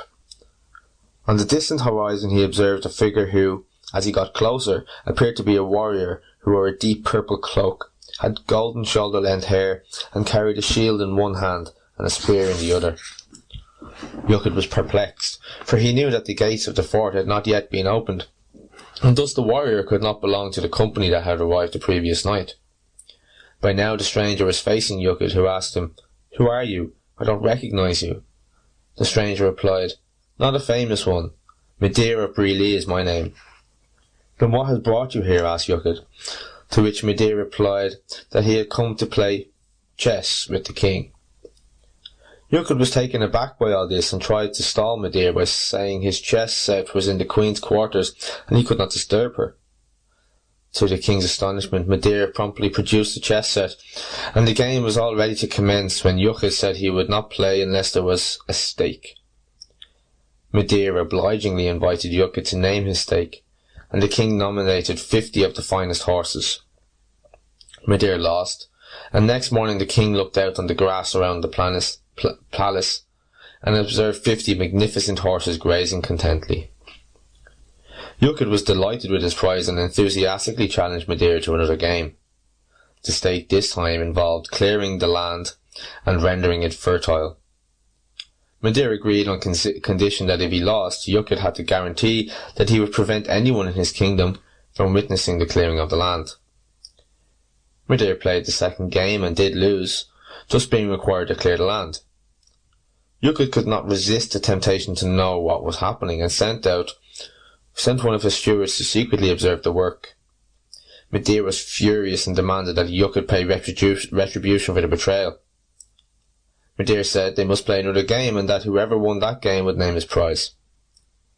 Yukid had no choice but to accept Midir's terms, since he had violated a trust. This time Midir won.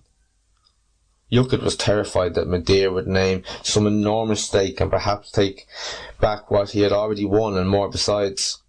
To his astonishment, Midir stated that he wanted to take the Queen Érenn in his arms and kiss her. Completely thrown by this request, Yukid hesitatingly agreed, but asked that Midir come back in a month to claim his stake. Sensing some sort of danger in the mysterious stranger's request, Yukid spent the entire month assembling the warriors of Ireland to protect his palace and prevent Midir from entering. However, at the due moment, Midir suddenly appeared in their midst while the king was banqueting. Midir declared, "What is promised is now due." He then embraced Érenn, and as he did so, they rose up into the air and were transformed into two beautiful swans, who flew out of the palace through an opening in the roof. From there they flew to Brehon, where Érenn was rejoined her kinfolk, the Tuatha Danann. Yukid, full of grief and anger at the loss of Érenn, was also furious that Midir had tricked him, and made up his mind to retrieve his wife. He traversed all of Ireland, digging up every fairy mount he could find, for he now knew that she had been taken by one of the folk of the other world. To his dismay, however, every time he dug up a mound, by the next morning all of the dirt had been replaced exactly as it had originally been. Yukid was undeterred, and some say that he continued to dig up fairy mounds for 9 years. Finally, in desperation, he sought the advice of a druid, who revealed that Midir and Érenn were at Brehon. Just as Yukid was making his assault on Brehon, Midir called a truce and offered to return Érenn to him the next day. But Midir, using his magical gifts, tricked Yukid, and at the appointed third hour of the following day, 50 women all looking exactly like Érenn appeared. Imperiously, Midir declared that Yukid could have Érenn back if he could identify the true Érenn. Yukid remembered how beautifully Érenn had poured wine, so he requested that each of the women perform the task. Each woman in turn poured until there were only 2 left, and as the second last woman took the jug and started to pour, Yukid spontaneously declared that she was Érenn, claimed her, and returned with her to Tara. Much later, when Érenn was pregnant, Yukid discovered again, through the aegis of Midir, that the woman he had chosen was not Érenn, but his own daughter, since his wife was pregnant with her when she flew away with Midir. Reeling in horror from this incestuous union, he declared to the gods, "Never will I look upon the daughter of my daughter," and he arranged that when the child was born, 2 members of his household would take the child and throw it into a pit of wild beasts. the two servants could not bring themselves to throw the tiny infant into the pit, but left her in an isolated herdsman's hut with a bitch and her pups. When the herdsman and his wife returned, they were astonished to find the infant, but accepted her unhesitatingly and reared her as if she was their own child. She, in accordance with her divine heritage, prospered and displayed exceptional beauty and skill. In due course she was discovered by a prince, of whom it had been prophesied that he would marry a woman of unknown origin, and that she would bear him a child. This duly happened, and that child became the legendary Conair Mór, the central character in a later Ulster story entitled The Destruction of the Dergers Hostel. The Wooing of Étaín is a mysterious and haunting tale that captures the essence of the Irish mythological world. It has a sense of timelessness as it moves between two worlds, the natural and the supernatural, the mortal and the divine. Étaín is undoubtedly a symbol of life, death and renewal. Some scholars, notably McCulloch and Gantz, have suggested that the ancient Irish held ideas of reincarnation, which are symbolised in the mythic theme of rebirth. Certainly the archaeological evidence points to the ancient Celts burying their dead with the clear intention of providing for a journey, indicating a firm belief in the other world and perhaps rebirth. Many of the Irish divinities do not appear to die per se, but live for generation to generation, as seen in the figure of Étaín. The fact that Étaín was transformed into a beautiful crimson fly is also of some significance in the mythological context. For example, the ancient Greeks believed that the soul could travel from one life to another in insect form. The idea of incarnation would presumably have been anathema to the Christian scribes, and it is possible that many more direct references to these beliefs have been edited out. Hence, we are left with stories that merely point towards these beliefs rather than stating them. However, belief in rebirth is entirely consistent with the pattern of life, death and renewal that so pervades Irish mythology. In this context, we can also see Étaín as a seasonal goddess, symbolising the death and rebirth of the crops, which links her to Demeter and Persephone of Greek mythology. Étaín is also, of course, a sovereign queen figure. When King Yuccat summons his people to Tara and they refuse to come because he is without a wife, he is reminded that in order to be a rightful king of the land, he has first to be accepted as the legitimate spouse of the goddess who personifies the land itself. Without this union, the land could not prosper and would remain infertile. Finally, within the Jungian mythological framework, Étaín is an archetypal feminine, or more precisely, the archetypal anima. Her archetypal status is confirmed by the company she keeps, the gods, Medea and Angus. The gods of mythology are the archetypes of Jung and their territory, so to speak, is what Jung has termed the collective unconscious. The collective psyche is not something we acquire as a result of our personal history, but rather as a consequence of the history of the species. In this sense, it is permanent and continuous, and like the divine figures cannot die, but merely passes from one generation to the next. Yuccat, as a mortal figure, has to compete with a supernatural rival for a relationship with the feminine in the figure of Étaín. This represents the task of building a personal relationship with the anima, or feminine aspects of our being, the task of developing a conscious awareness of our feelings and an enhanced capacity both to connect and to communicate them.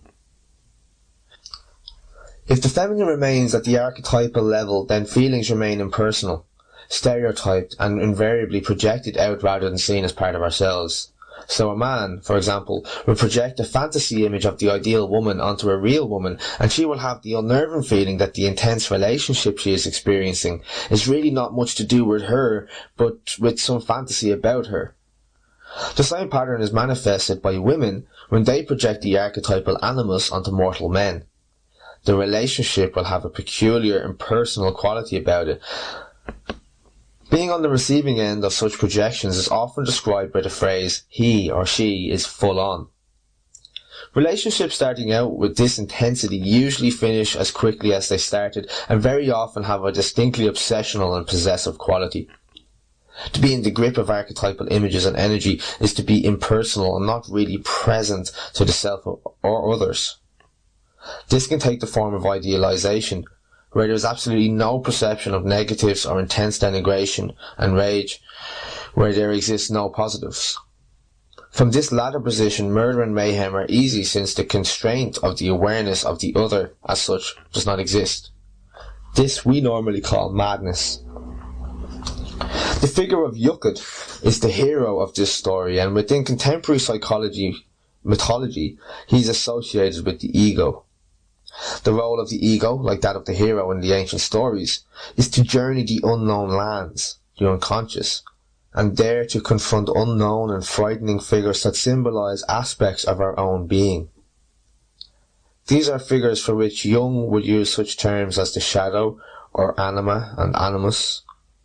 If the hero, or heroine, successfully completes the journey, then the ego is altered by the experience. This is usually manifested in a maturing of the personality, which in turn is reflected in an increase in tolerance of ambiguity.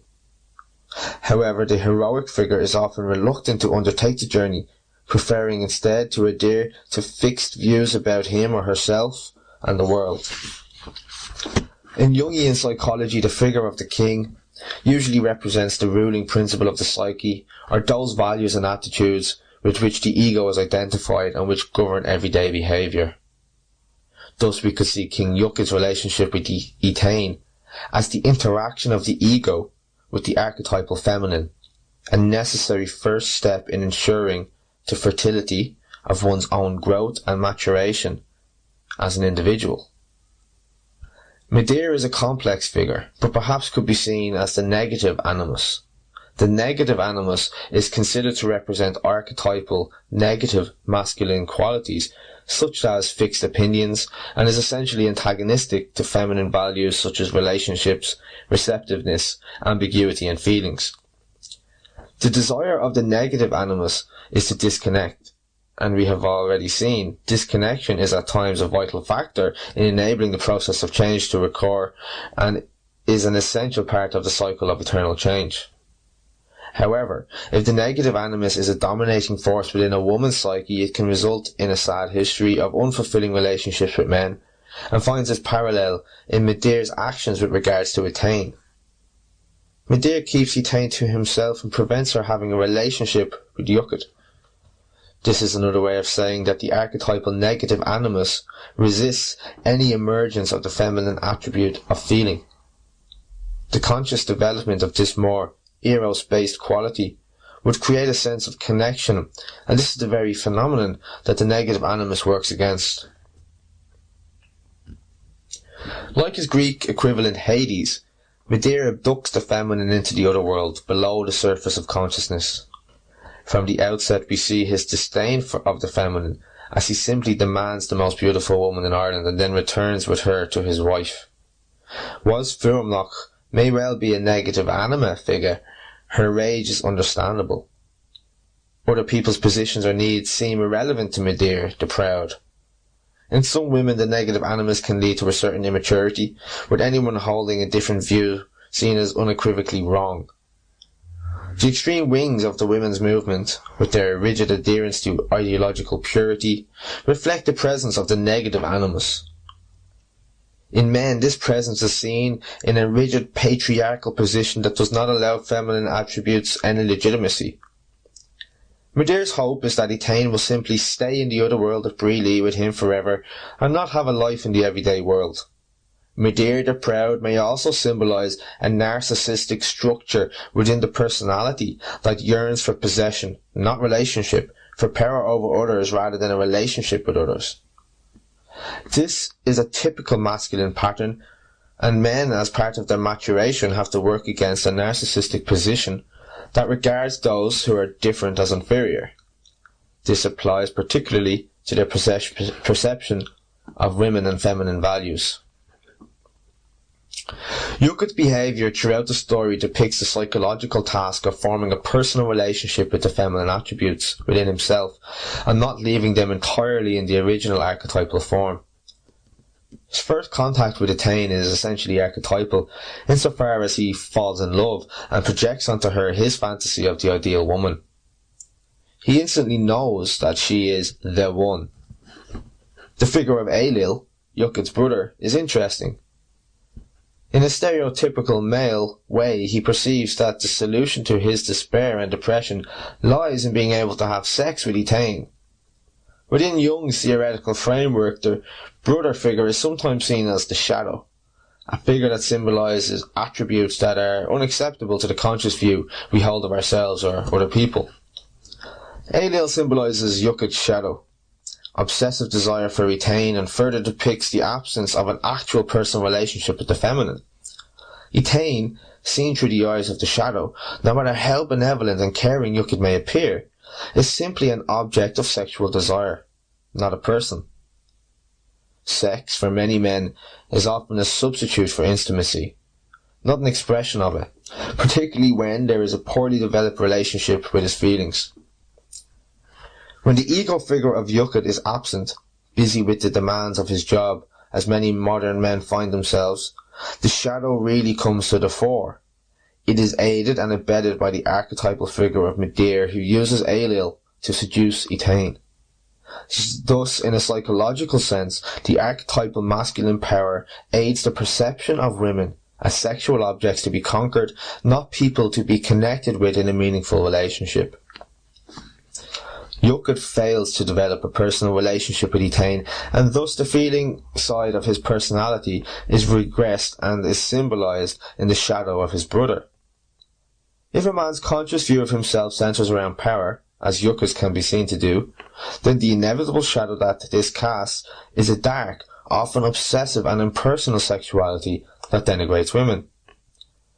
The outcome for Iocud is a complete loss of contact with the feminine, not only at the personal but also at the archetypal level.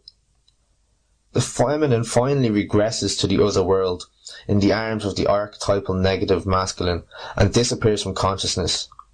Whilst this spurs Iocud into action, what he is driven by is the loss of an idealized fantasy, and when he discovers that he has chosen his own daughter, he rejects her vehemently, sending his child or grandchild to her death. This outcome in the story requires further thought.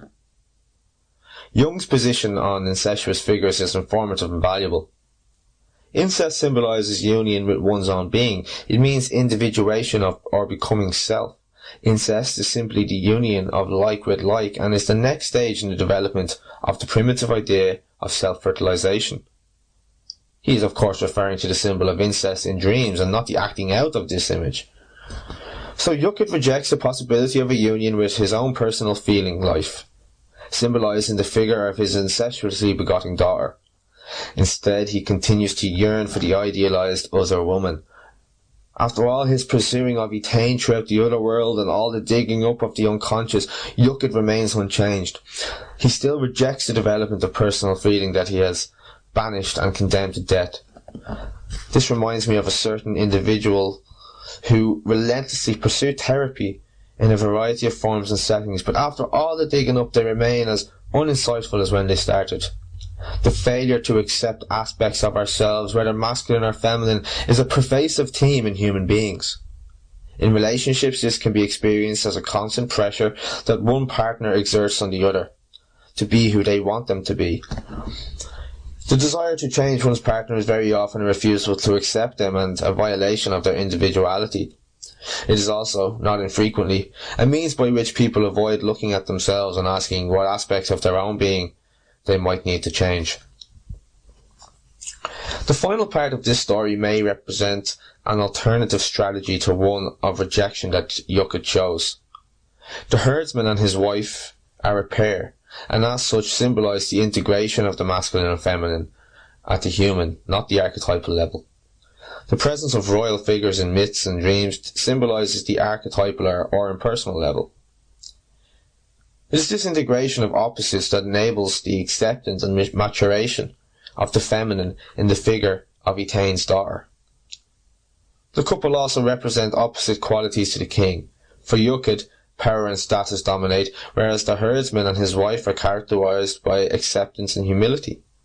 From this symbolic position within the psyche, the rejected feminine can be nurtured and renewal found.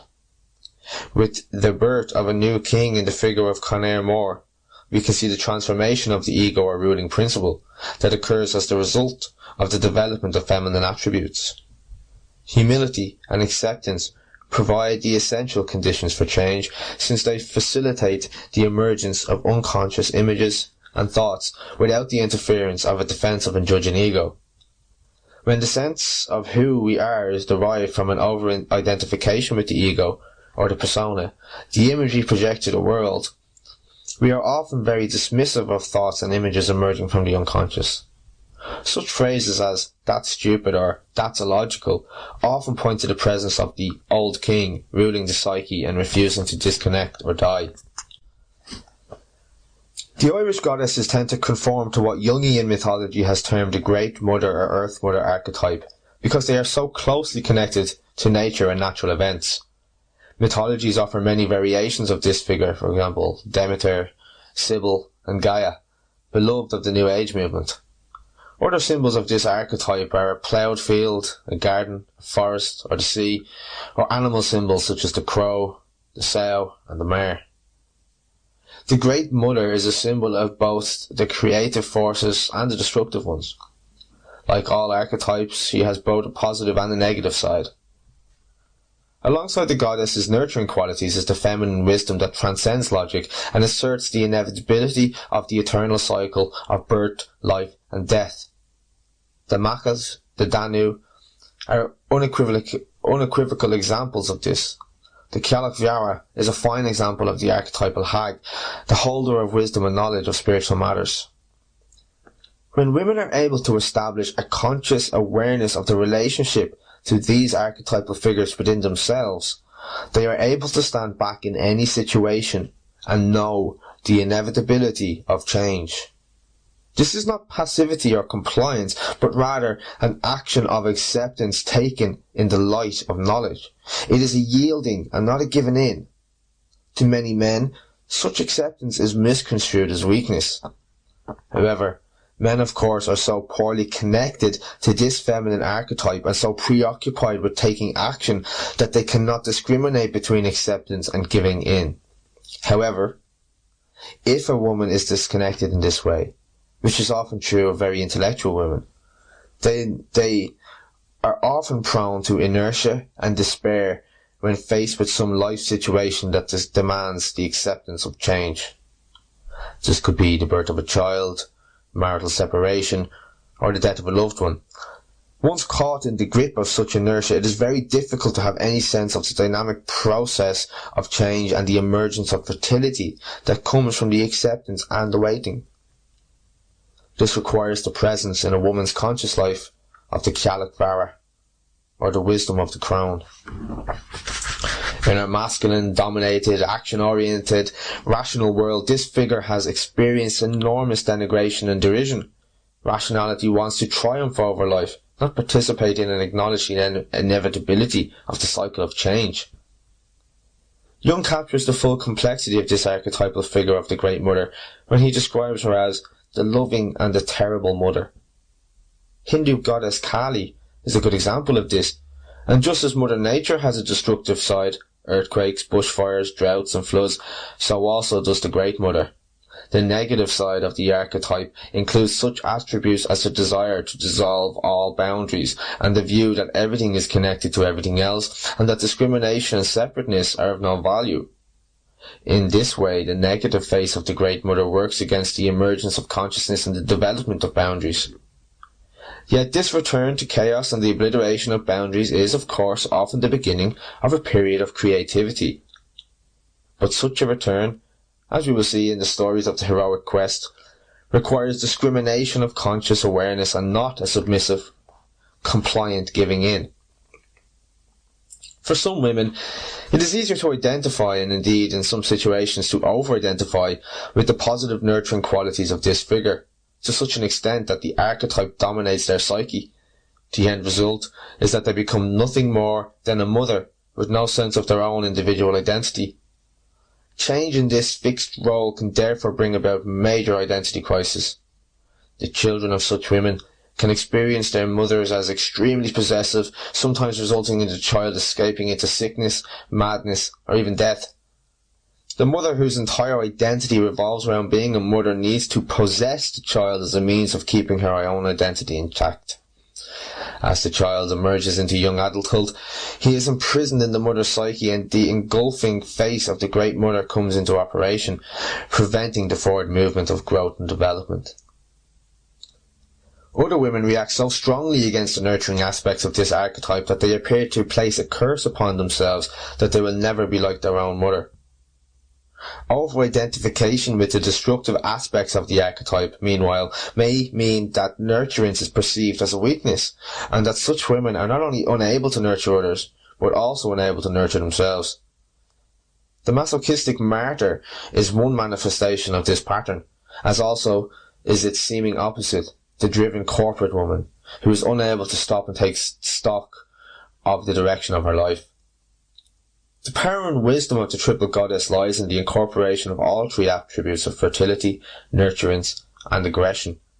Perhaps it is because the goddesses are so close to nature that these three qualities have not been split or intellectualized into separate and discrete entities. Again and again, the myths reveal the existence of this wisdom and the desirability of holding and containing opposites.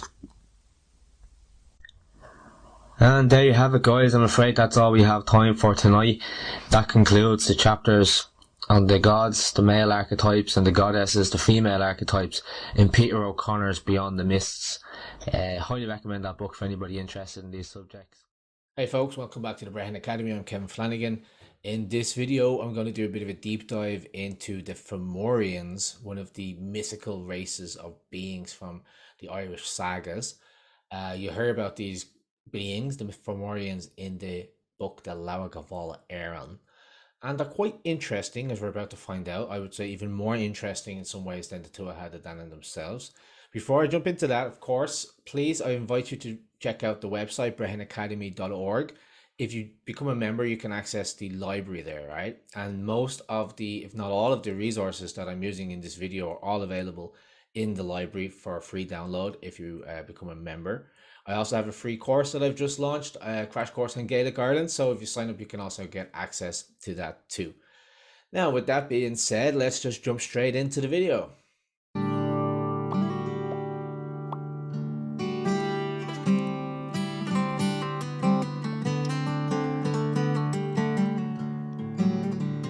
In this video, we're going to explore a group that's even older and more elusive and mysterious than the Tuatha De Danann, and that is the Fomorians. When we read in the early Irish mythology in the Gabála, the book of the takings of Ireland, we hear about these different migrations of people who travel to Ireland to settle here. The first we hear about are the COURSESIrians, then we hear about the Nemedians, the Partholonians, and so on. And all the while, there's another group in the background, lingering, ever present, watching. That is the Fomorians. The Fomorians are a difficult group to research, and it takes you down some very strange and unusual paths with a lot of conjecture. You tend to end up in places like Atlantis and so on. My aim with this video is to shine some light on what's really a shadowy and mysterious race of beings. And my typical format, I like to kind of do a kaleidoscope of different images, different quotes that I've researched, different ideas, and piece them together in a kind of a tapestry to try and help give you a clearer understanding and deeper appreciation of this mythology. So we're going to do a little bit of a deep dive into the Fomorians, and that's going to involve us also meeting a few other groups along the way. We're going to meet the Firbolgs, we're going to meet the Tuatha De Danann, and we're going to meet some interesting characters. Two characters in particular who kind of bring a big question mark over the relationship between these types of people, these groups of peoples. And that is Brez, who was half Fomorian and half Tuatha De Danann. And while he had Fomorian relatives, he ended up ruling the Tuatha De Danann while Nuada was wounded. And then you have Lu, a sort of semi-divine or fully divine god king, a leader of the Tuatha De Danann in battle against the Fomorians, who was prophesied to defeat his grandfather, Balor, of the Mighty Blows, or Balor of the Evil Eye, who was the leader of the Fomorians. And like Braz, Lu was also half Tuatha De Danann and half Fomorian. This video is going to be a great complement to my other videos, Who Were the Firbolgs, and the arrival of the Tuatha De Danann. In those videos we learned about the prehistory of Ireland up to the first battle of Moytura. The Tuatha De Danann had defeated the Firbolgs, but still there was another, earlier, group of inhabitants on the island who they would have to contend with, and this is the Fomorians. So who were the Fomorians? Were they giants? Were they gods? Were they monsters? Were they pirates? Edmund Curtis, in his History of Ireland from the earliest times to 1922, said the Fomorians were gloomy giants of the sea. In the north of Ireland, on the shore of County Antrim, we find the famous Giant's Causeway. It's a channel of approximately 40,000 hexagonal basalt columns that was once said to be an ancient pathway for giants to cross between the northern coast of Ireland and the western coast of Scotland. In Irish, this place is called Chluchan na Fomorach, which means literally the stepping stones of the Fomorians. The Fomori, as they're also called, are closely associated with the sea and its islands. And the name, some people suggest, could mean under the sea, and they're often described as coming from under the sea. In Irish, Fui Mara would be under the sea, so you have Fui Mara as a kind of a closely related form linguistically to Fomorian or Fomora. So some people speculate that it could have something to do with that. In a late account of the mythological story, the Second Battle of Moytura, it names 33 leaders of the Fomorian, 32 of them plus their High King. In her book Celtic Ireland, Sophie Bryant describes the Fomorians as sea rovers, and she speculates that they might be a tribe of Ugrian, I think it's pronounced Ugrian, extraction, coming around the north of Scotland from Denmark or Scandinavia. And she says if this Ugrian race settled, however sparsely, in Scotland, and the Tuatha De Danann came to Ireland from that country, it is easy to imagine one way in which the modification of Gael by Ugrian might have come to pass in them.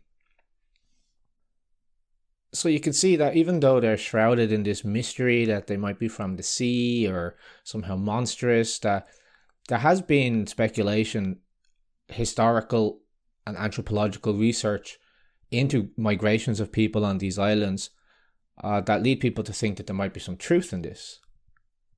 In the Patriot History of Ireland, Cusack says that the Fomorians are a race of pirates of whom little is known. And according to the annals of Clonmacnoise, they were a sept descended from Cham or Cham, the son of Noah, and lived by piracy and spoil of other nations, and were in those days very troublesome to the whole world. End quote.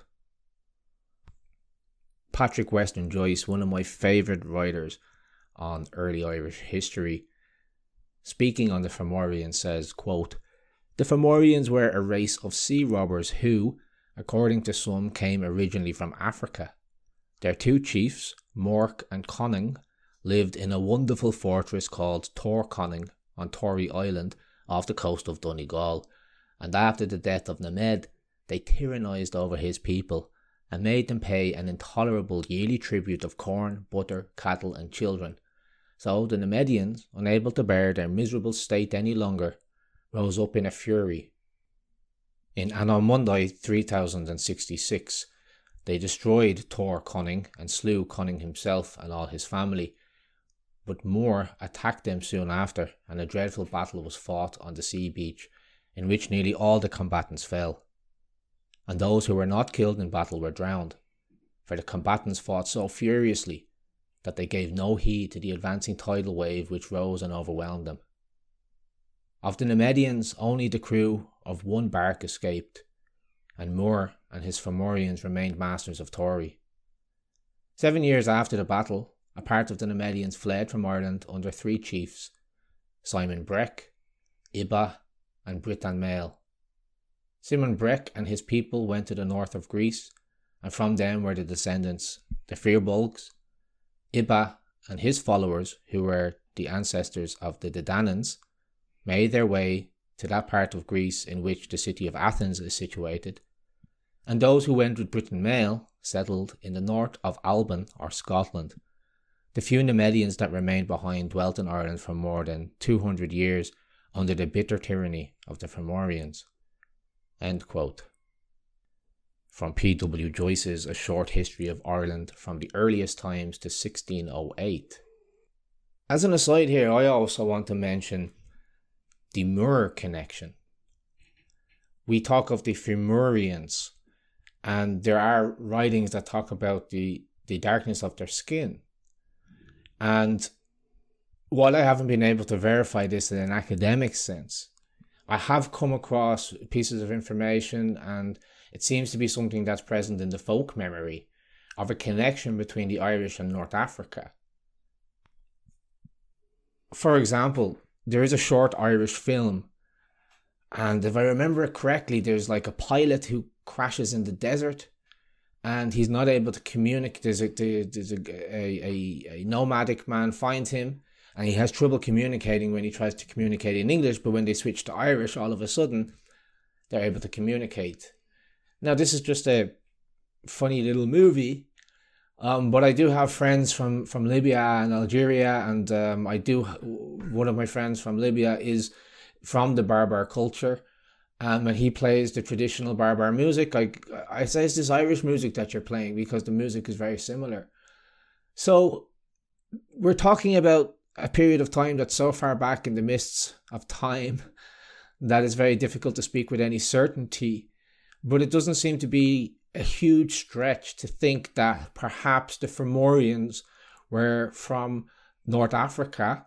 I read it somewhere, and I think even Geoffrey Keating mentions this. The Fomoraic could mean from the west or something like that. That's somebody who traveled from the west, from the east. So there's like some speculation about a connection between the Fomorians, the North Africa, the Berbers, and early Irish culture. That being said, let's just take a couple of minutes to recap the timeline that we're talking about here. So we don't use BC and AD, we use the phrase AM, which means Anno Mundi. It's the chronology of the world. And in the past, they believed that they could calculate when the world actually began, that it was created by God, and how old it actually was. So when we say Anno Mundi, we're talking about the age of the world from when it was created by God himself. So that's what Anno Mundi means. I'm going to pull this information from Eleanor Hull's Epochs of History, Volume 2, on the section on early Christian Ireland. Okay, she has a section here called Age of the World. So the dates given here are those that are also appearing in the Annals of the Four Master. So just to put that into context for you, if I calculated this right, the year Anno Mundi 5782 began at sunset on the 18th of September 2021. So if the calculations are correct, that's how old the world is. So that should give us just a little bit of context for understanding the following dates that I'm going to use. You can use that as a reference point, that the current year Anno Mundi would be 5782 if I'm calculating that correct based on the information that I have.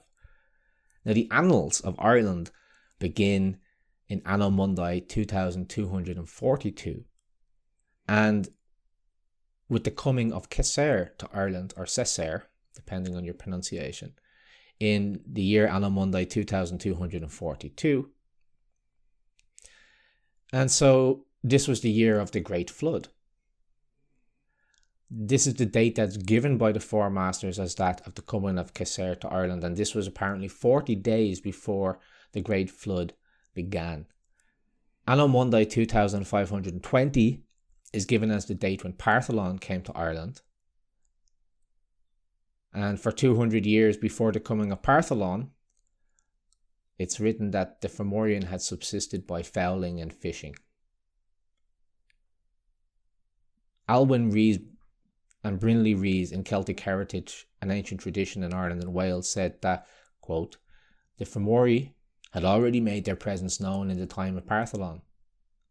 The Lower Gabála Érenn describes them in that context as beings with single arms and single legs. They were led by Cichal Gricancos, son of Gaul, the one-eyed, son of Garib, rough. Each of their 4 ships companies comprised 50 men and thrice 50 women, and their predominantly female character is further emphasized by the description of Cichal's monstrous mother, Lot. Her bloated lips were in her breast, she had 4 eyes on her back, and she equalled all her troop in strength. According to some versions, the Fomori were destroyed in their battle with Partholon. According to others, though the battle was fought for a week, not a man was slain there, for it was a magic battle. That's the end of the quote. In Anno Mundi 2530, the Fomorians, in one account, were defeated by Partholon at Magith, County Donegal. And these events are recorded in the Annals of Ireland. In Anno Mundi 2820, Partholon's people die of the plague. In 2850, Nemed came to Ireland. In 3066, the Fomorian Tower of Conan on Tory Island is destroyed by the race of Nemed, but Nemedians are defeated and only 30 of their race survive and escape Ireland. Again, Rees says ultimately Nemed's people assaulted the Tower of Conan, but after they had secured his downfall, More appeared with 70 ships, and only 1 ship with 30 warriors of Nemed's people escaped from the slaughter that ensued. End quote. In John O'Donovan's translation of the Annals of the Kingdom of Ireland, Volume 1, at the year Anno Mundi 3066, he writes, the demolition of the Tower of Conan in this year by the race of Nemed against Conan, son of Favour, and the Fomorians in general, in revenge for all the oppression they had inflicted upon them, the race of Nemed, as is evident from the chronicle which is called Lower Gabála, and they nearly all fell by each other. 30 persons alone of the race of the Nemed escaped to different quarters of the world, and they came to Ireland some time afterwards as Firbolgs. 216 years Nemed and his race remained in Ireland. After this, Ireland was a wilderness for a period of 200 years. End quote. Anno Mundi 3266, the arrival of the Firbolg. So just to recap, there was a group of people who came to Ireland called the Nemedians. They had been oppressed and tyrannized by the Fomorians. They rose up against the Fomorians and managed to destroy the Tower of Conan, which sat on Tory Island. However, the Fomorians got reinforcements and almost completely eradicated the race of the Nemed. However, 30 people managed to escape on ships. For 200 years they had been away from Ireland. If you want to know more about that story, you have to watch the video, Who Were the Firbolgs? But that brings us up to the year 3266 as the Firbolgs, the descendants of Nemed, the enemies, the rivals, those who had fought against the Fomorians hundreds of years before, returned to Ireland. And they had the Kingdom of Ireland, for the most part, until the Anno Mundi 3303, when the Tuatha de Danann arrived in Ireland. This brings us up to the first battle of Moytura, which, if you want to hear that story, you need to watch the video on the arrival of the Tuatha De Danann. See, I told you how all these videos are going to complement each other, and together they'll provide a very intricate tapestry of the different groups of people and their actions and their dynamics from the mythological accounts of Ireland. So we find a sort of an alliance between the Tuatha De Danann and the Fomorians after the first battle of Moytura, and it's an interesting one because it really sheds light on this subject, which is complicated enough already. It's vague and it's difficult to find good information on, but when you do start to dive deeper into it, what do you find? Well, politics. In the first battle of Moytura, the arm of Tuatha, who was king and leader of the Tuatha De Danann, was severed in the battle. And under the Brehon laws, under the oldest laws of the land, a king could not be king if he was blemished. So therefore, Tuatha had to give up the position of king of the Tuatha De Danann. And who should it go to? Well, for some reason or another, the wives said that it should go to their adopted son, Bres, or Yochi Bres, who was son of Elaha. Bres's father, Elaha, son of Dalbeth, was a king of the Fomorians, but his mother was Érenn, daughter of Delbach, and belonged to the Tuatha De Danann. So Bres was of a mixed race here. His father was Fomorian, his mother Tuatha De Danann, but he had been adopted and raised and was part of the Tuatha De Danann tribe. At first sight, the proposal, which was accepted by the Tuatha, seems strange in view of what has been said of the Fomorians as monstrous enemies who challenged Partholon, and as the oppressors who caused a remnant of Nemed's people to abandon the country. However, in later stories, the Fomorian are giants, and in ecclesiastical texts they are classed with elves and other misshapen creatures, the accursed sons of Noah. Before coming to Ireland, the Tuatha De Danann had made an alliance with the Fomorian, it seems, because you have intermarriage between the Tuatha De Danann and the Fomorians at a very early stage in the story of when they arrived to Ireland. How was Bres a grown man?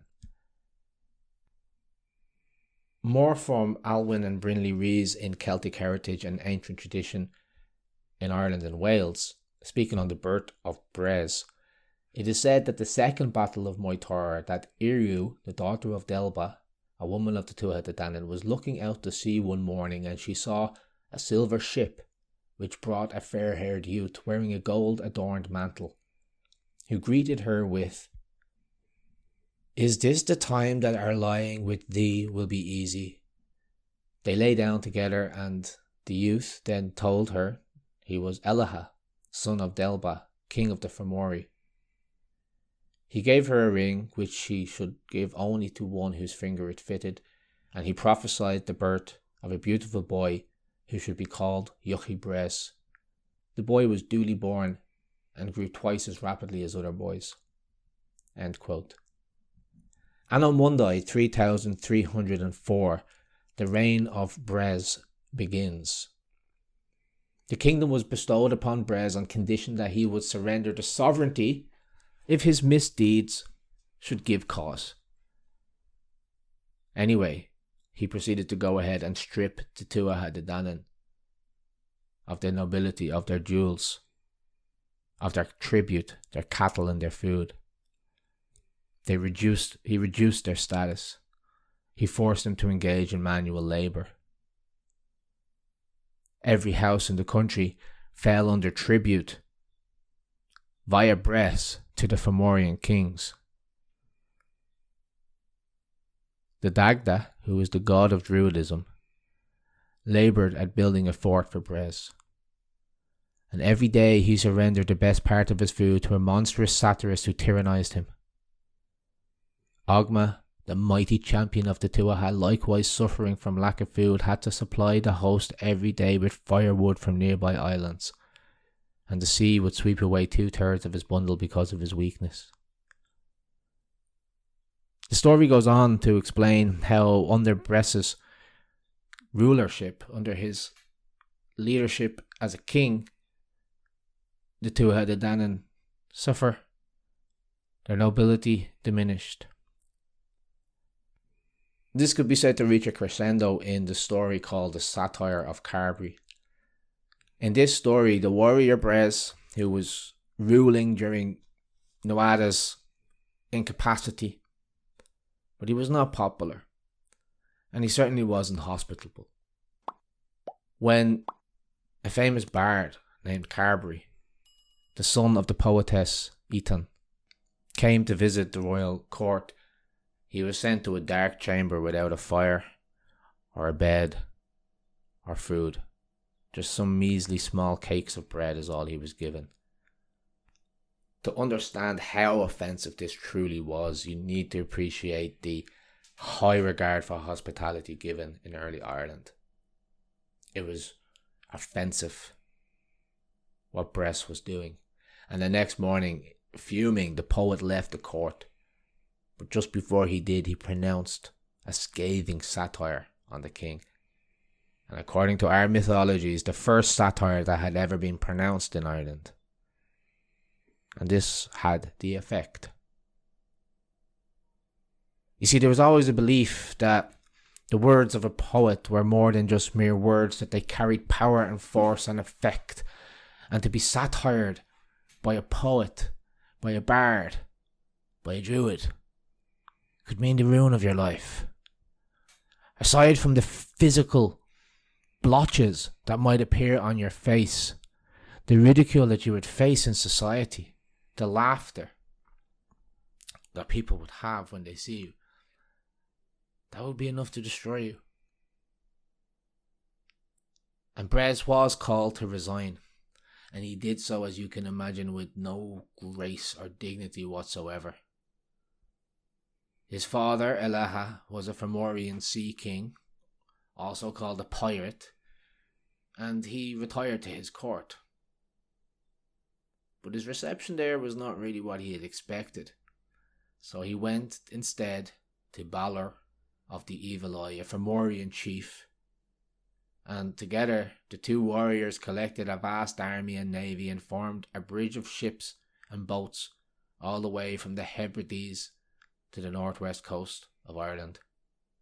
And upon landing their forces, they marched to a plain in the barony of Tir Errol, County Sligo, where they waited an attack or surrender of the Tuatha De Danann army. But the magical skill, or more correctly, the superior abilities of this people proved them more than equal to the occasion. That's from an illustrated history of Ireland from the earliest period by M.F. Cusack. The story then continues into the birth of Lugh and the coming of Lugh and the arrival of him into the Tuatha De Danann, but we're not going to speak about that here just for the sake of time. But it's enough to say that Lugh was also born half Tuatha De Danann and half Fomorian, however in reverse. If I remember correctly, his father was Tuatha De Danann and his mother Fomorian. But it's enough to know that he was prophesied to slay Balor, who is his grandfather, Balor of the Evil Eye. And so when he arrived in Tara, he proved himself to the Tuatha De Danann, and they accepted him as the new leader in place of Bres. But before Lugh arrives on the scene in Anno Mundi 3310, Nuada had gone through a bit of a miraculous healing when his physician, the magical Dienkhecht, he created a silver arm to replace Nuada's lost arm. And so he ruled as Nuada Argylov, which means Nuada of the silver arm. Today, in County Kildare, there is a place called Maynooth, which in Irish is called May Nuada, which means the plain of Nuada, the king of the Tuatha De Danann. Returning to Rhys again in Celtic heritage and ancient tradition in Ireland and Wales, the maimed Nuada had long since been provided with a silver arm, or an argot love, by Dain Cecht. But later Dain Cecht's son Meach healed his arm of flesh, and he was reinstated as king of Tuatha De Danann. So this explains why Nuada is now again king of the Tuatha De Danann when Lugh, who had not been raised with the Tuatha De Danann, now a young man, arrives at the door of Tara asking to be admitted. So impressed were the Tuatha De Danann with this Lugh, Lá Fada Samuel Dánach, the long-armed master of all arts, that they chose him to be their leader in the Second Battle of Moytura, which occurred in Anno Mundi 3330. And it's in this battle that Lugh lives up to the prophecy and slays his grandfather Balor, the giant of the mighty blows and the evil eye, with a well-placed shot of his sling. Does this sound familiar? The plain on which this battle was fought retains the name of Moytura, meaning the plain of the towers or the pillars, and sepulchral monuments may still be seen on the ancient field to this day. Sadly, Nuada was also slain in the battle by the Fomorians. So in Anno Mundi 3331, the reign of Lufada the Long-Handed begins, and he establishes the fair of Teltu in Teltown, County Meath. In Anno Mundi 3471, the joint reign of the last three kings of the Tuatha De Danann, MacCool, Machecht and Magrana, begins. And finally, 29 years later, in Anno Mundi 3500, we have the arrival of the Milesians, and then the battles of Slieve Mish and Telcha are fought, and the three kings of the Tuatha De Danann are killed. Now onto the Fomorians. What I found interesting in my research of them is this kind of like blurred distinction that we have between the Fomorians and the Tuatha De Danann, and especially the kind of characters of Bress and Lugh almost being counterparts of each other, where both of them are half Fomorian and half Tuatha De Danann, but on opposite sides. So for one of them, the father is of Tuatha De Danann and the mother is of Fomorians, and the other it's the vice versa. It's the other way around. We also see these kind of supernatural qualities associated to both the Tuatha De Danann and the Fomorians, but not so much the Firbolgs. Okay, they might have druids and so on, but the Tuatha De Danann are always spoken of as being like adept at magic and the magical arts and the supernaturals. What's also interesting is the Fomorians never appear to be as settlers in Ireland in the same ways as the other groups of people. They remain kind of in the background throughout, like a boogeyman, like this monster that's always lurking in the shadows. They seem to always be associated with the sea, and from a kind of Jungian perspective, this is the idea of the subconscious and the unknown. And in this sense, the Fomorians could represent the aspect of the self and of nature that is untamed, and therefore we are subject to it and at the whim of, as compared to, say, what the Tuatha De Danann symbolize, which is more of a kind of an order, a society, artistry, devotion, worship, like in the spiritual, like having a kind of a higher culture. So perhaps what we're looking at here is more of a symbolic representation of the dark, monstrous part of our own psyche, the untamed part of our own psyche, the primordial part of our own minds. We can also draw some parallels here from these stories with the myths and accounts from around the world. Like the biblical account of David and Goliath just sounds exactly like Lugh and Balor, down to the fact that Balor is a giant and Lugh is just like a young man, and he kills him with a slingshot. But there's obvious differences here. Is that Balor is a supernatural giant with one eye that whatever it looks on, it gets destroyed. I don't think Goliath had that. However, the ending of the Irish one is like way cooler, because he knocks the eye so hard that it fires out the back of his head, out the back of his skull, and because this eye is a magical eye that causes anything it looks on to be destroyed, well, it starts to completely eradicate the Fomorian enemy when it falls out the back of his skull and starts looking at them. It's a very cool ending. So that's an obvious parallel there. But there's other parallels that we can draw here with, say, the Vedas or Scandinavian mythology or Greek and Roman mythology. Particularly the idea of having like two groups of gods who are fighting against each other. You know, you have the Titans in the Greek mythology. In Hinduism, you have the idea of the Devas and the Asuras. And you have this constant theme of a kind of a battle that's raging on throughout time, throughout history, and throughout our mythology, of these two groups of divine, semi-divine. I say semi-divine because they're also subject to very like human qualities as well. And it's replete in all of our mythologies throughout the world. If I had more time, and maybe this is for another video, I'd love to explore this topic in more detail with you and explain how, from a archetypal sense, from a psychoanalytical sense, looking at the themes that come out of these myths, and how they apply to our psychology and how they represent different parts of our mind and our psychology, would be a really interesting deep dive.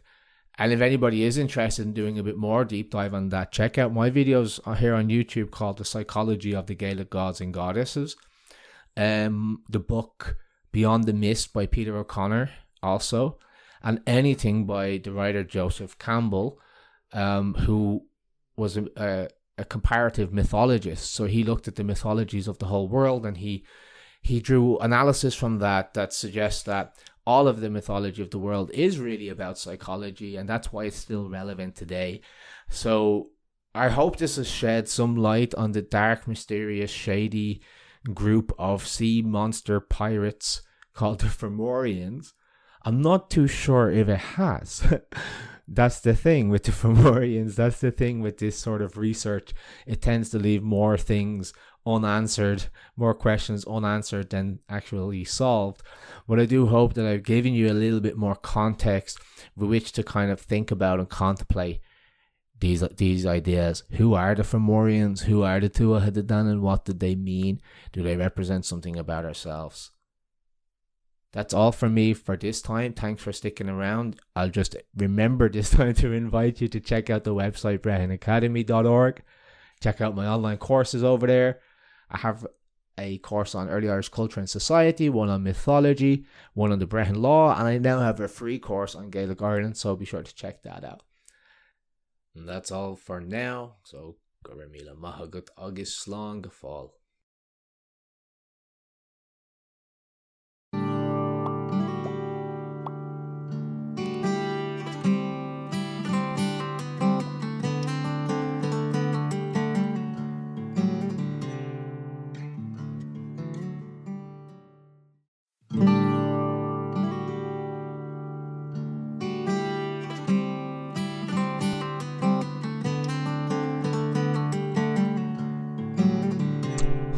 The Milesians, as I said, were descendants of a man named Mil, who was a Scythian, and he had settled in Spain.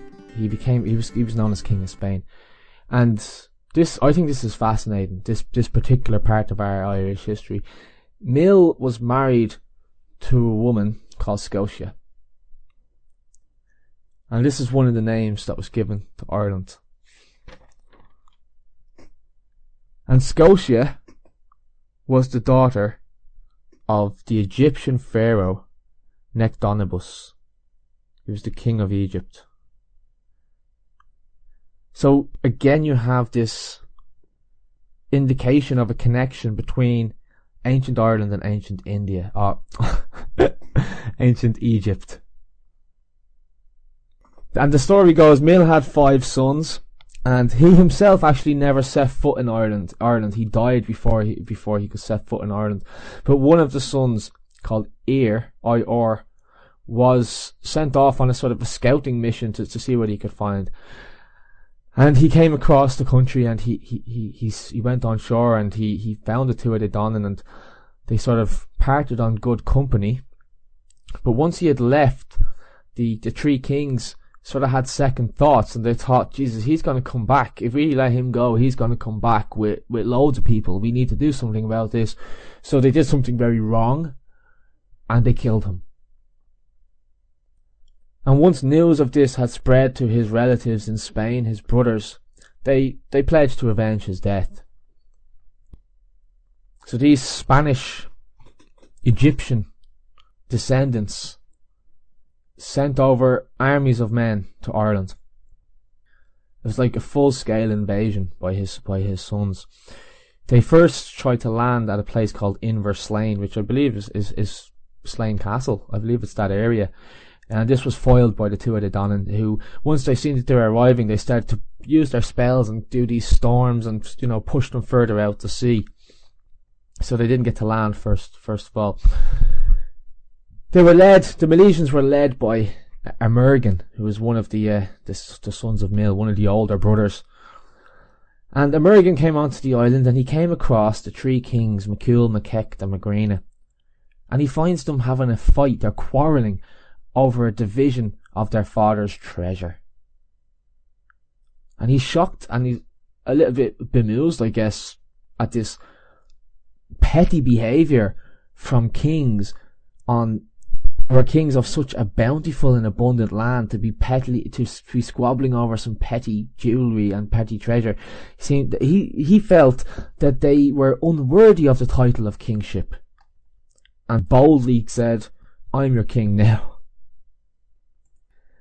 What transpired next is referred to as the First Judgment, but as I said earlier, the one with Partalon is a much earlier account, but some people still refer to this as the First Judgment because there's actually a judge in this story. There's actually a Brehon or a druid who's giving his opinion, and therefore it's a judgment. You don't get that in the Partalonian story. But the Tuatha Danann, they weren't prepared for this battle. They weren't expecting, they were sort of caught by surprise by the Milesians, and they asked for more time to prepare for battle. And they turned to Emergan, who was a druid, and they said to them, okay, you have to use your good judgment and knowledge. We're going to put you to the test. We're going to put your judgment to the test. We want you to make us a fair offer. And if you didn't make them a fair offer, they promised to strike him down on the spot using their enchantments and kill him. So he turned around and he said that because the Tuatha Danann were caught off guard, that it wouldn't be fair to fight now. So what they would do is they would go back to their ships, and they would sail out 9 leagues, 9 waves out into the ocean, and then they would try to take Ireland again. And if they were successful, they would take it, and if not, they would leave. And he tells the Tuatha Danann that they can use their magic, and if they can keep the ships from coming back on the shore, then that will be it, and they will remain the rulers of Ireland. And the Tuatha Danann heard this judgment, and they seen it as pleasing to them, and it was a just judgment, and it was fair. And because they were confident and probably a little bit cocky of their magical abilities, they were, in their own minds, certain of success. They started using their enchantments. They called on these great storms and this roaring sea, this stormy, windy weather, in an effort to destroy the ships of the Milesians that were sitting in the bay. But the story says that this storm, this wind, this roaring sea, was soothed back to calmness when Emergan began to speak his poetry. Landing on the shores, finally, they go on to overthrow the Tuatha Danann at Talton, which is now today known as Telltown, in the region of Tara in the county of Meath. Defeated, the Tuatha Danann move into the hills of Ireland, under the guidance of Danann and the kingship of their new leader, Bob the Arg. The Milesians had conquered Ireland and would set about building hill forts, round forts, rats, cairns, and we can see lots of remnants of these things around the country today. But the Milesians would be, as I said, the Spanish, the sons of Mil the king of Spain. And this is where the Irish people get, some of the Irish people have dark hair, darker skin, darker eyes. It comes from that genetic line, gone back to Spain. And it's also why I would speculate, why the Irish people are so closely related genetically to the people of the Basque region of Spain.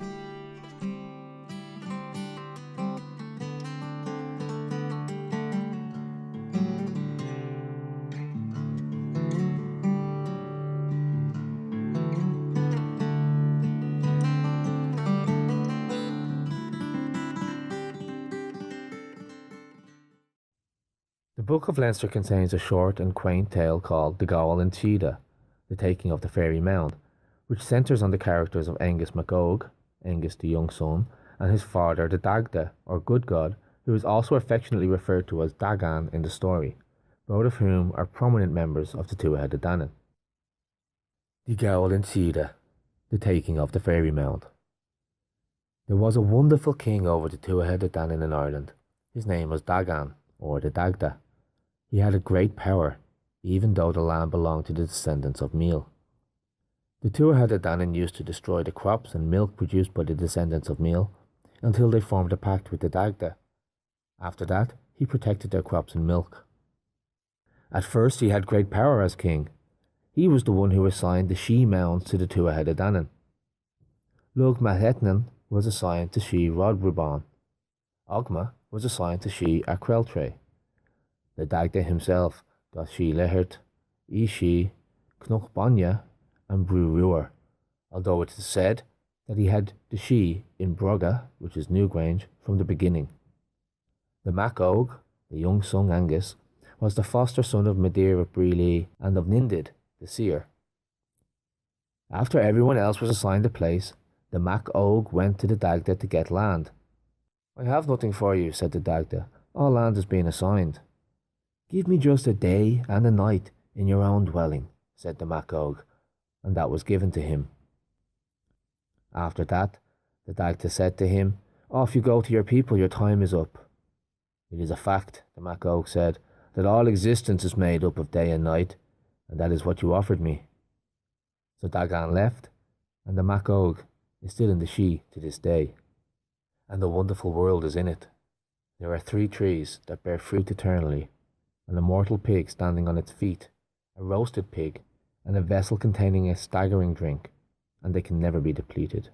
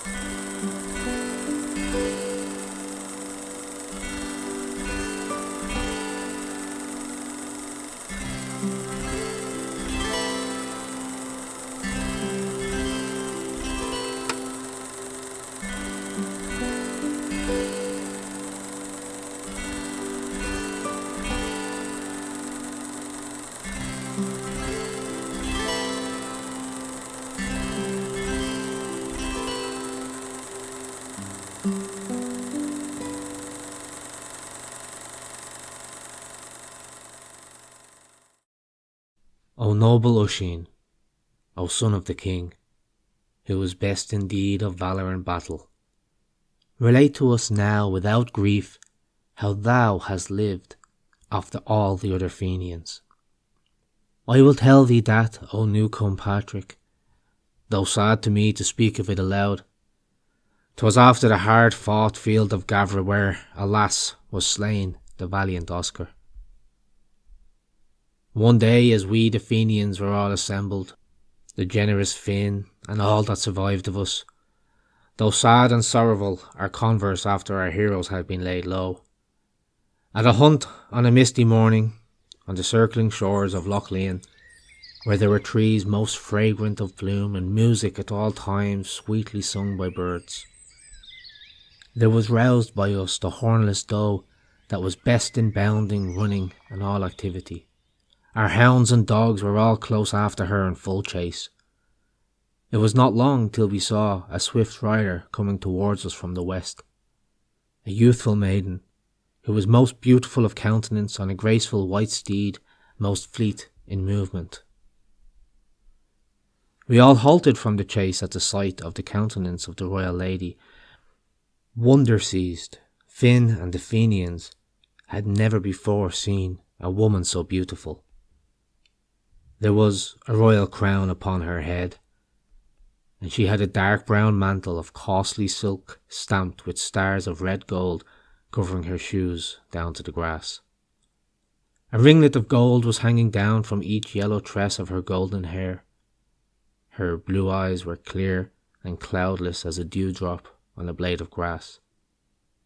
Her cheek was redder than the rose, her complexion fairer than the hue of the swan upon the wave. Sweeter yet was the taste of her little mouth than honey that is taken mixed with red wine. A cloth wide, long and smooth was covering the white steed. There was a saddle adorned with red gold, and she held a gold-bitted bridle in her right hand. 4 shapely shoes were under him of yellow gold of the finest quality. A wreath of silver he had in the back of his head. Not in the world was there a better steed. She came into the presence of Finn and spoke in a tone gentle and earnest, and said, "O King of the Fiends, long and from afar has been my journey. Who art thou thyself, O young queen, O woman best in figure, beauty, and countenance? Relate to us now thy story from the beginning, and tell us thy name and thy land." "Niamh of the head of gold is my own name, O most valiant Finn of the great hosts. Beyond all the women of the world I have gained fame, and I am the fair daughter of the King of Youth." "Tell us, O gentle Queen, the cause of thy coming over the sea from afar. Is it thy husband who has gone from thee, or what is the trouble that is on thee?" "It is not that husband has gone from me. Never yet have I been pledged to any man, O Fenian, king of the highest fame, but affection and love I have given to thy son." "To which of my sons, O blooming maid, hast thou given love and liking? Do not hide from us now the whole cause, but tell us thy trouble, O woman." "I myself will tell thee that, O Finn. It is thy lovable, handsome son of the hard weapons, high-minded Osín of the strong arms. He is the hero that I now speak of. What is the cause for which thou hast given love, O beautiful maid of the glossy hair, to my own fair Osín beyond all others, seeing that there are so many high princes under the sun? Not without cause, O King of the Fenians, have I come from afar for him, but I received an account of him, of his excellence of body and mind. It is many a king's son and high prince have offered me love and lasting affection. I never consented to accept any man till I gave love to the valiant Osín. By that hand on thee, O Patrick, and not shameful for me to tell it, there was not a part of me but was in love with the beautiful maid of the glossy hair. I took her hand in mine and said, moreover, with sweet-toned voice, the kindest welcome I give thee to this land, O lovely, youthful queen. Thou art the brightest and fairest of bloom. 'Tis thou I should prefer for wife. Thou art my choice above the women of the world, O kindly star of the brightest luck. Commands that no true heroes do not regard I impose on thee now, O generous Osín, to come with me on my horse, and thus go away to Tir na Nog. It is the most delightful land to be found in the world, the land of most renown now beneath the sun, the trees bending with fruit and blossom, and foliage growing to the tips of the branches. Abundant in it are the honey and wine, and everything good that I had seen. Decay shall not come upon thee with time. Thou shalt not see failure or death. Thou shalt get feasting, play, and drinking. Thou shalt get music most sweet on harp string. Thou shalt get silver and gold, and thou shalt get also abundance of jewels. Thou shalt have 100 swords, and no deceit, and 100 mantles of satin of costly quality. Thou shalt have 100 steeds, most swift in battle. Thou shalt have with them 100 keen hounds. Thou shalt have 100 suits of armour, and shirts of satin, 100 cows, and also 100 calves. Thou shalt have 100 sheep with fleeces of gold. Thou shalt have 100 gems that are not to be found in this world of thine. Thou shalt have 100 handmaids, young and mirthful and bright and glorious as the sun, of the best features, figure, and complexion, whose voices are sweeter than the song of birds. Thou shalt have 100 warriors most brave in battle, most accomplished too in feats of activity, armed and equipped before thee if thou comest with me to the land of youth. Thou shalt have a protecting, well-fitting corslet, and a gold-hilted sword of most cunning stroke, worth 100 swords in the hand of a true hero, its like your land has never seen. Thou shalt get the royal diadem of the King of Youth that never yet was given to anyone under the sun, bright, brilliant with precious stones, whose worth cannot be put into words. Thou shalt have everything that I have said to thee, and utter delight without sorrow, without weeping. Thou shalt have beauty, strength, and power, and myself ye shall have for a wife. Refusal at all I will not give, O pleasant queen of the tresses of gold. Thou art my choice beyond the women of the world, and I will go with delight to the land of the young. On the steed's back we went away together. Before me sat the maiden, who said, O Osín, let us go softly at the first till we reach the opening into the great sea. Then arose that steed with strength, and when we reached the edge of the strand, he shook himself then for the journey, and let forth 3 neighs aloud. When Finn and the Fenians saw the steed swiftly going in his course, and turning his face to the strong sea, they uttered 3 cries of grief. O Osín, said Finn, weak and faint, my grief is that thou art going away, leaving me without a hope to see thee come back again, to me all triumphant.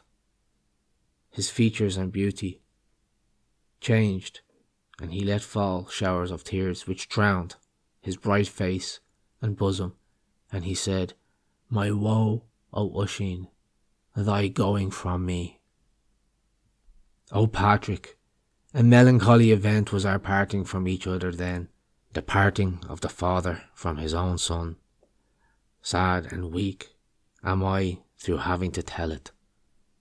I kissed my father tenderly, lovingly, and the same mark of affection I received from him. I bade farewell also to the Fenians, whilst the tears poured down my cheek. Many a delightful day, I and Finn and the Fenians with us in full glory were playing chess and carousing and listening to music, a gallant company, or hunting in the pleasant glens, our sweet-voiced hounds being with us. Another time we were in the rough battle, slaughtering warriors full vigorously. O vain Osín, quietly leave treating of thy valiant deeds amongst the fiends. How didst thou go to the land of the young? Continue now for us thy story without a lie. We turned our back to the land and our face directly to the west. The smooth sea ebbed before us and filled in swelling waves in our rear. We saw wonders on our way, cities, courts and castles, bright palaces and fortresses, splendid, sunny mansions and royal dwellings. We saw also by our side a hornless doe bounding swiftly, and a red-eared, vigorous white hound hunting it boldly in the chase. We saw also, 'tis no invention, a young maid on a brown steed with an apple of gold in her right hand, riding over the top of the waves. We saw, a short distance behind her, a young horseman on a steed most white, dressed in cloth of purple and red satin, with a gold-hilted sword in his right hand. Who are those two I see yonder, O gentle queen? Let me know. That woman of the beautiful countenance, and that graceful horseman on steed most white. Take no notice of what thou shalt see, O gentle Osín, nor mind what thou hast yet seen. They are all as nothing till we reach in earnest the land of the young. We saw next, away, far off, a bright sunny place, smooth-fronted, more fair of shape and look than all else to be found in the whole world. What kingly, most bright fortress, most beautiful of all eye has seen, are we approaching now, and who is the high prince over that fortress? It is the daughter of the king of the land of the living who is queen now in yonder fortress, whom Forver of the blows of Drumlochach took away with him by the great strength of his arms and by might. Bonds she imposed on that robber, never to make her his wife, till she should find a knight of true hero who would give him battle hand to hand. Bear sway and blessing, O gold-haired Niamh. I have never heard any music that was better than the most sweet word from thy honeyed mouth, though great grief it is to us to hear of a woman of her rank being so treated. Let us go now to visit her in that fortress, and it may be for me it is fated to slay that mighty warrior by feats of strength, as was my custom. We went then to the fortress, and there came out to us the young princess whose splendour was equal to the sun's, and she gave us 100 welcomes. There was a robe of yellow silk on this queen of the lovely complexion.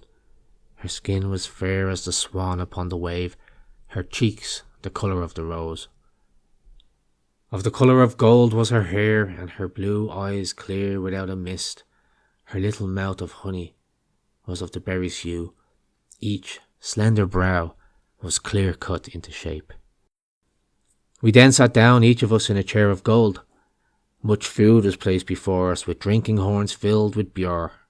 When we had eaten enough of food and tasted many sweet wines, the gentle young queen spoke and said, "Listen to me quietly." She told us her whole story fully and fairly, and the tears fell on her cheek, and she could never return to her own country whilst there was a mighty giant still alive. "List, be silent, O young queen, cease from thy grief and weep not, and I swear by my hand to thee that by me shall fall that murderous giant. There is no hero at all to be found now, however great his repute for valour throughout the world, who would give battle hand to hand to this fierce giant. Alas for me! I tell thee, O fair queen, that not terrible to me is his coming against me, and if he fall not by the strength of my arms, then I will fall in thy defence." Not long till we saw coming the mighty giant, most hateful of look, clothed in skins of deer, with a club of iron in his hand.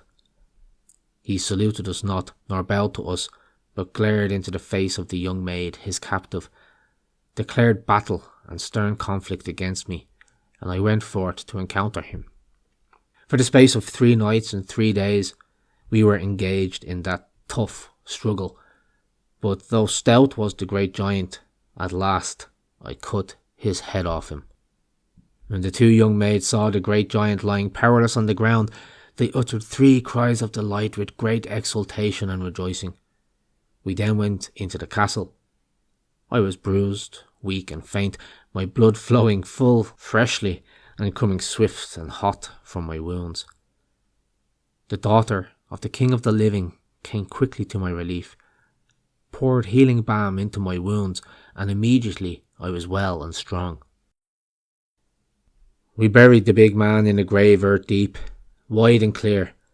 I raised his headstone over his grave and wrote his name upon it in the Ogham of branches. We took our meal joyfully and merry were we then after it, and in the castle warmly covered beds of the feathers of birds were prepared for us. On its morrow, at break of day, we awoke from our slumber. "It is fitting for me," said the king's daughter, "to set out without further rest to my own land." We dressed without delay and took our leave of the maiden.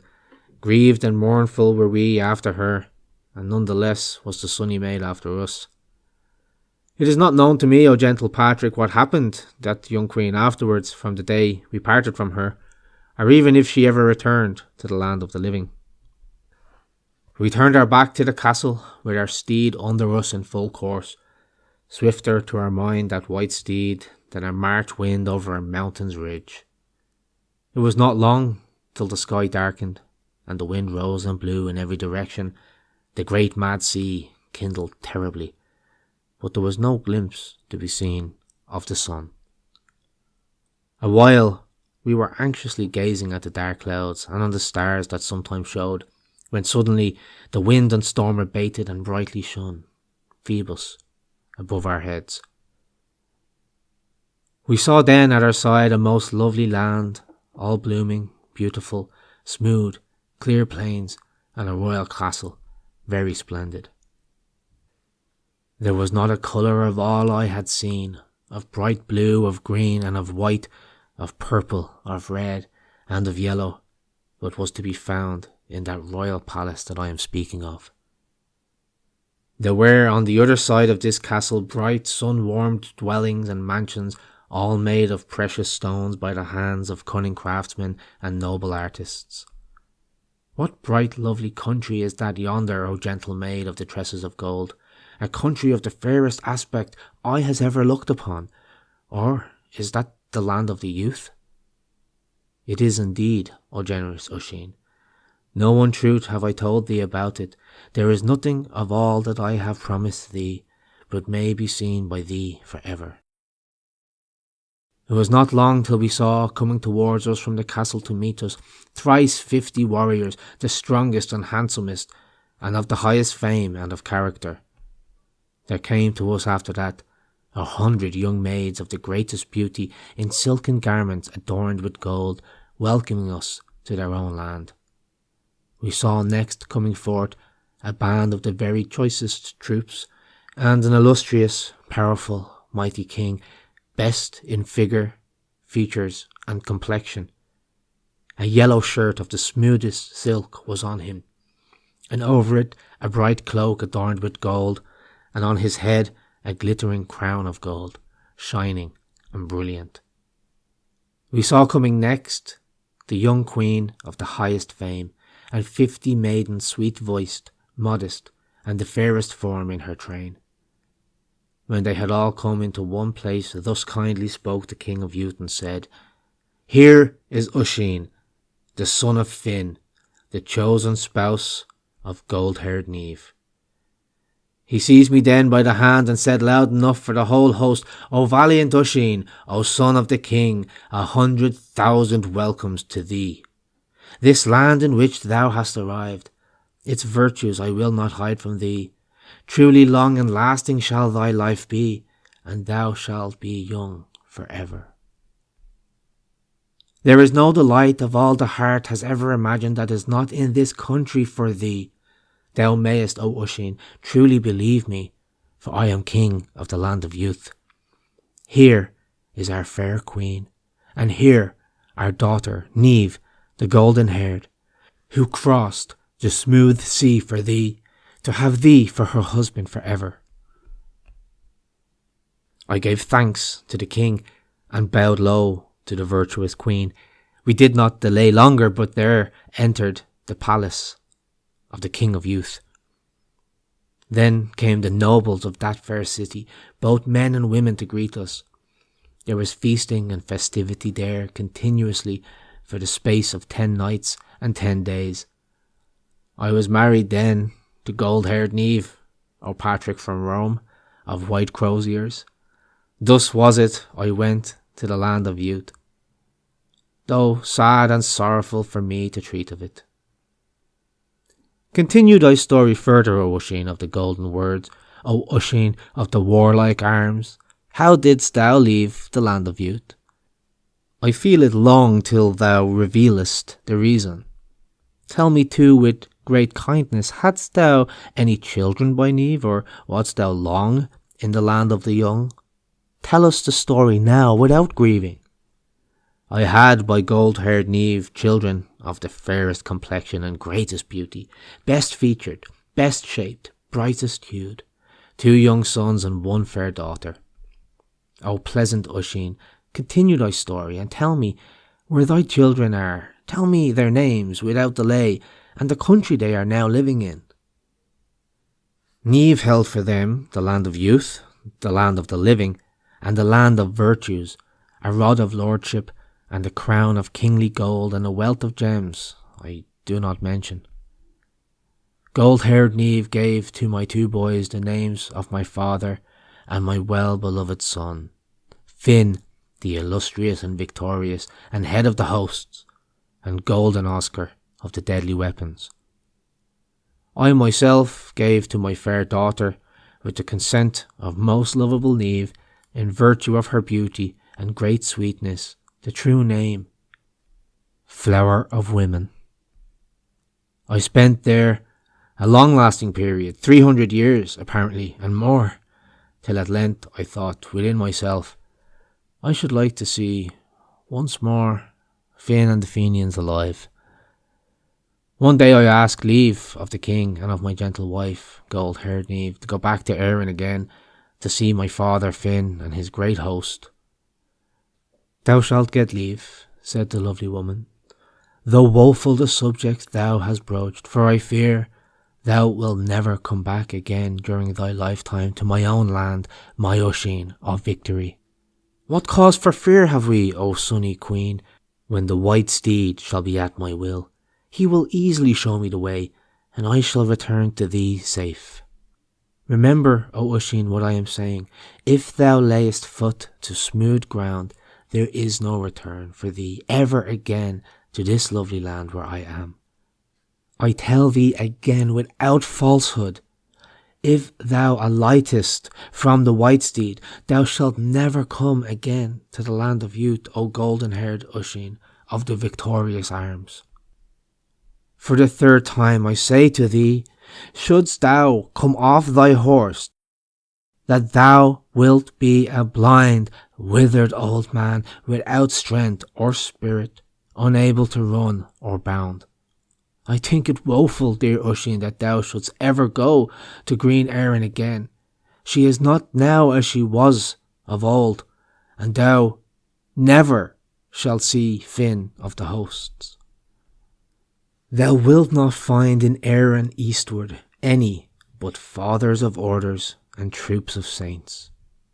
Then, beloved Osín, here is my kiss to thee. To the land of youth, woe, woe, I fear thou wilt never return. I looked with sorrow into her face, and a shower of tears fell from my eyes, O stern Patrick. Even thou wouldst have pitied her, to see her tearing the tresses of her soft golden hair. But she put me under strict bonds to go and come without touching ground, and told me that such was their power, if I should break them, I should not return safe. I promised her everything faithfully, that I would do all she told me. I mounted the back of the white steed and bade farewell to the people of the castle. I kissed my gentle wife, and melancholy were we at the parting.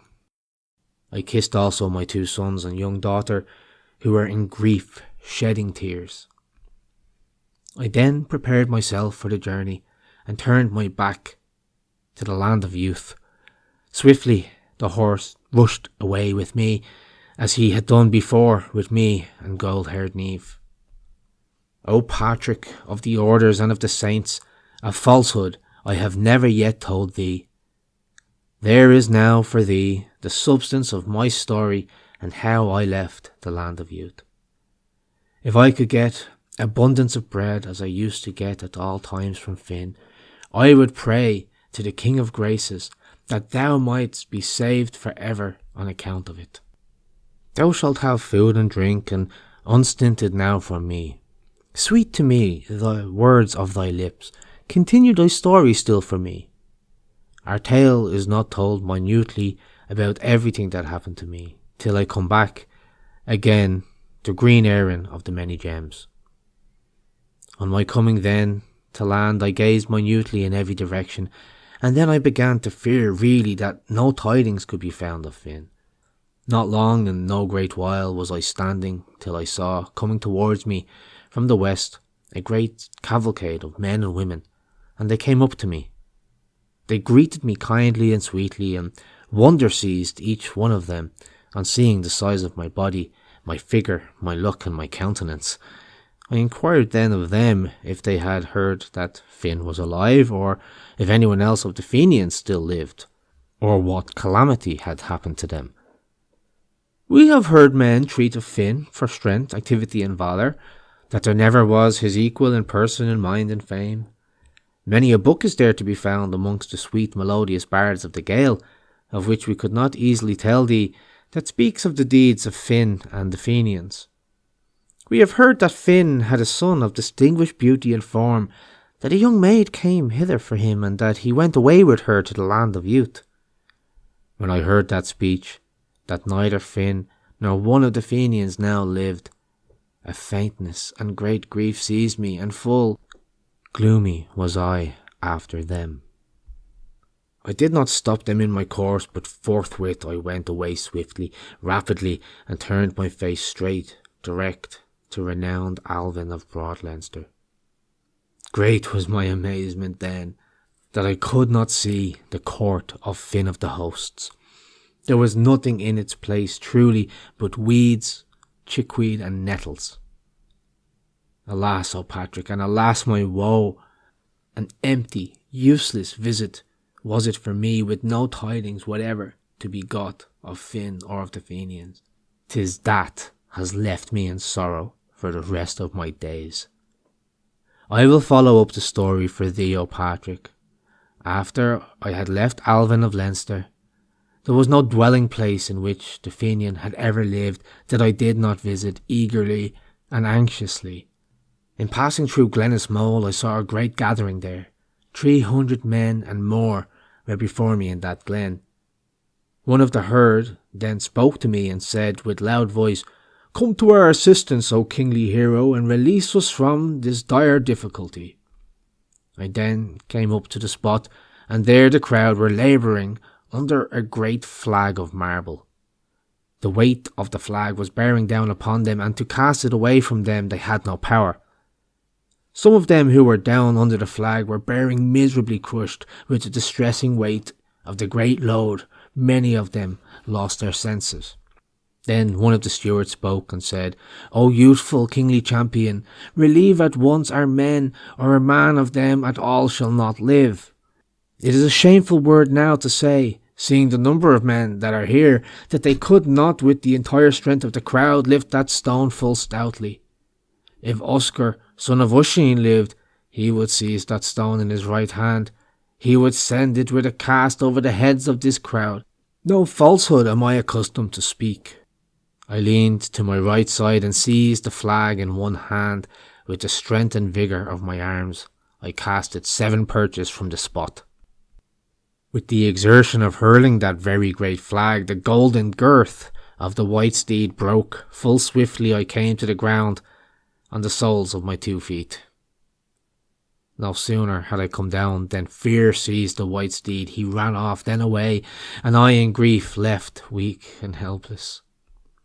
I lost the sight of my eyes, my figure, my fair countenance, and my bloom, and I was a poor, blind old man, powerless, witless, and unhonoured.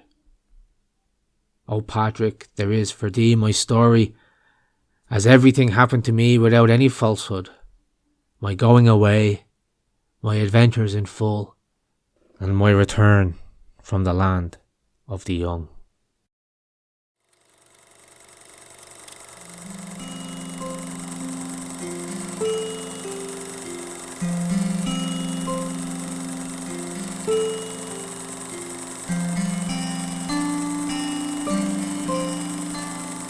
Thank you.